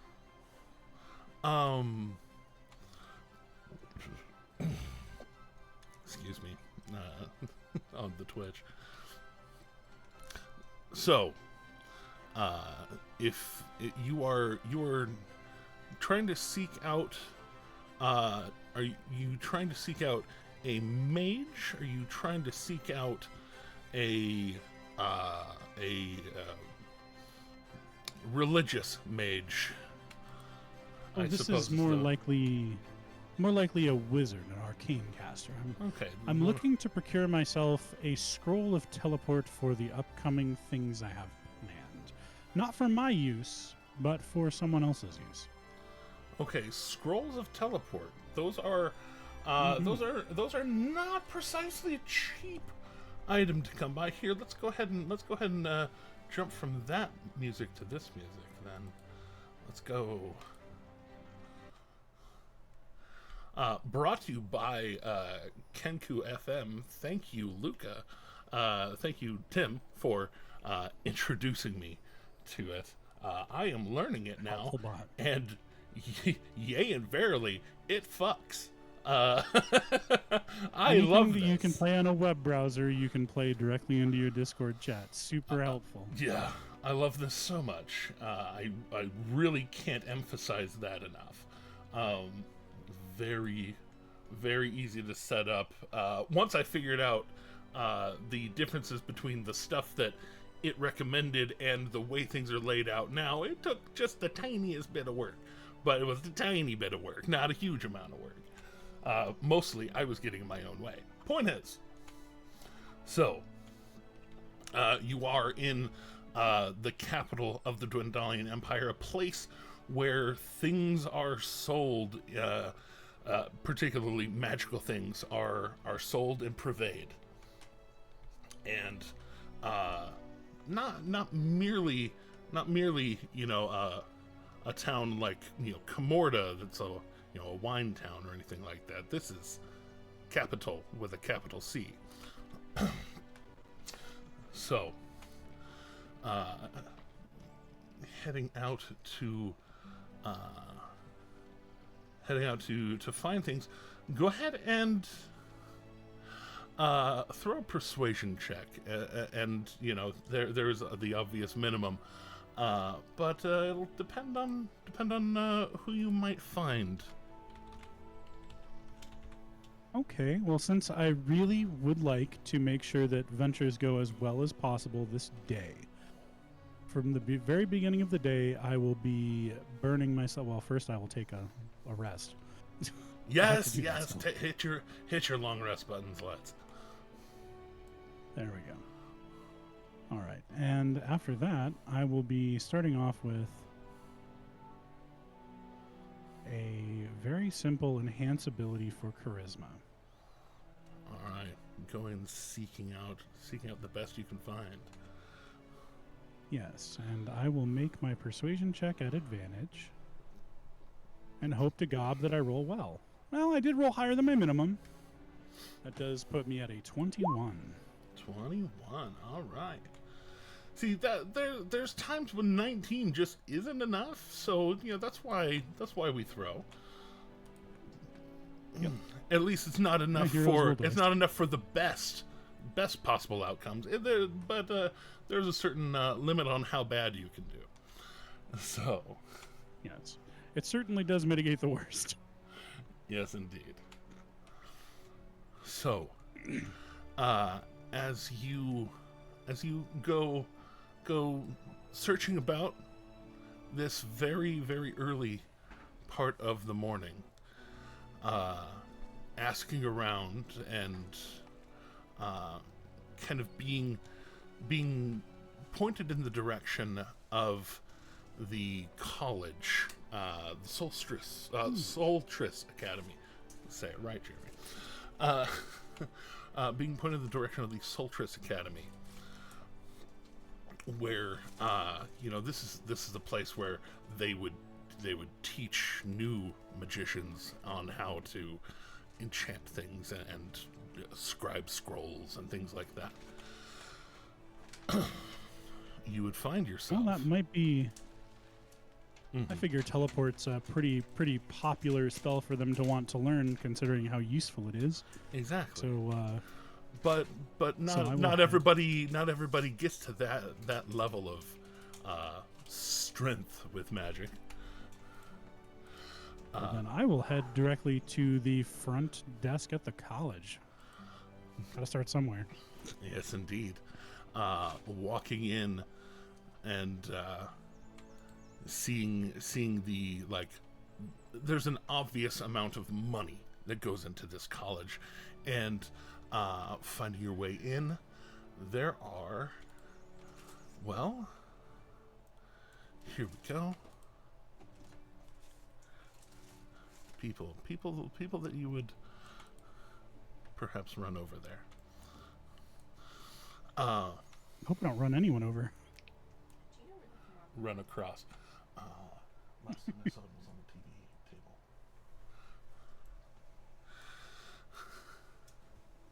That's a really bad way to make a first impression, running people over. Yeah, indeed.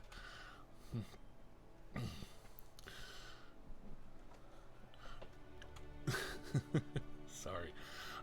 There we go.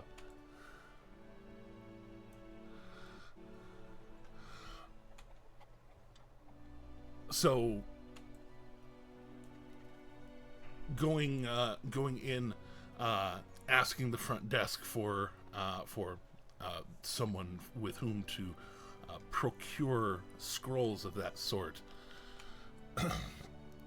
You are directed to the office of the Baroness Jenna Irisor, the Archmage the Archmage of Industry of the Cerberus Assembly, whom does have an office here in the Academy. They Take do her name one more time. Baroness what? Jenna Irisor, Iresor. Okay. And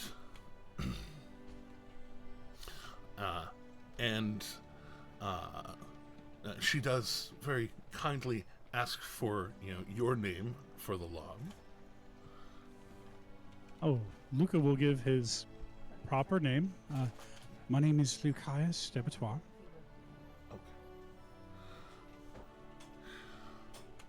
She would note that down very, very quickly and calligraphically beautifully, and calligraphing your entry, directs you down this way, go around that way, look for this, and kind of lets you on. You look like somebody who is trustworthy. Yay! Especially with the 21. Yay! And heading where you were instructed, I am guessing. Oh yes. You you make your way about, and you pass a few areas that look like they have these kind of office areas with a desk out front. Currently at this early hour, not currently staffed for the most of them, but going down to where you were instructed. This area, rather than having a secretary desk and a sitting area, it is just a very large sitting area, and a door that is a little bit wider than just the single entrance. This kind of like 1.5 door opening where, if it needs to get wider, they can open it. The kind of thing you would do if sometimes you make big things. And the door currently ajar, you can see that in here it is a magician's workshop, a place to a table to enchant, a central circle to do arcane rituals, to push magic into a thing. And there you see a beautiful, probably mid-30s, this kind of blonde, a blonde and brown that you would think actually belongs on like the Menagerie Coast, kind of sun bleached and beautiful. And she turns around and kind of eyeing you over. I wasn't expecting anybody today. My apologies for the intrusion. At least not this early. To come here. I was directed that this was the place to be if I was looking to procure a scroll of teleportation. Well, this is the place to procure. This is the premier place to procure magical enchantment services generally. But for Jeremy's sake, go ahead and this one is kind of a high caliber item. If you'd be so kind as to bet me higher or lower on a D100. Oh shit. I'm gonna bet that I'm gonna roll higher. Always go high. Are we both rolling? All right, roll higher than a 66. Oh no, I'm not there, so this is all you. May the odds be slightly in your favor. All right, so you and she has a moment where she now I don't have any ready-made currently. That is kind of a hot item. As soon as they are constructed, somebody comes waving around several thousand gold pieces and wants to run off with it. It's not a nothing enchantment either. It takes a while to do. If you'd like to commission one, I would be more than happy to get one working for you. I do believe that this is something that I can wait for. I don't need you to be in any rush. I wouldn't want to cause any inconvenience.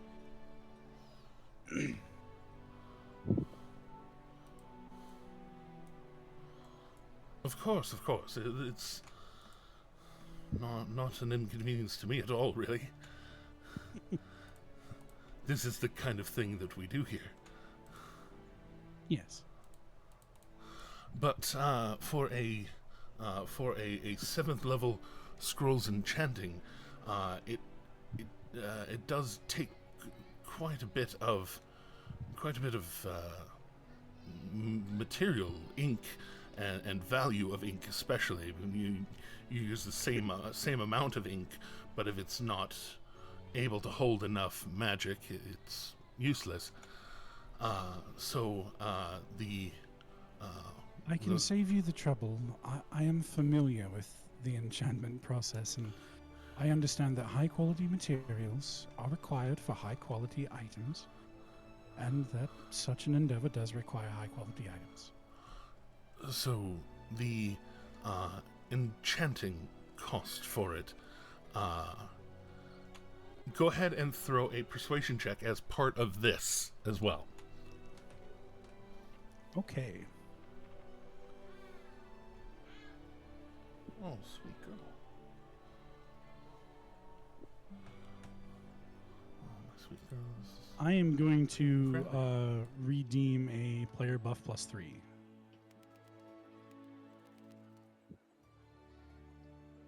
On top of, am I still rolling with advantage?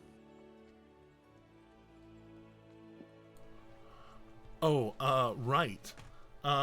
This probably would be within the time of holding concentration on that. So yeah, go ahead. You are putting on your best face after all. Well, at least I got the 22. Both dice rolled below 10. You know, one of these days we're gonna roll all those out. We're gonna roll all those out of your persuasion. Hey, look, I can't complain. The dice are generally in my favor for all kinds of things, so I can't complain. That is fair. Sometimes you just have to take the lot you're given. The dice gods giveth, and the dice gods, oh my fucking god, they take away. Indeed. Well, with the way things are, if we were to take a scroll like that and just make it and then have it ready for sale, we would find that somewhere in the 15,000 gold piece range. Though if you are supplying any significant amount of materials, as you are familiar with the enchanting process, that works quite considerably in your favor. What if the material that I could supply is of significant value but for different spells? Explain. And you say that, and she full on like pulls a pair of glasses out from her pocket and just kind of puts them on and looks like she's ready to engage with whatever you're about to pull out. I am going to make a sleight of hand check, if that's okay with you, to produce a diamond from my sleeve. Oh, yeah. Rock and roll. Because a single diamond, it's not a very good one. But hey, it's at least a 10, so it's not terrible. It's not clumsy. Yeah, it's just simple. It definitely you do it, but it's in a way that while it's not clumsy, she definitely saw you kind of move your arm in a way to drop it out of your sleeve, and she smiles at that at least. And I will set down a single diamond that is worth 1,000 gold pieces, which I imagine are not super easy to come across. No, not for most people. And as you set it down, she reaches over and picks it up, kind of examining it closely, and oh, right. And how many of these do you have? Depends on how many you might need. Well, the solid material costs, it would run me the better part of about... I could probably make do with about 6 of these. And with that, the time intensivity of it all between myself and the people I will have to employ to do it would peak in the... I'd be willing to take it down, since you'd be producing much of the componentry. 4,000 for the work. So a 10,000 gold piece investment in having a teleport at your beck and call. You might have to pause putting the commission in order. Not that I don't have the funds to do it, much that I need to appropriate them elsewhere at the moment. Fair enough. I think it might just be out of my realm of doability for the moment. But in the future, I might like to revisit this. Because it is something that I definitely want to have.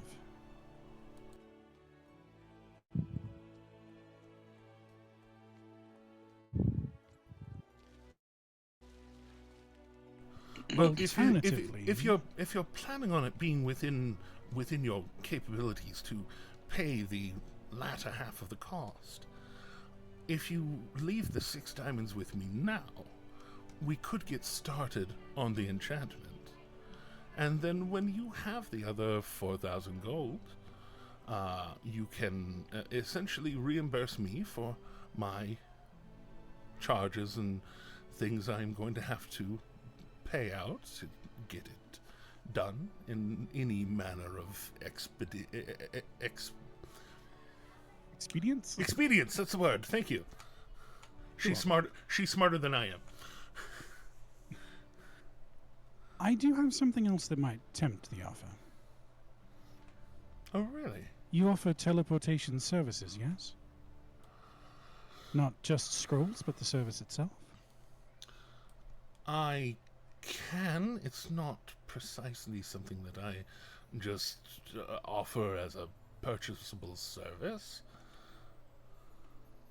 Is that so? Not usually. So What? you don't by any chance have anybody that is teleporting today? Well, that's the thing, isn't it? It's not about people teleport all the time, and I occasionally teleport. What are you getting at?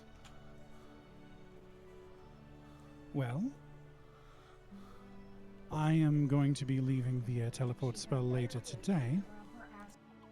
And should you have any commissions for teleportation that might be going where I'm going,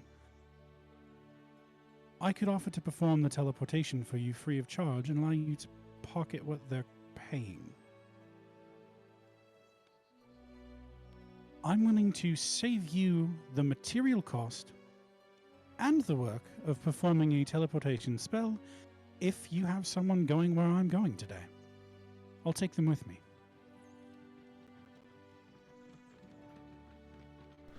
And where were you headed? Nicodranus. Oh! I haven't been down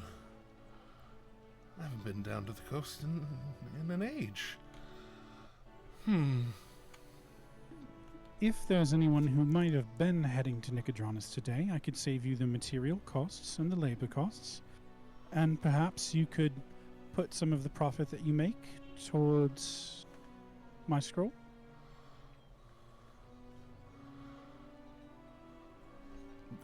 This will be another fate roll. Higher or lower than...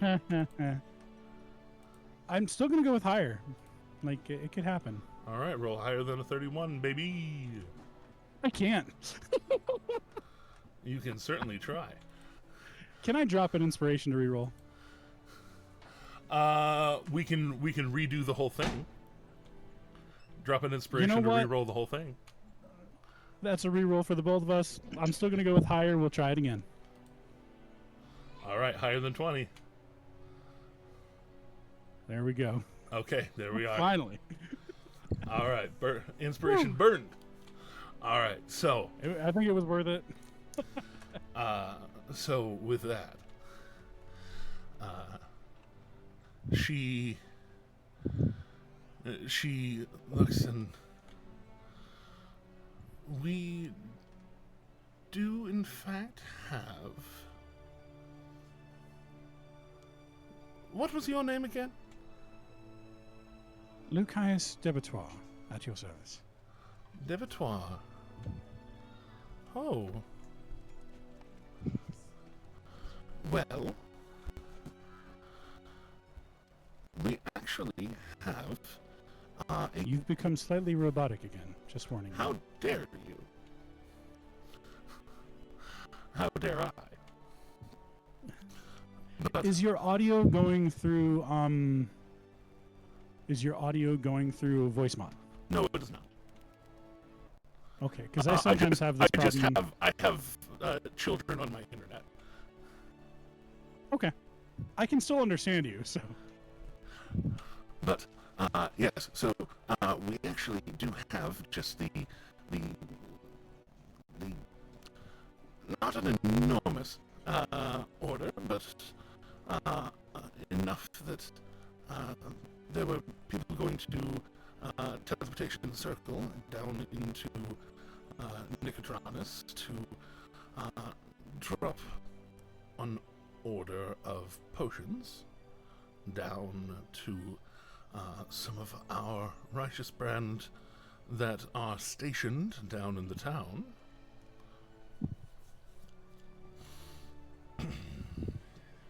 If let's just say just a very simple drop off. It's normally facilitated by one of our own here. But if you were to facilitate transport, I see that as very reasonable. Although be a few I hundred, will be a tell few you hundred that- gold in your direction. Might need to go a little bit higher than a few hundred. I mean, How many people are we transporting? And the goods they're transporting surely have value.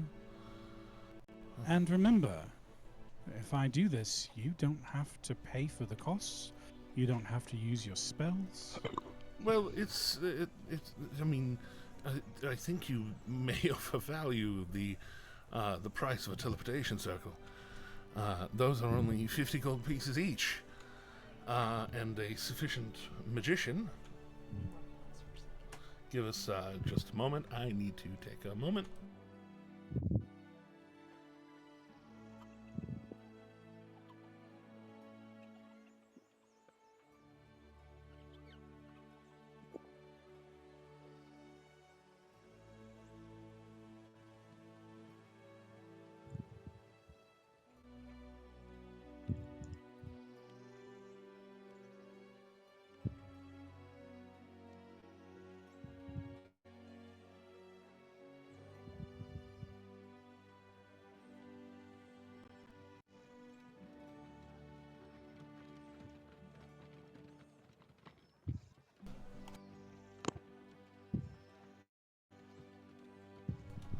All right, we're back.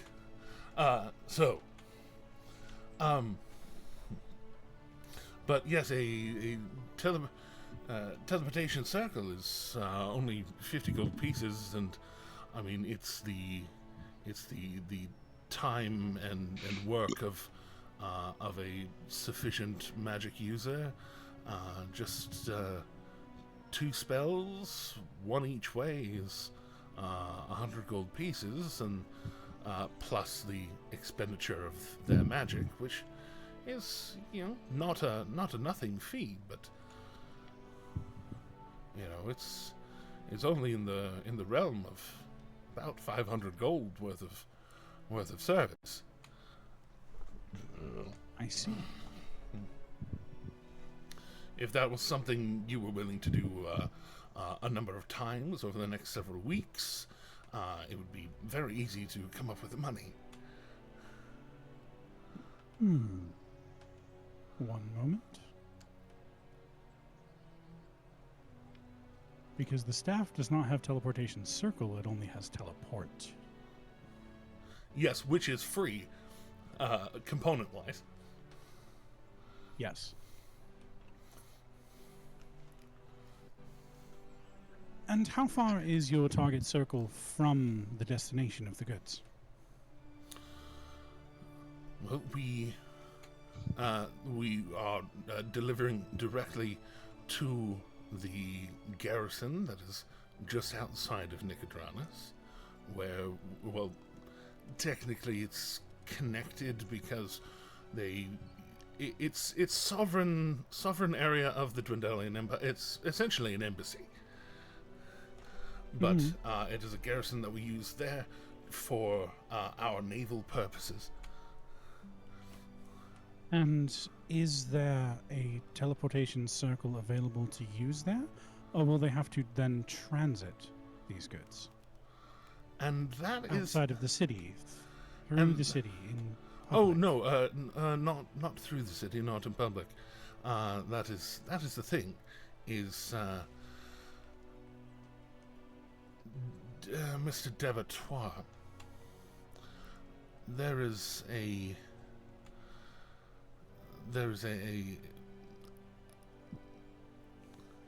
I deal in Nicodranus not infrequently, having been from Nicodranus myself. So You do have a certain style about you that is familiar to Nicodranus. oh yes, you can take the girl away from the beach, but you can't take the beach away from the girl. But I know the name. I know your name. And I know Van Rant's name. Van Rant is imprisoned, and I am not him. Yes. But I am being asked to share a teleportation sigil with a debitoire, whom you may not be him. You are an associate, which does have a certain taint to the name. Do you Sorry. You're quite alright. Do you have Do you have? If I'm going to share this information with you, I will need a certain amount of assurance, and she puts the diamond back down on the table. A certain amount of assurance that I am dealing with someone trustworthy, and not just somebody who can buy their way into doors of power. I see.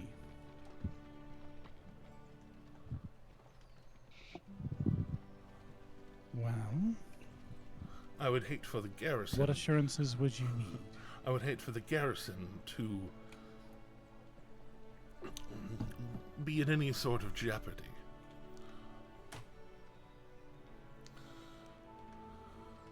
Let me make one thing absolutely transparent here. I have given you my name. I've given you my family's name, which means you know who I am, what I represent, where I live, and there are righteous brands presumably stationed incredibly nearby. Do you think that it would do you really think that it would be a wise decision for me to try to harm your operations? Besides, I am operating as a citizen within the Dwendalian Empire. That is not something that I want to put in jeopardy.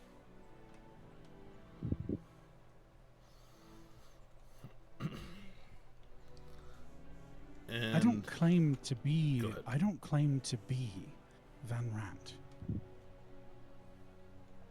I'm not him. I've spent the better part of my life hating him. And what he's done.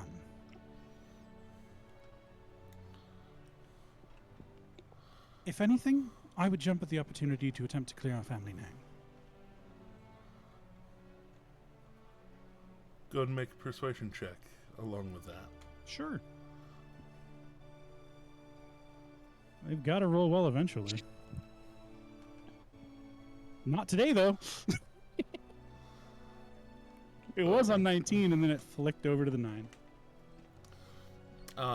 That's because it hates you. Are there any of the buffs that are already present that? There are some. I just don't know. I don't know the catalog right now. Teddy, I think we may have a +3 available. Teddy, how do I find that? Where are you? I'm useless without you. SOS Teddy. No. You know what? Sure you're right that there's... He is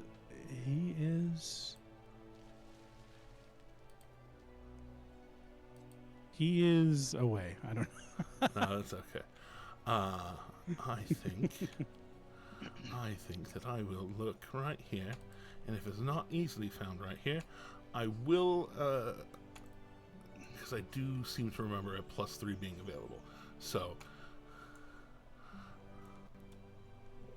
excuse my fart. So, I do seem to remember a +3 being available.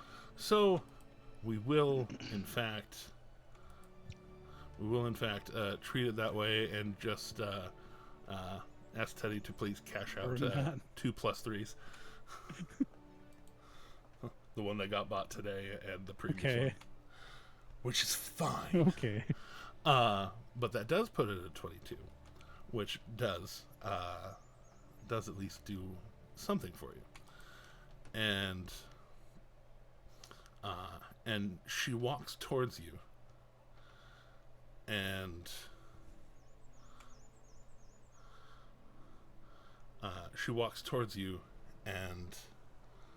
holds her hands out to either side of you,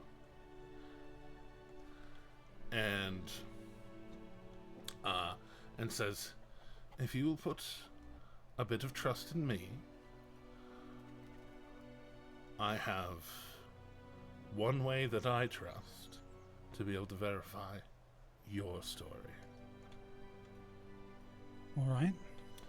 I will ask only one question, and if it is not easily found right here, I will jump at the opportunity to attempt to clear our family name. There are some buffs that are already present that I think will be as I do this, and you will feel me go into your mind, let your mind go where my question leads, and if I am satisfied with the answer,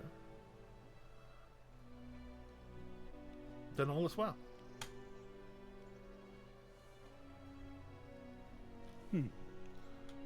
I am currently wearing equipment that prevents this from working. Out of character. Oh, I know. Are you going to try and undo this so that she can't?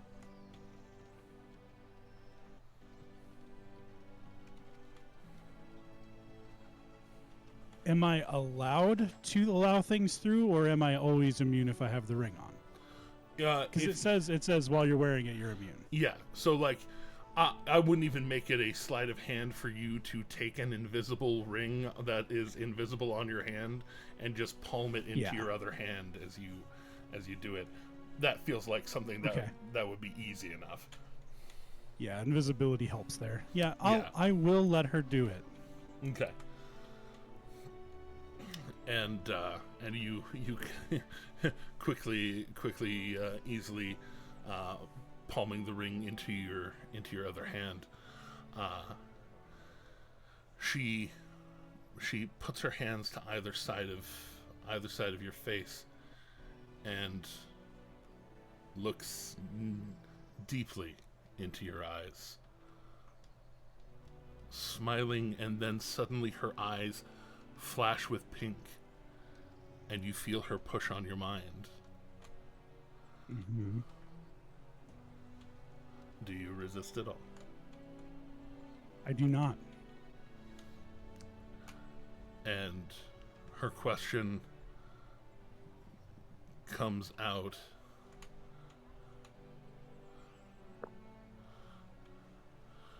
Do you have any dealings against the Cerberus Assembly?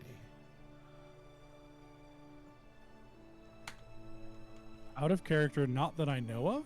Oh, I know. And your mind kind of flashes, and you've heard of the Cerberus Assembly a couple of times in your life. Mostly to do with, like, these are the movers and shakers in the capital city of the country that the Clovis Concord is very closely related with. Clovis Concord being the government of the Menagerie Coast. And so, like, hey, you should know this thing.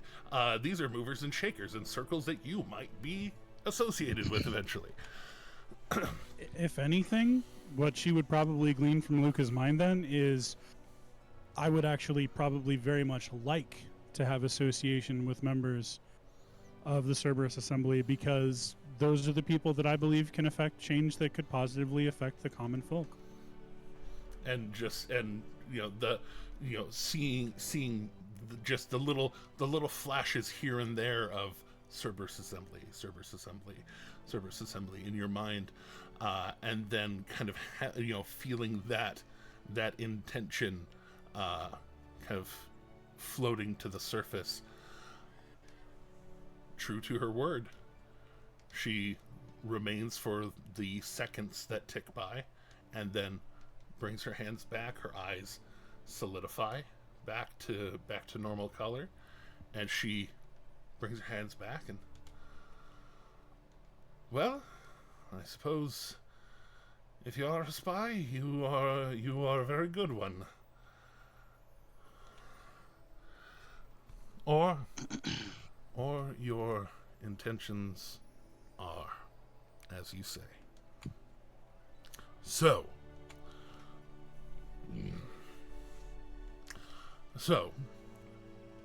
with that,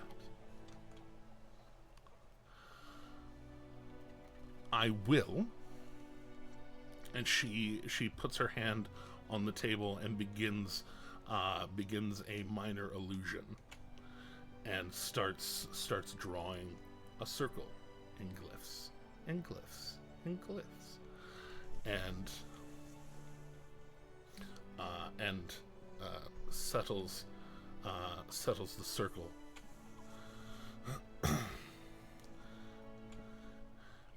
This will take you into the garrison at the docks in Nicodranus. There are quite a number of soldiers there that keep eyes on things. They are, I would say, not to be trifled with. I wouldn't use it outside of business that you are sent on directly. Unless you have an extraordinarily good reason that you can explain to the garrison's general. I assure you, the last thing that I want is trouble with the righteous brand. It's bad for business, it's bad for reputation. And the same with me. I prefer to stay on their good side as well. And, as I've said, as a private citizen operating within the Dwendalian Empire, it is definitely not in my best interest to cause any trouble with them. I prefer to keep things simple and honest. Indeed. And you say you are headed out today? Yes. And I will be returning to Rexentrum in 2 days' time. Right. So the day after next. All right. Should I just put your pay directly into your tab? Yes, and I would ask that you not begin the work on the scroll until it is paid in full. That seems less efficient. It is less efficient, however, it ensures that you get what is promised before you are required to do anything. And, as you've said, a certain measure of trust is still owed. Well, the other measure of trust was the component value, which, if you do have 6 more diamonds or monetary value in their equivalents, I would take that as the other tier of trust. I do. She kind of taps the table, just out with it, lad. Luca has his diamonds in multiple different pouches. He doesn't keep them all in the same place. And so he will produce a few more small pouches, each containing 1 diamond. And he'll set down another 5 of them on the table. Please feel free to inspect them for quality. Well, while we're here, and she... I would prefer it if you inspect them for quality. And she just kind of starts going through some of the very easy identifying and making sure that they're not, the detect magic, make sure they're not conjured materials, and because people can do that. People can conjure diamond for a little while, and then it fricassees away because it is not actually anything. Right. And so she does. Takes the better part of about 5-6 minutes just going through the whole thing, and all right. And then just kind of just as she finishes, just kind of looks like she just hits one of them with a book and just like smashes down on it, picks it up. There's a dent in the back of the book, and she's satisfied. They're definitely not glass.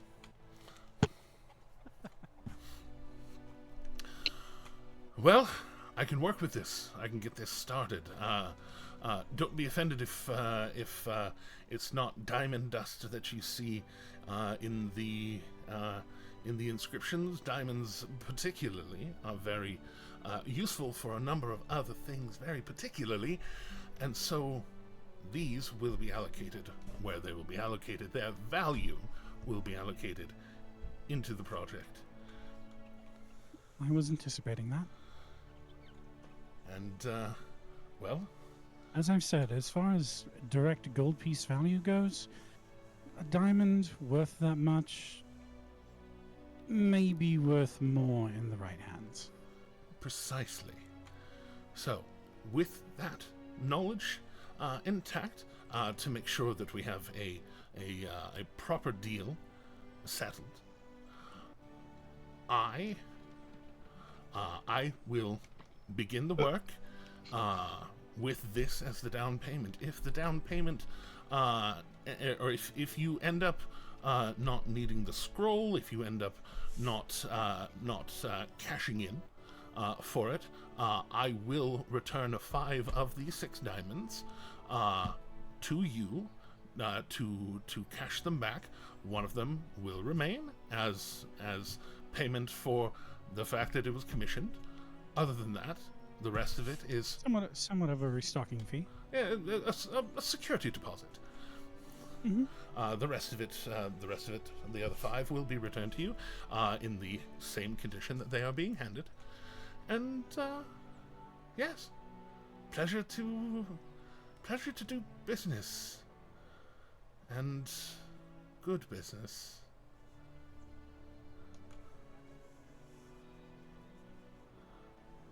Luca would smile and offer his hand to shake. She reaches out, shakes, stronger than she looks. She looks a little frail-flamed, a little dainty, but grips like she perhaps uses her hands. But much to do, less time to do it in. I don't tend to sleep much these days. I have too much to do, and so I will begin to get to it. Find people to get things started. A pleasure, of course, Mr. Debattoir. And not to take up many more of your time than is necessary, but I presume that I am speaking to Baroness Irisor? You may call me Jenna, as we are now business associates. If you must refer to me as Baroness, you may, but I do not require it. And Luca will offer a short formal bow. It's a pleasure to make your acquaintance, and an honor to be able to call you Jenna. Thank you. Most certainly, Mr. Debattoir. And Luca will withdraw. And that's so expensive. So expensive. Oh my god. Yeah, no, it's a 7th level spell. They're so fucking expensive. You being able to have that for free once a day was a big favor from a big magician. That's one of the reasons why I'm wanting to use it to help us out in that way a little bit. Right. No, perfect. And returning to Akira getting back from their exercises and things. Yes. Where to? I mean, Akira is just gonna bum around until Luca comes. Like, pretty much, they came back from training. They've had breakfast. They have washed and changed their clothes for the day.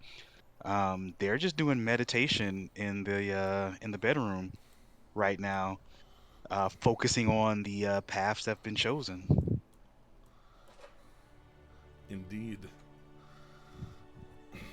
And so they would pretty much just be waiting for Luca to get back overall, and not doing much else outside of meditating and the occasional stretches. Well, Luca, being given an assignment to retrieve some retrieve some righteous brand from the King's Bastion, up on the north side of town. Are there any other preparations you want to make before heading to Nicodranus? There is one. Okay. And I have to finish writing this really quickly. Okay.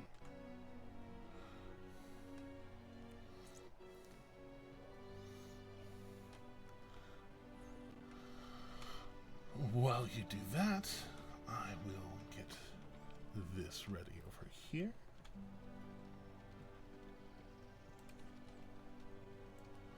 And move, and twist, and twist.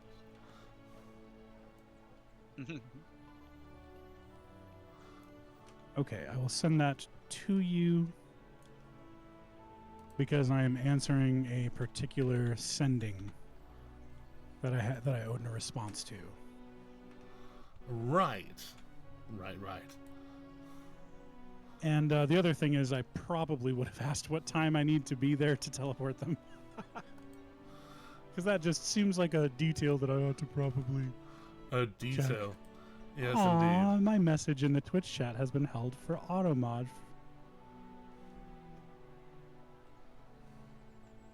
I can't say ass. Wait, what? Gotta say what? In Twitch? My message has been held for review by automod, yes. What the shit? What the ass? I'm sorry, that's a joke not everyone gets. There was this really bad movie on the Sci-Fi Channel years ago, and every time the movie was supposed to drop the F-bomb, they just had this one guy with a really deep voice dub over with the word ass instead. And even for the female characters, so what you would have is you would have a rather high-pitched female character going, what the ass? It's happening here! And it was hilarious. That's incredible. No notes. It was great. Well, I don't see it. It's not popping up in either of my places. It's okay. Silly. Don't worry about it. Okay, so Luca then I guess would be heading back to getting the time, our little safe house. Yeah, getting the time, heading back to the Crestvale Manor, pulling yourselves together, getting ready to travel. Adarius, seeing y'all getting ready, immediately kind of, pulls himself together and, where are we headed? Home. For just a little while. Oh. I presume you're coming? Well, wherever you're going, I'm going. Well then. Akira and I are departing soon for Nicodranus. Will you accompany us? Of course.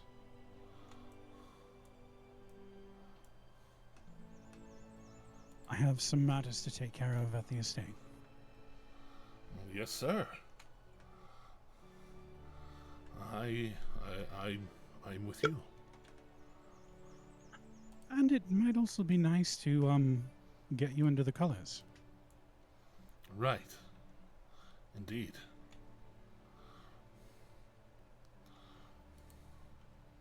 He kind of head up, kind of. You can tell that makes him feel good, and he. And I still need to ask ready. Akira. Yeah, because I haven't asked Akira yet. Yeah, he begins getting ready, obviously. At that point, I will be going to find Akira.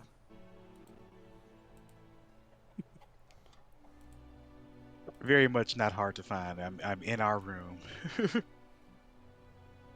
Hello, love. Oh, hello. How are you today? You've been gone. Well, yes, had an early morning errand to take care of, trying to secure a scroll of teleportation for future use. Oh, how did that go? Expensive. Oh, sorry that I wasn't able to help with that. It's quite all right. I'll likely be offering some teleportation services to the Righteous Brand for a short while, though. Akira adjusting their cord choker. Is that wise? I'll be honest, as much as I hate to do so, we'll probably have to hide our holy symbols for that short journey. And your clasp tattoo. Oh, Akira will just pretty much use their cloak to put on one of their outfits where the leg is not as visible. I do. But on the bright side, well, Akira, I need to go to Nicodranus, to the family estate. Okay. And I was wondering if you would come with me. Of course I would. Why? A chance to see your home? Are you? Of course I'm coming. The Menagerie Coast is busy and has a lot of people, but there's definitely a certain beauty to it. Then when do we leave? Well, it's a bit of a rush thing. A little later today. Oh, But I plan to tell the others that we're going. I expect to return not tomorrow, but the day after. well, I think Slayer is crafting, and I can give Nyack a few exercises to do in my absence. But yeah, okay. I don't want to tell them where we're going. I just want to tell them that we'll return within 2 days. Oh. Okay. Then I'll just get a light bag together. Don't worry too much about the things you may need to pack. We'll be staying at the family estate. And I can assure you that all matters of conveniences and contrivances will likely be provided. But anything that you're particularly fond of and you may not trust with everyone around, you might want to take with you. Did you say estate? Yes. I've heard you speak of your home, and I assumed Debratoire Manor was just, euphemism for things, but then a Darius shows up and... Hun, are you wealthy? It's complicated. But it might be easier to show you and explain. I see. Okay, then, like I said, I'll just grab some incense and a couple things for meditation, candles. Gotta have my dragon's blood incense. I will clarify that as far as the word manor goes, I mean that. Oh. Not a euphemism, hon. Oh. Okay. Sure. Yeah. Yeah. Just let me know when we're leaving. I'll shift into some clothing that keeps things a little more plain looking, and then yeah, we can be off. Oh, wow. Okay. Yeah, Akira just looks like really befuddled would be probably a good word for what Akira is right now. They are befuddled. I think maybe it's time that, well, there's a lot of things about me that I don't share, and you of all people, I should certainly be sharing them with. So, while it is heavy business I intend to attend to in Nicodranus, I would very much like you there. It would be an honor, my love, an honor. Akira will begin fussing with their hair and making sure that their appearance is, up to snuff for visiting a manor, whatever that entails. They really don't know. Akira's not from high society. Fair enough. Fair enough. But they're trying to take this as serious as possible. So they definitely put their date night dress on, but including the leggings that originally came with it.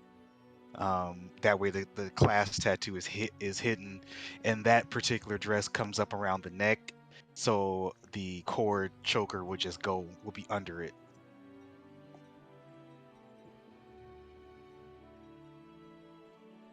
Totally okay. I'm going to take a quick bio. And no, Ro, it was not a dig at Nyak's place.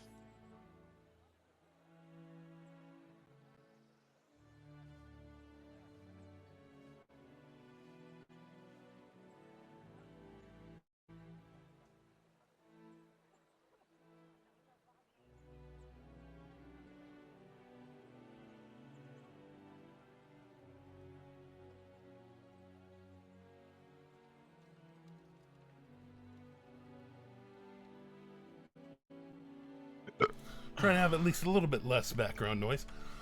But I hear you. Tim went to have a bio break, and only because I am a working person. I know where everyone's on different time zones about how much longer. I'm just trying to gauge how much how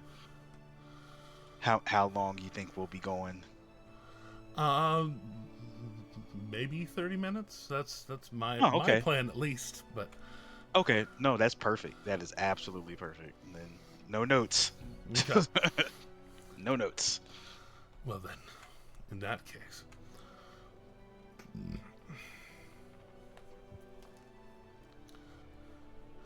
But with that, I suppose. Yep, there's Tim. Safe enough to say. Let's go back. Gathering yourselves together, heading over. You head up and around up to the north side of town, where the King's Bastion sits, right up here. And you can tell that this area is a rougher side of town, but it is definitely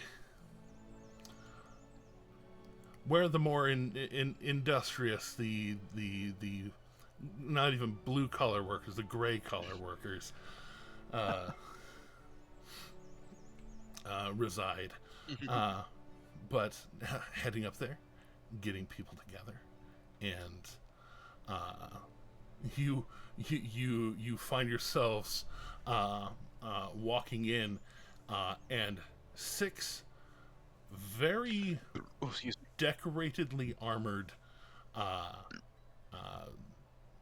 guards are there. Each of them carrying boxes of what you assume to be goods. Weapons on their sides, goods in hand, and seeing you enter, they kind of spread out, assuming that there's about to be a teleportation circle drawn.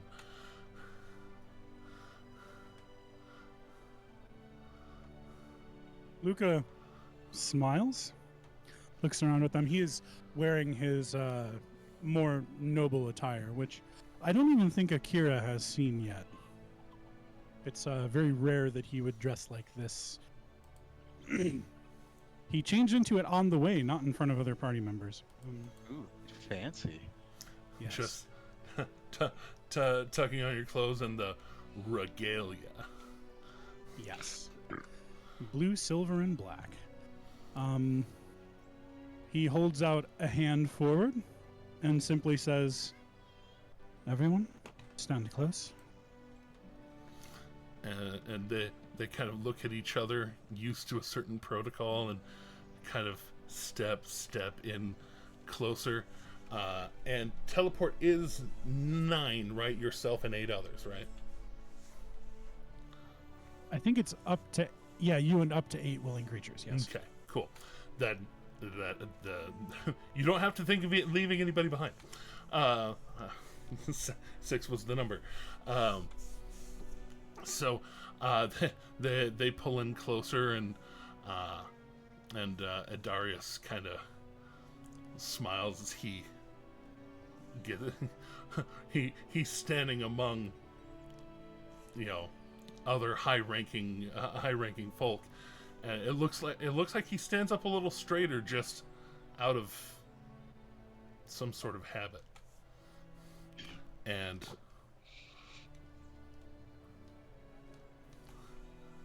staff down. Luca will tap the staff down against the floor and initiate the teleport spell, targeting the teleportation circle we were given. As you, the room around you just looks almost like it just kind of shifts, just not violently. The room you were in didn't have a circle on the ground, but the room you're in has a similar brick kind of layout to it, and but as soon as you take a breath in on the other side, the unmistakable smell of sea air is in the air. The salt air. That salt air, and the warmth. It's going from a Michigan fall to a Houston fall. You know what I mean? Like it's still 80 degrees in the fall in Houston. Spoiler. But no, that is the cool day.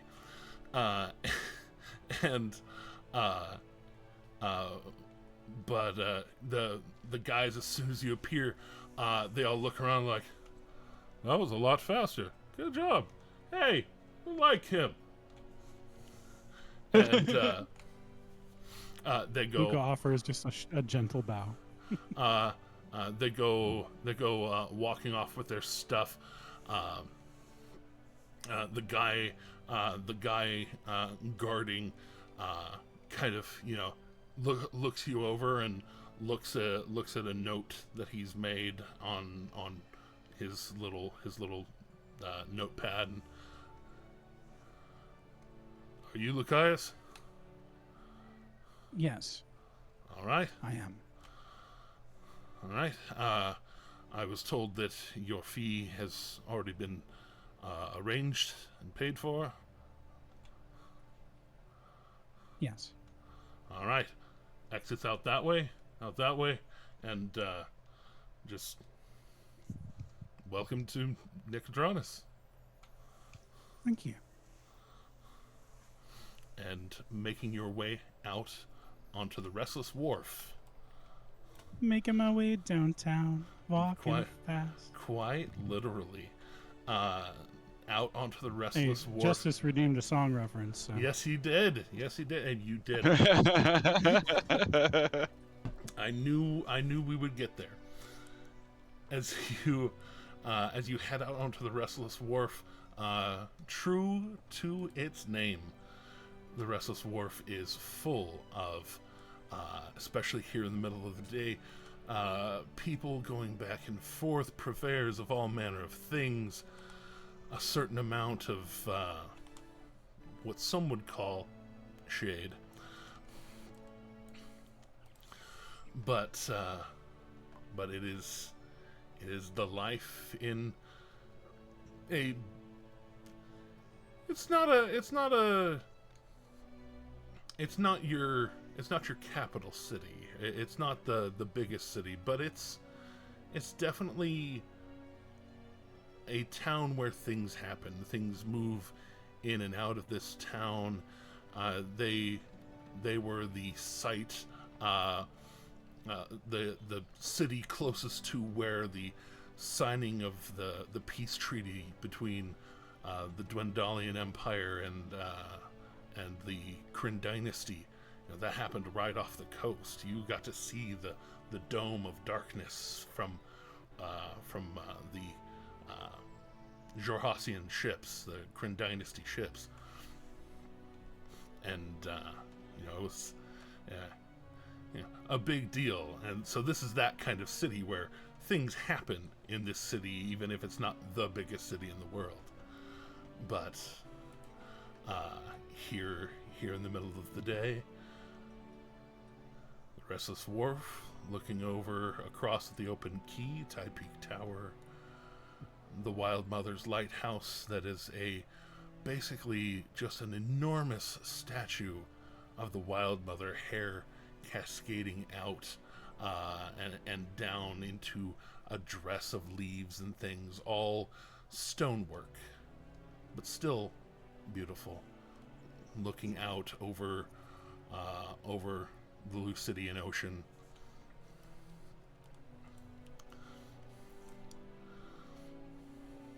Before we go anywhere important, Akira. This is beautiful. Before we go anywhere else important, there is one thing I'd like to show you. Oh, okay. And Luca would like to head specifically. Remind me your passive insight. Passive insight sits at 20. You look, and Idarius walking out with you. He's looking at this place in the same way Akira's looking at this place, marveling, as if this is the first time that they've ever seen it. Interesting. I mean, Luca understands the means by which Idarius came to us, so to some degree he gets it, but it's still a little strange. Why would you come to? As much as I love my home, this Grimgalir was never this bright.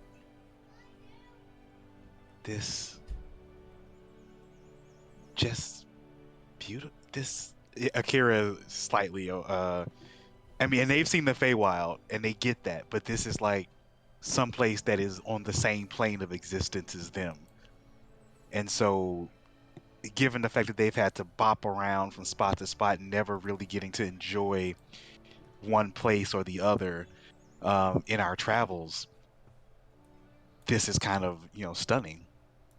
It's rare that we get to have a moment like this, so Akira's a little awestruck. If possible, Luca would actually like to get up to the lookout tower here. Out to where? I'm pinging it. Oh. If possible. His family is a noble house of the area. Yeah. And so going over to the gatehouse between the Restless Wharf and the Southern Skew,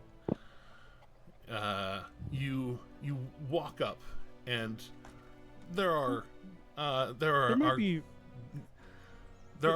be one about. stop to make on the way real quick, sorry. Yes. Surely there is a street vendor that makes something absolutely delicious that we could pick up on the way? Oh, I mean, you just have to take just the tiniest, slightest detour out into the wharf, but easy enough. You start heading down, and even here in the afternoon, people are selling fresh pastries. Bless you.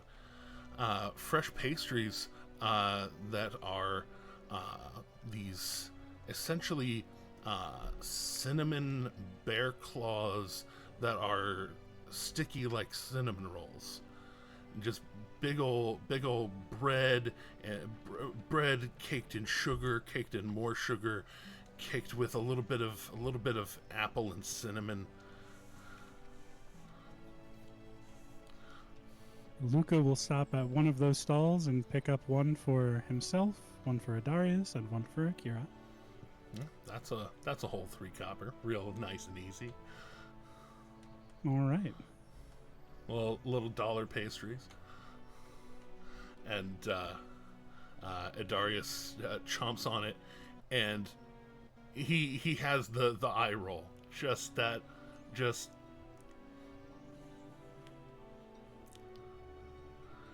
God, it's good traveling with you, boss. Oh, if you think that's good, wait till I find the vendor that does the deep-fried bananas. The deep-fried what? Bananas. If you've never had one, we'll have to find them. You're making that word up. No. It's a fruit. And he nods. A very sweet fruit. Soft. I'd be interested in trying one. Oh yes, they're wrapped in a dough that creates many flaky layers. And then they're rolled in, well, cooked sugar caramel. Oh, Go on. I do like caramel. They're delicious. And if you find the right vendor, you might even be able to get your hands on some ice cream to go with them. And Luca continues to lead his way into the checkpoint between, and he'll begin making his way up towards that tower, towing them behind him. And heading to the guard shack, because that tower is along along the walls, and Yes. Heading up to one of the guard gates. Are you trying to sneak in, or are you trying to? Oh no, Luca persuade your intends way? to fully ask permission. These are guests of the. This is a guest of the House d'Abattoir. This is my guard. So Luca would walk directly up to the guards at that outpost and. Hello there. I am Lucas d'Abattoir of House d'Abattoir. I have a guest with me visiting Nicodranus for the first time, and one of my personal guards. I'd simply like to show them the view from the lookout. Is that something that we could do? They start giving you a quick once-over. Go ahead and throw that persuasion. I mean, I am exactly who I say I am. You are exactly who you say you are, but with I advantage. can never roll. I'll say with okay. with advantage because you are who you say you are. Hey, finally. We broke the curse. We did it. But also because you are who you say you are. And they kind of look you over, and one of them kind of glances at the other, and just here, just Luca would pause and just, oh, that's right, my mistake. And he would take out of his pocket his actual House d'Abattoir signet ring and put it on. and then seeing that, she turns and just kind of keys open the gate leading to the stairs going up, and she's, I'll open some doors for you, Master d'Abattoir. That's not a problem.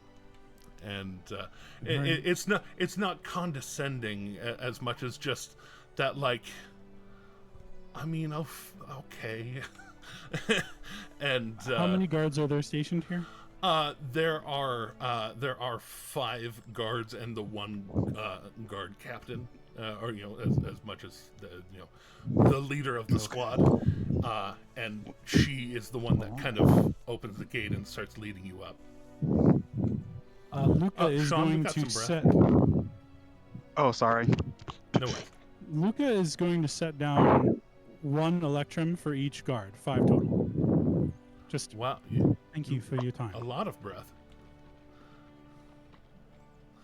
Just thank you. I very much appreciate it. Oh no! I'm sorry to ask you this in the middle of your duties. Oh no! I. And she kind of quickly counts it and passes it around to the guys. And all right. And she much more pep in her step, kind of takes you up down the wall. It's not super thick, because this is kind of technically an interior city wall, but it is one of the ones also facing the water, one of the entry points, and so it is well reinforced. And heading down, there are a few guards to pass on the way, and so she wouldn't have been able to just let you just walk this way escorted. I figured we would be accompanied. And she gets you down to the far end, and then she lets herself in, and then kind of there's a ladder that goes up from the wall up to the upper parapet, and she's kind of, wait here a moment, and crawls up, knocks very particularly a little slide hatch on it, kind of slides open, looks down, and she says, I have some people that would like use of the lookout for, and she looks down and kind of does a 5 with her hand. Luca nods. About 5 or so minutes. I think y'all can go get some water. Go take a break. And it slides. A lock slides open. Hatch opens up. She and 3 others come down, and she kind of stands there at the base of the ladder. The other 3 go walking down the wall and down the way, and she just kind of points up and says, enjoy it. And Luca will gesture for those 2 to go up before he does. Getting up to the top, probably Akira, much faster. Akira will go up. Akira going much faster, and probably jumping the gun, if only because Adarius would have gestured for you to go first.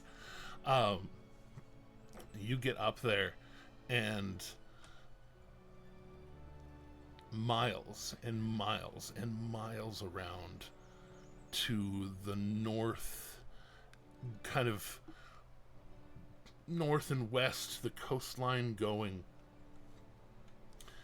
and then more water than you've seen in your life, just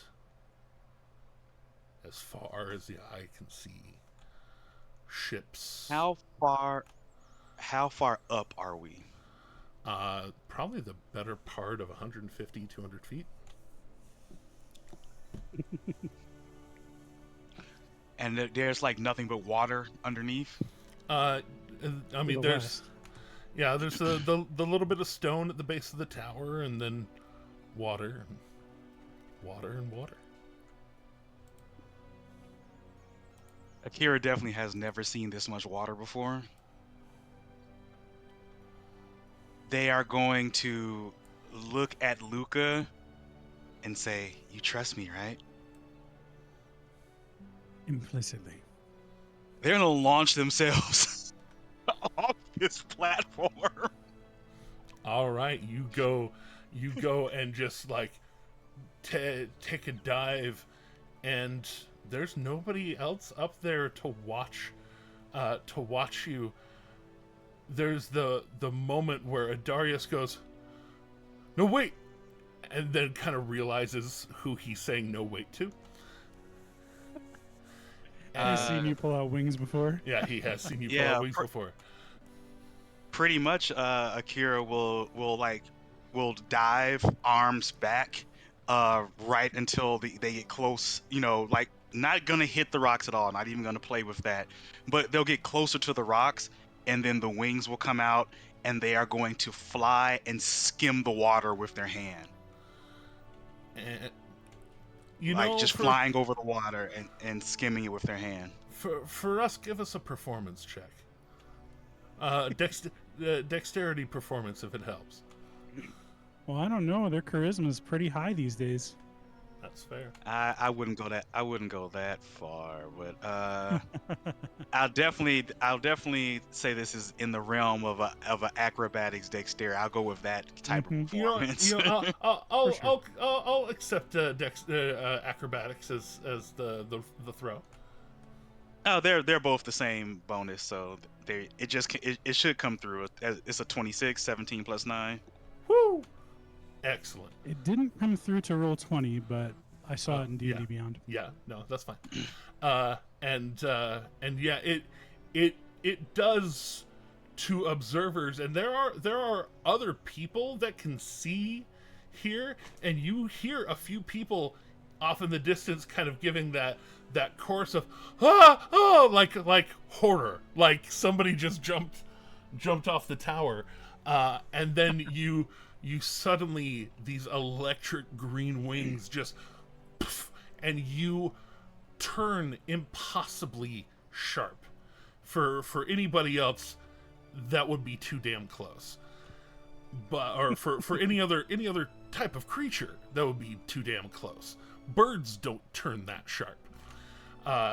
They tend to do a little bit of a gradual, but you go boom, almost 90 degrees almost immediately, and just start going over the water, and it's an overwhelming smell of sea. There's the tiniest bit of civilization, shall we say, smell in the water, but it's all, it is technically nature. It's fish and seaweed and get this. When I'm going to take the full minute over the water, and then pretty much as I know that it is going to come to an end, I'm gonna start running on top of the water back to shore. Because I can do that now. As you fly out hundreds of feet out into the water, and then just kind of up for a moment, and then glide back into the return, and then suddenly, Luca, you see for the first time Akira running on water, and it looks like they were born to run the waves. Just like there's a little bit of chop here in the bay, and regardless, just running along the waves, jumping off, continuing, and then almost as surprising, though perhaps not quite as surprising, getting up the rocks, leaping from rock to rock very easily, and then beginning up the side of the tower. Yeah, I run up the side of the tower. Just using their just full abilities of of speed, grace, control over their momentum. And the people that sounded horrified not terribly long ago are clapping off in the distance, cheering. A little bit of the whistling and the polite, cheerful whistling. And I'm pretty sure from the water, Akira's hair is wet and their clothing is probably wet, which is fine. They don't care about that. They just pull their hair back into a ponytail, pull on their clothes to change, and say, "Well, that was fun. I look forward to doing that more often." Well, as Akira lands, they're going to be greeted to a scene they probably weren't expecting. What's the scene as I land? Well, Luca has handed a wooden box ornately carved to Adarius and asked him to hold that for him. And Adarius is standing there holding this box. And Luca has his hands behind his back. He has pulled around his shield, the one gifted to him from the Slayer, and has equipped it, and is holding the shield up and the box in front of the shield. Okay. And Luca has his hands behind his back and has kind of like a sly grin on his face. Okay. What is now? I have a pretty high insight. My passive insight is 19. What is all of this? What's in the box? I couldn't help myself. Luca will walk over between you and Adarius, carefully open the box, and when he turns around, he's going to drop himself to one knee. And he presents forward a ring of unmistakable craftsmanship. It's silver. And he asks very clearly, Akira, will you marry me?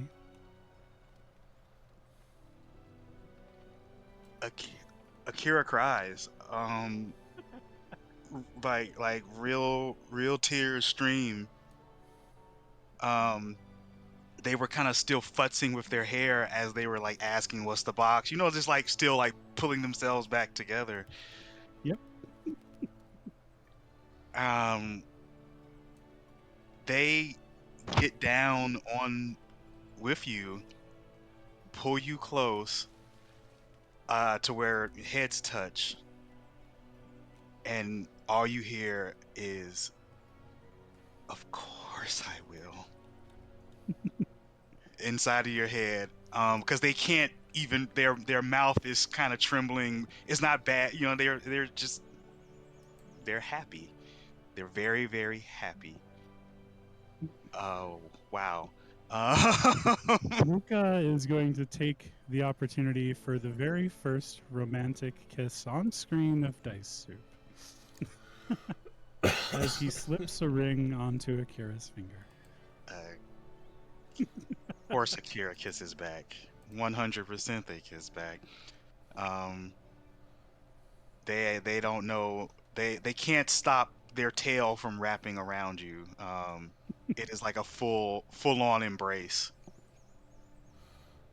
Yeah, and Darius kind of steps back.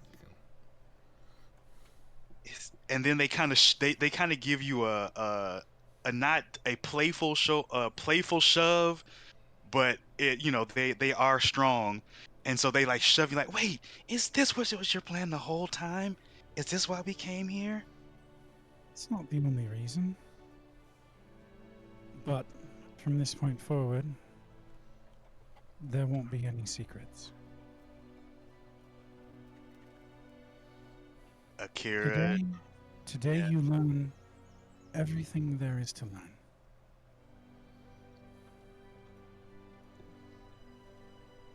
Akira's still awestruck by everything. It's been a hell of an afternoon. They fiddle with the ring on their finger, and they kind of like, they look at Adarius, they look at the other strangers, I guess, that are around. Oh no! And they just, oh no! All the other guards. oh, they're gone. Are gone. They're all gone. Okay. The only one of them is at the only one who knows what's going on, at least in any meaningful way, is at the bottom of the ladder. It's just you. Wow. You, Luca, and Adarius. Yeah, they are speechless. Shit, Sean is speechless. They are. They have forgotten everything about this trip. All they can do is stare at their hand and look at Luca and stare at their hand and look at Luca and stare at their hand. That's all they can do. It's wow. Yeah. This might be the widest smile that Akira has ever seen on Luca's face. This is probably the widest smile Akira could muster. Yeah, they just keep randomly hugging and kissing on Luca until we go to our next destination. Their whole thing is kind of, they are in another place right now. They're there, but it's like they're not. It's not about the mission. Me and Luca's family is gonna be great, but they just keep thinking like, wow, like a lot of psychic wows come your way. They also warn you that you better not die, because we live a dangerous life. That you better not die, and that they will travel to Avernus if that is where they have to bring you out. They definitely make that known, and yeah, they are just in a place. So above table, Luca's been carrying the ring for a long time. A gift from Eredrin, something that has been, well, waiting for the right time and place. And I think we'll have Luca say it. We know that things have been very difficult recently, but through everything, you've been right here by my side, and I've been by yours. And I don't want that to change. And I know things still aren't perfect, and we're still dealing with a lot, but sometimes you have to grab a hold of those bright lights that enter your life when you can. They say in your mind, you are the brightest light that I've ever encountered. And you have more beauty than the Feywild. And I would be proud to be a Debertois. Luca actually giggles. Or maybe Luca will be proud to be a soul. I don't know. Doesn't matter. Doesn't matter. We'll worry about that later. Worry about that when the time comes. Yeah. Speaking of things that we will continue to worry about the next time that we gather. That is going to be all that we have time for today in the adventure to Nicodranus. But I am so glad to have been able to help facilitate that. Wow. Tim, you said this wasn't planned. It was on my mind. It was on my mind when you were talking about it. So when you were talking about coming to Nicodranus and bringing Akira to Nicodranus, I was like,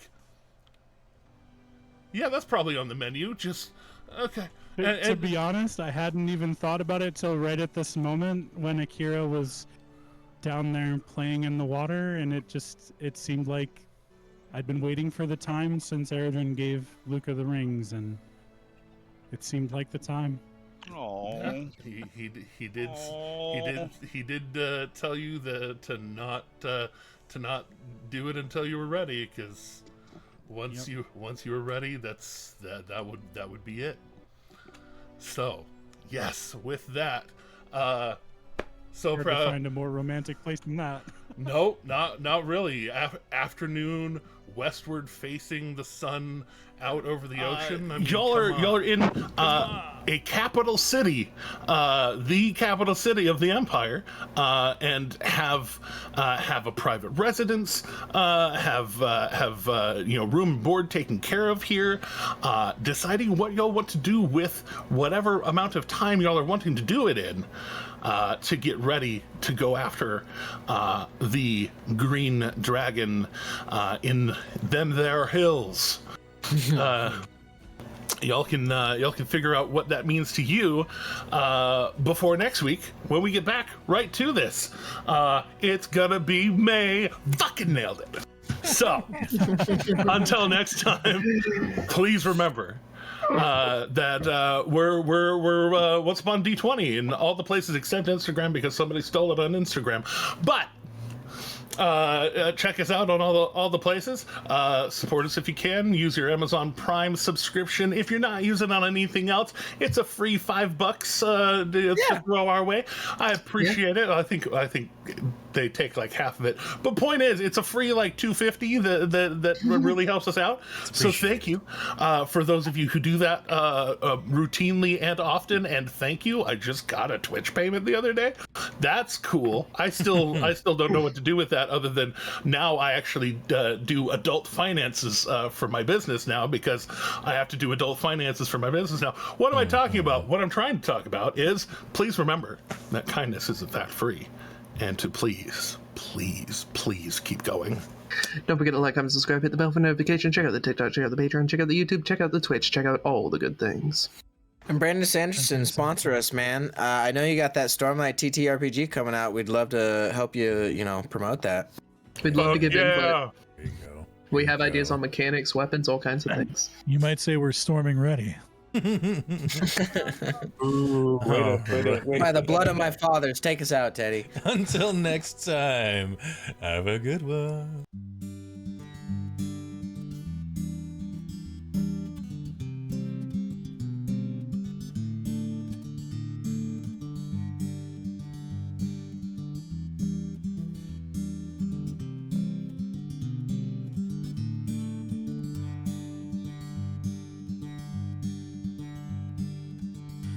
Everyone knows the lily of the valley, a sunburst of a tolly of rosy sharp thorns. But the prettiest, sweetest of the flowers only grows on the farther shore.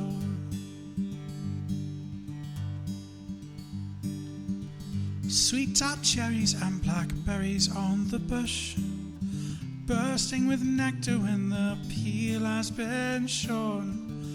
But the sweetest and most bountiful of orchards only grows on the farther shore. Till it go to the farther shore, that paradise to rest when your old heart can beat no more. We all go to the farther shore. We all go to the farther shore.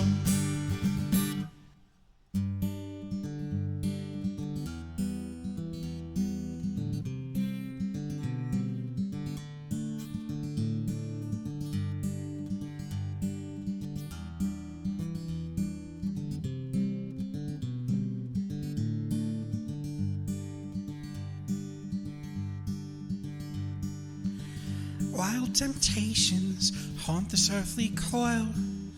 Some may resist them, though others can't ignore.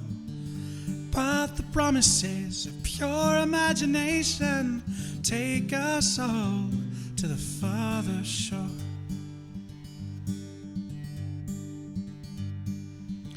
It must be everything that everyone was promised. It must be all that we could ever want and more.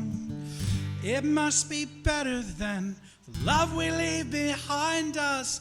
They only know on the farther shore. Till I go to the farther shore. This paradise to rest when this old heart can beat no more. We all go to the farther shore. We all go to the farther shore.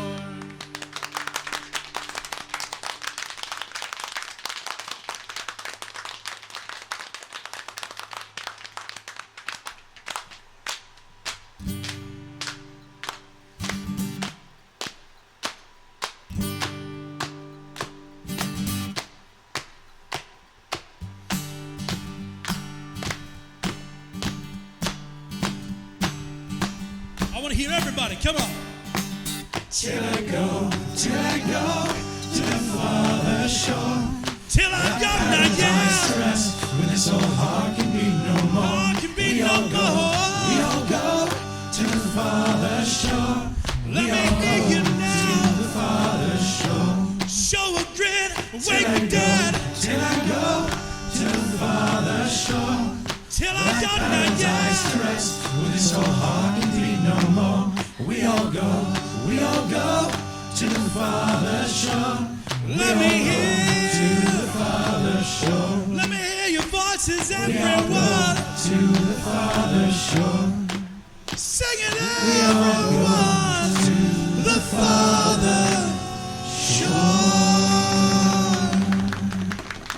Thank you very much, everyone. In memory of a friend.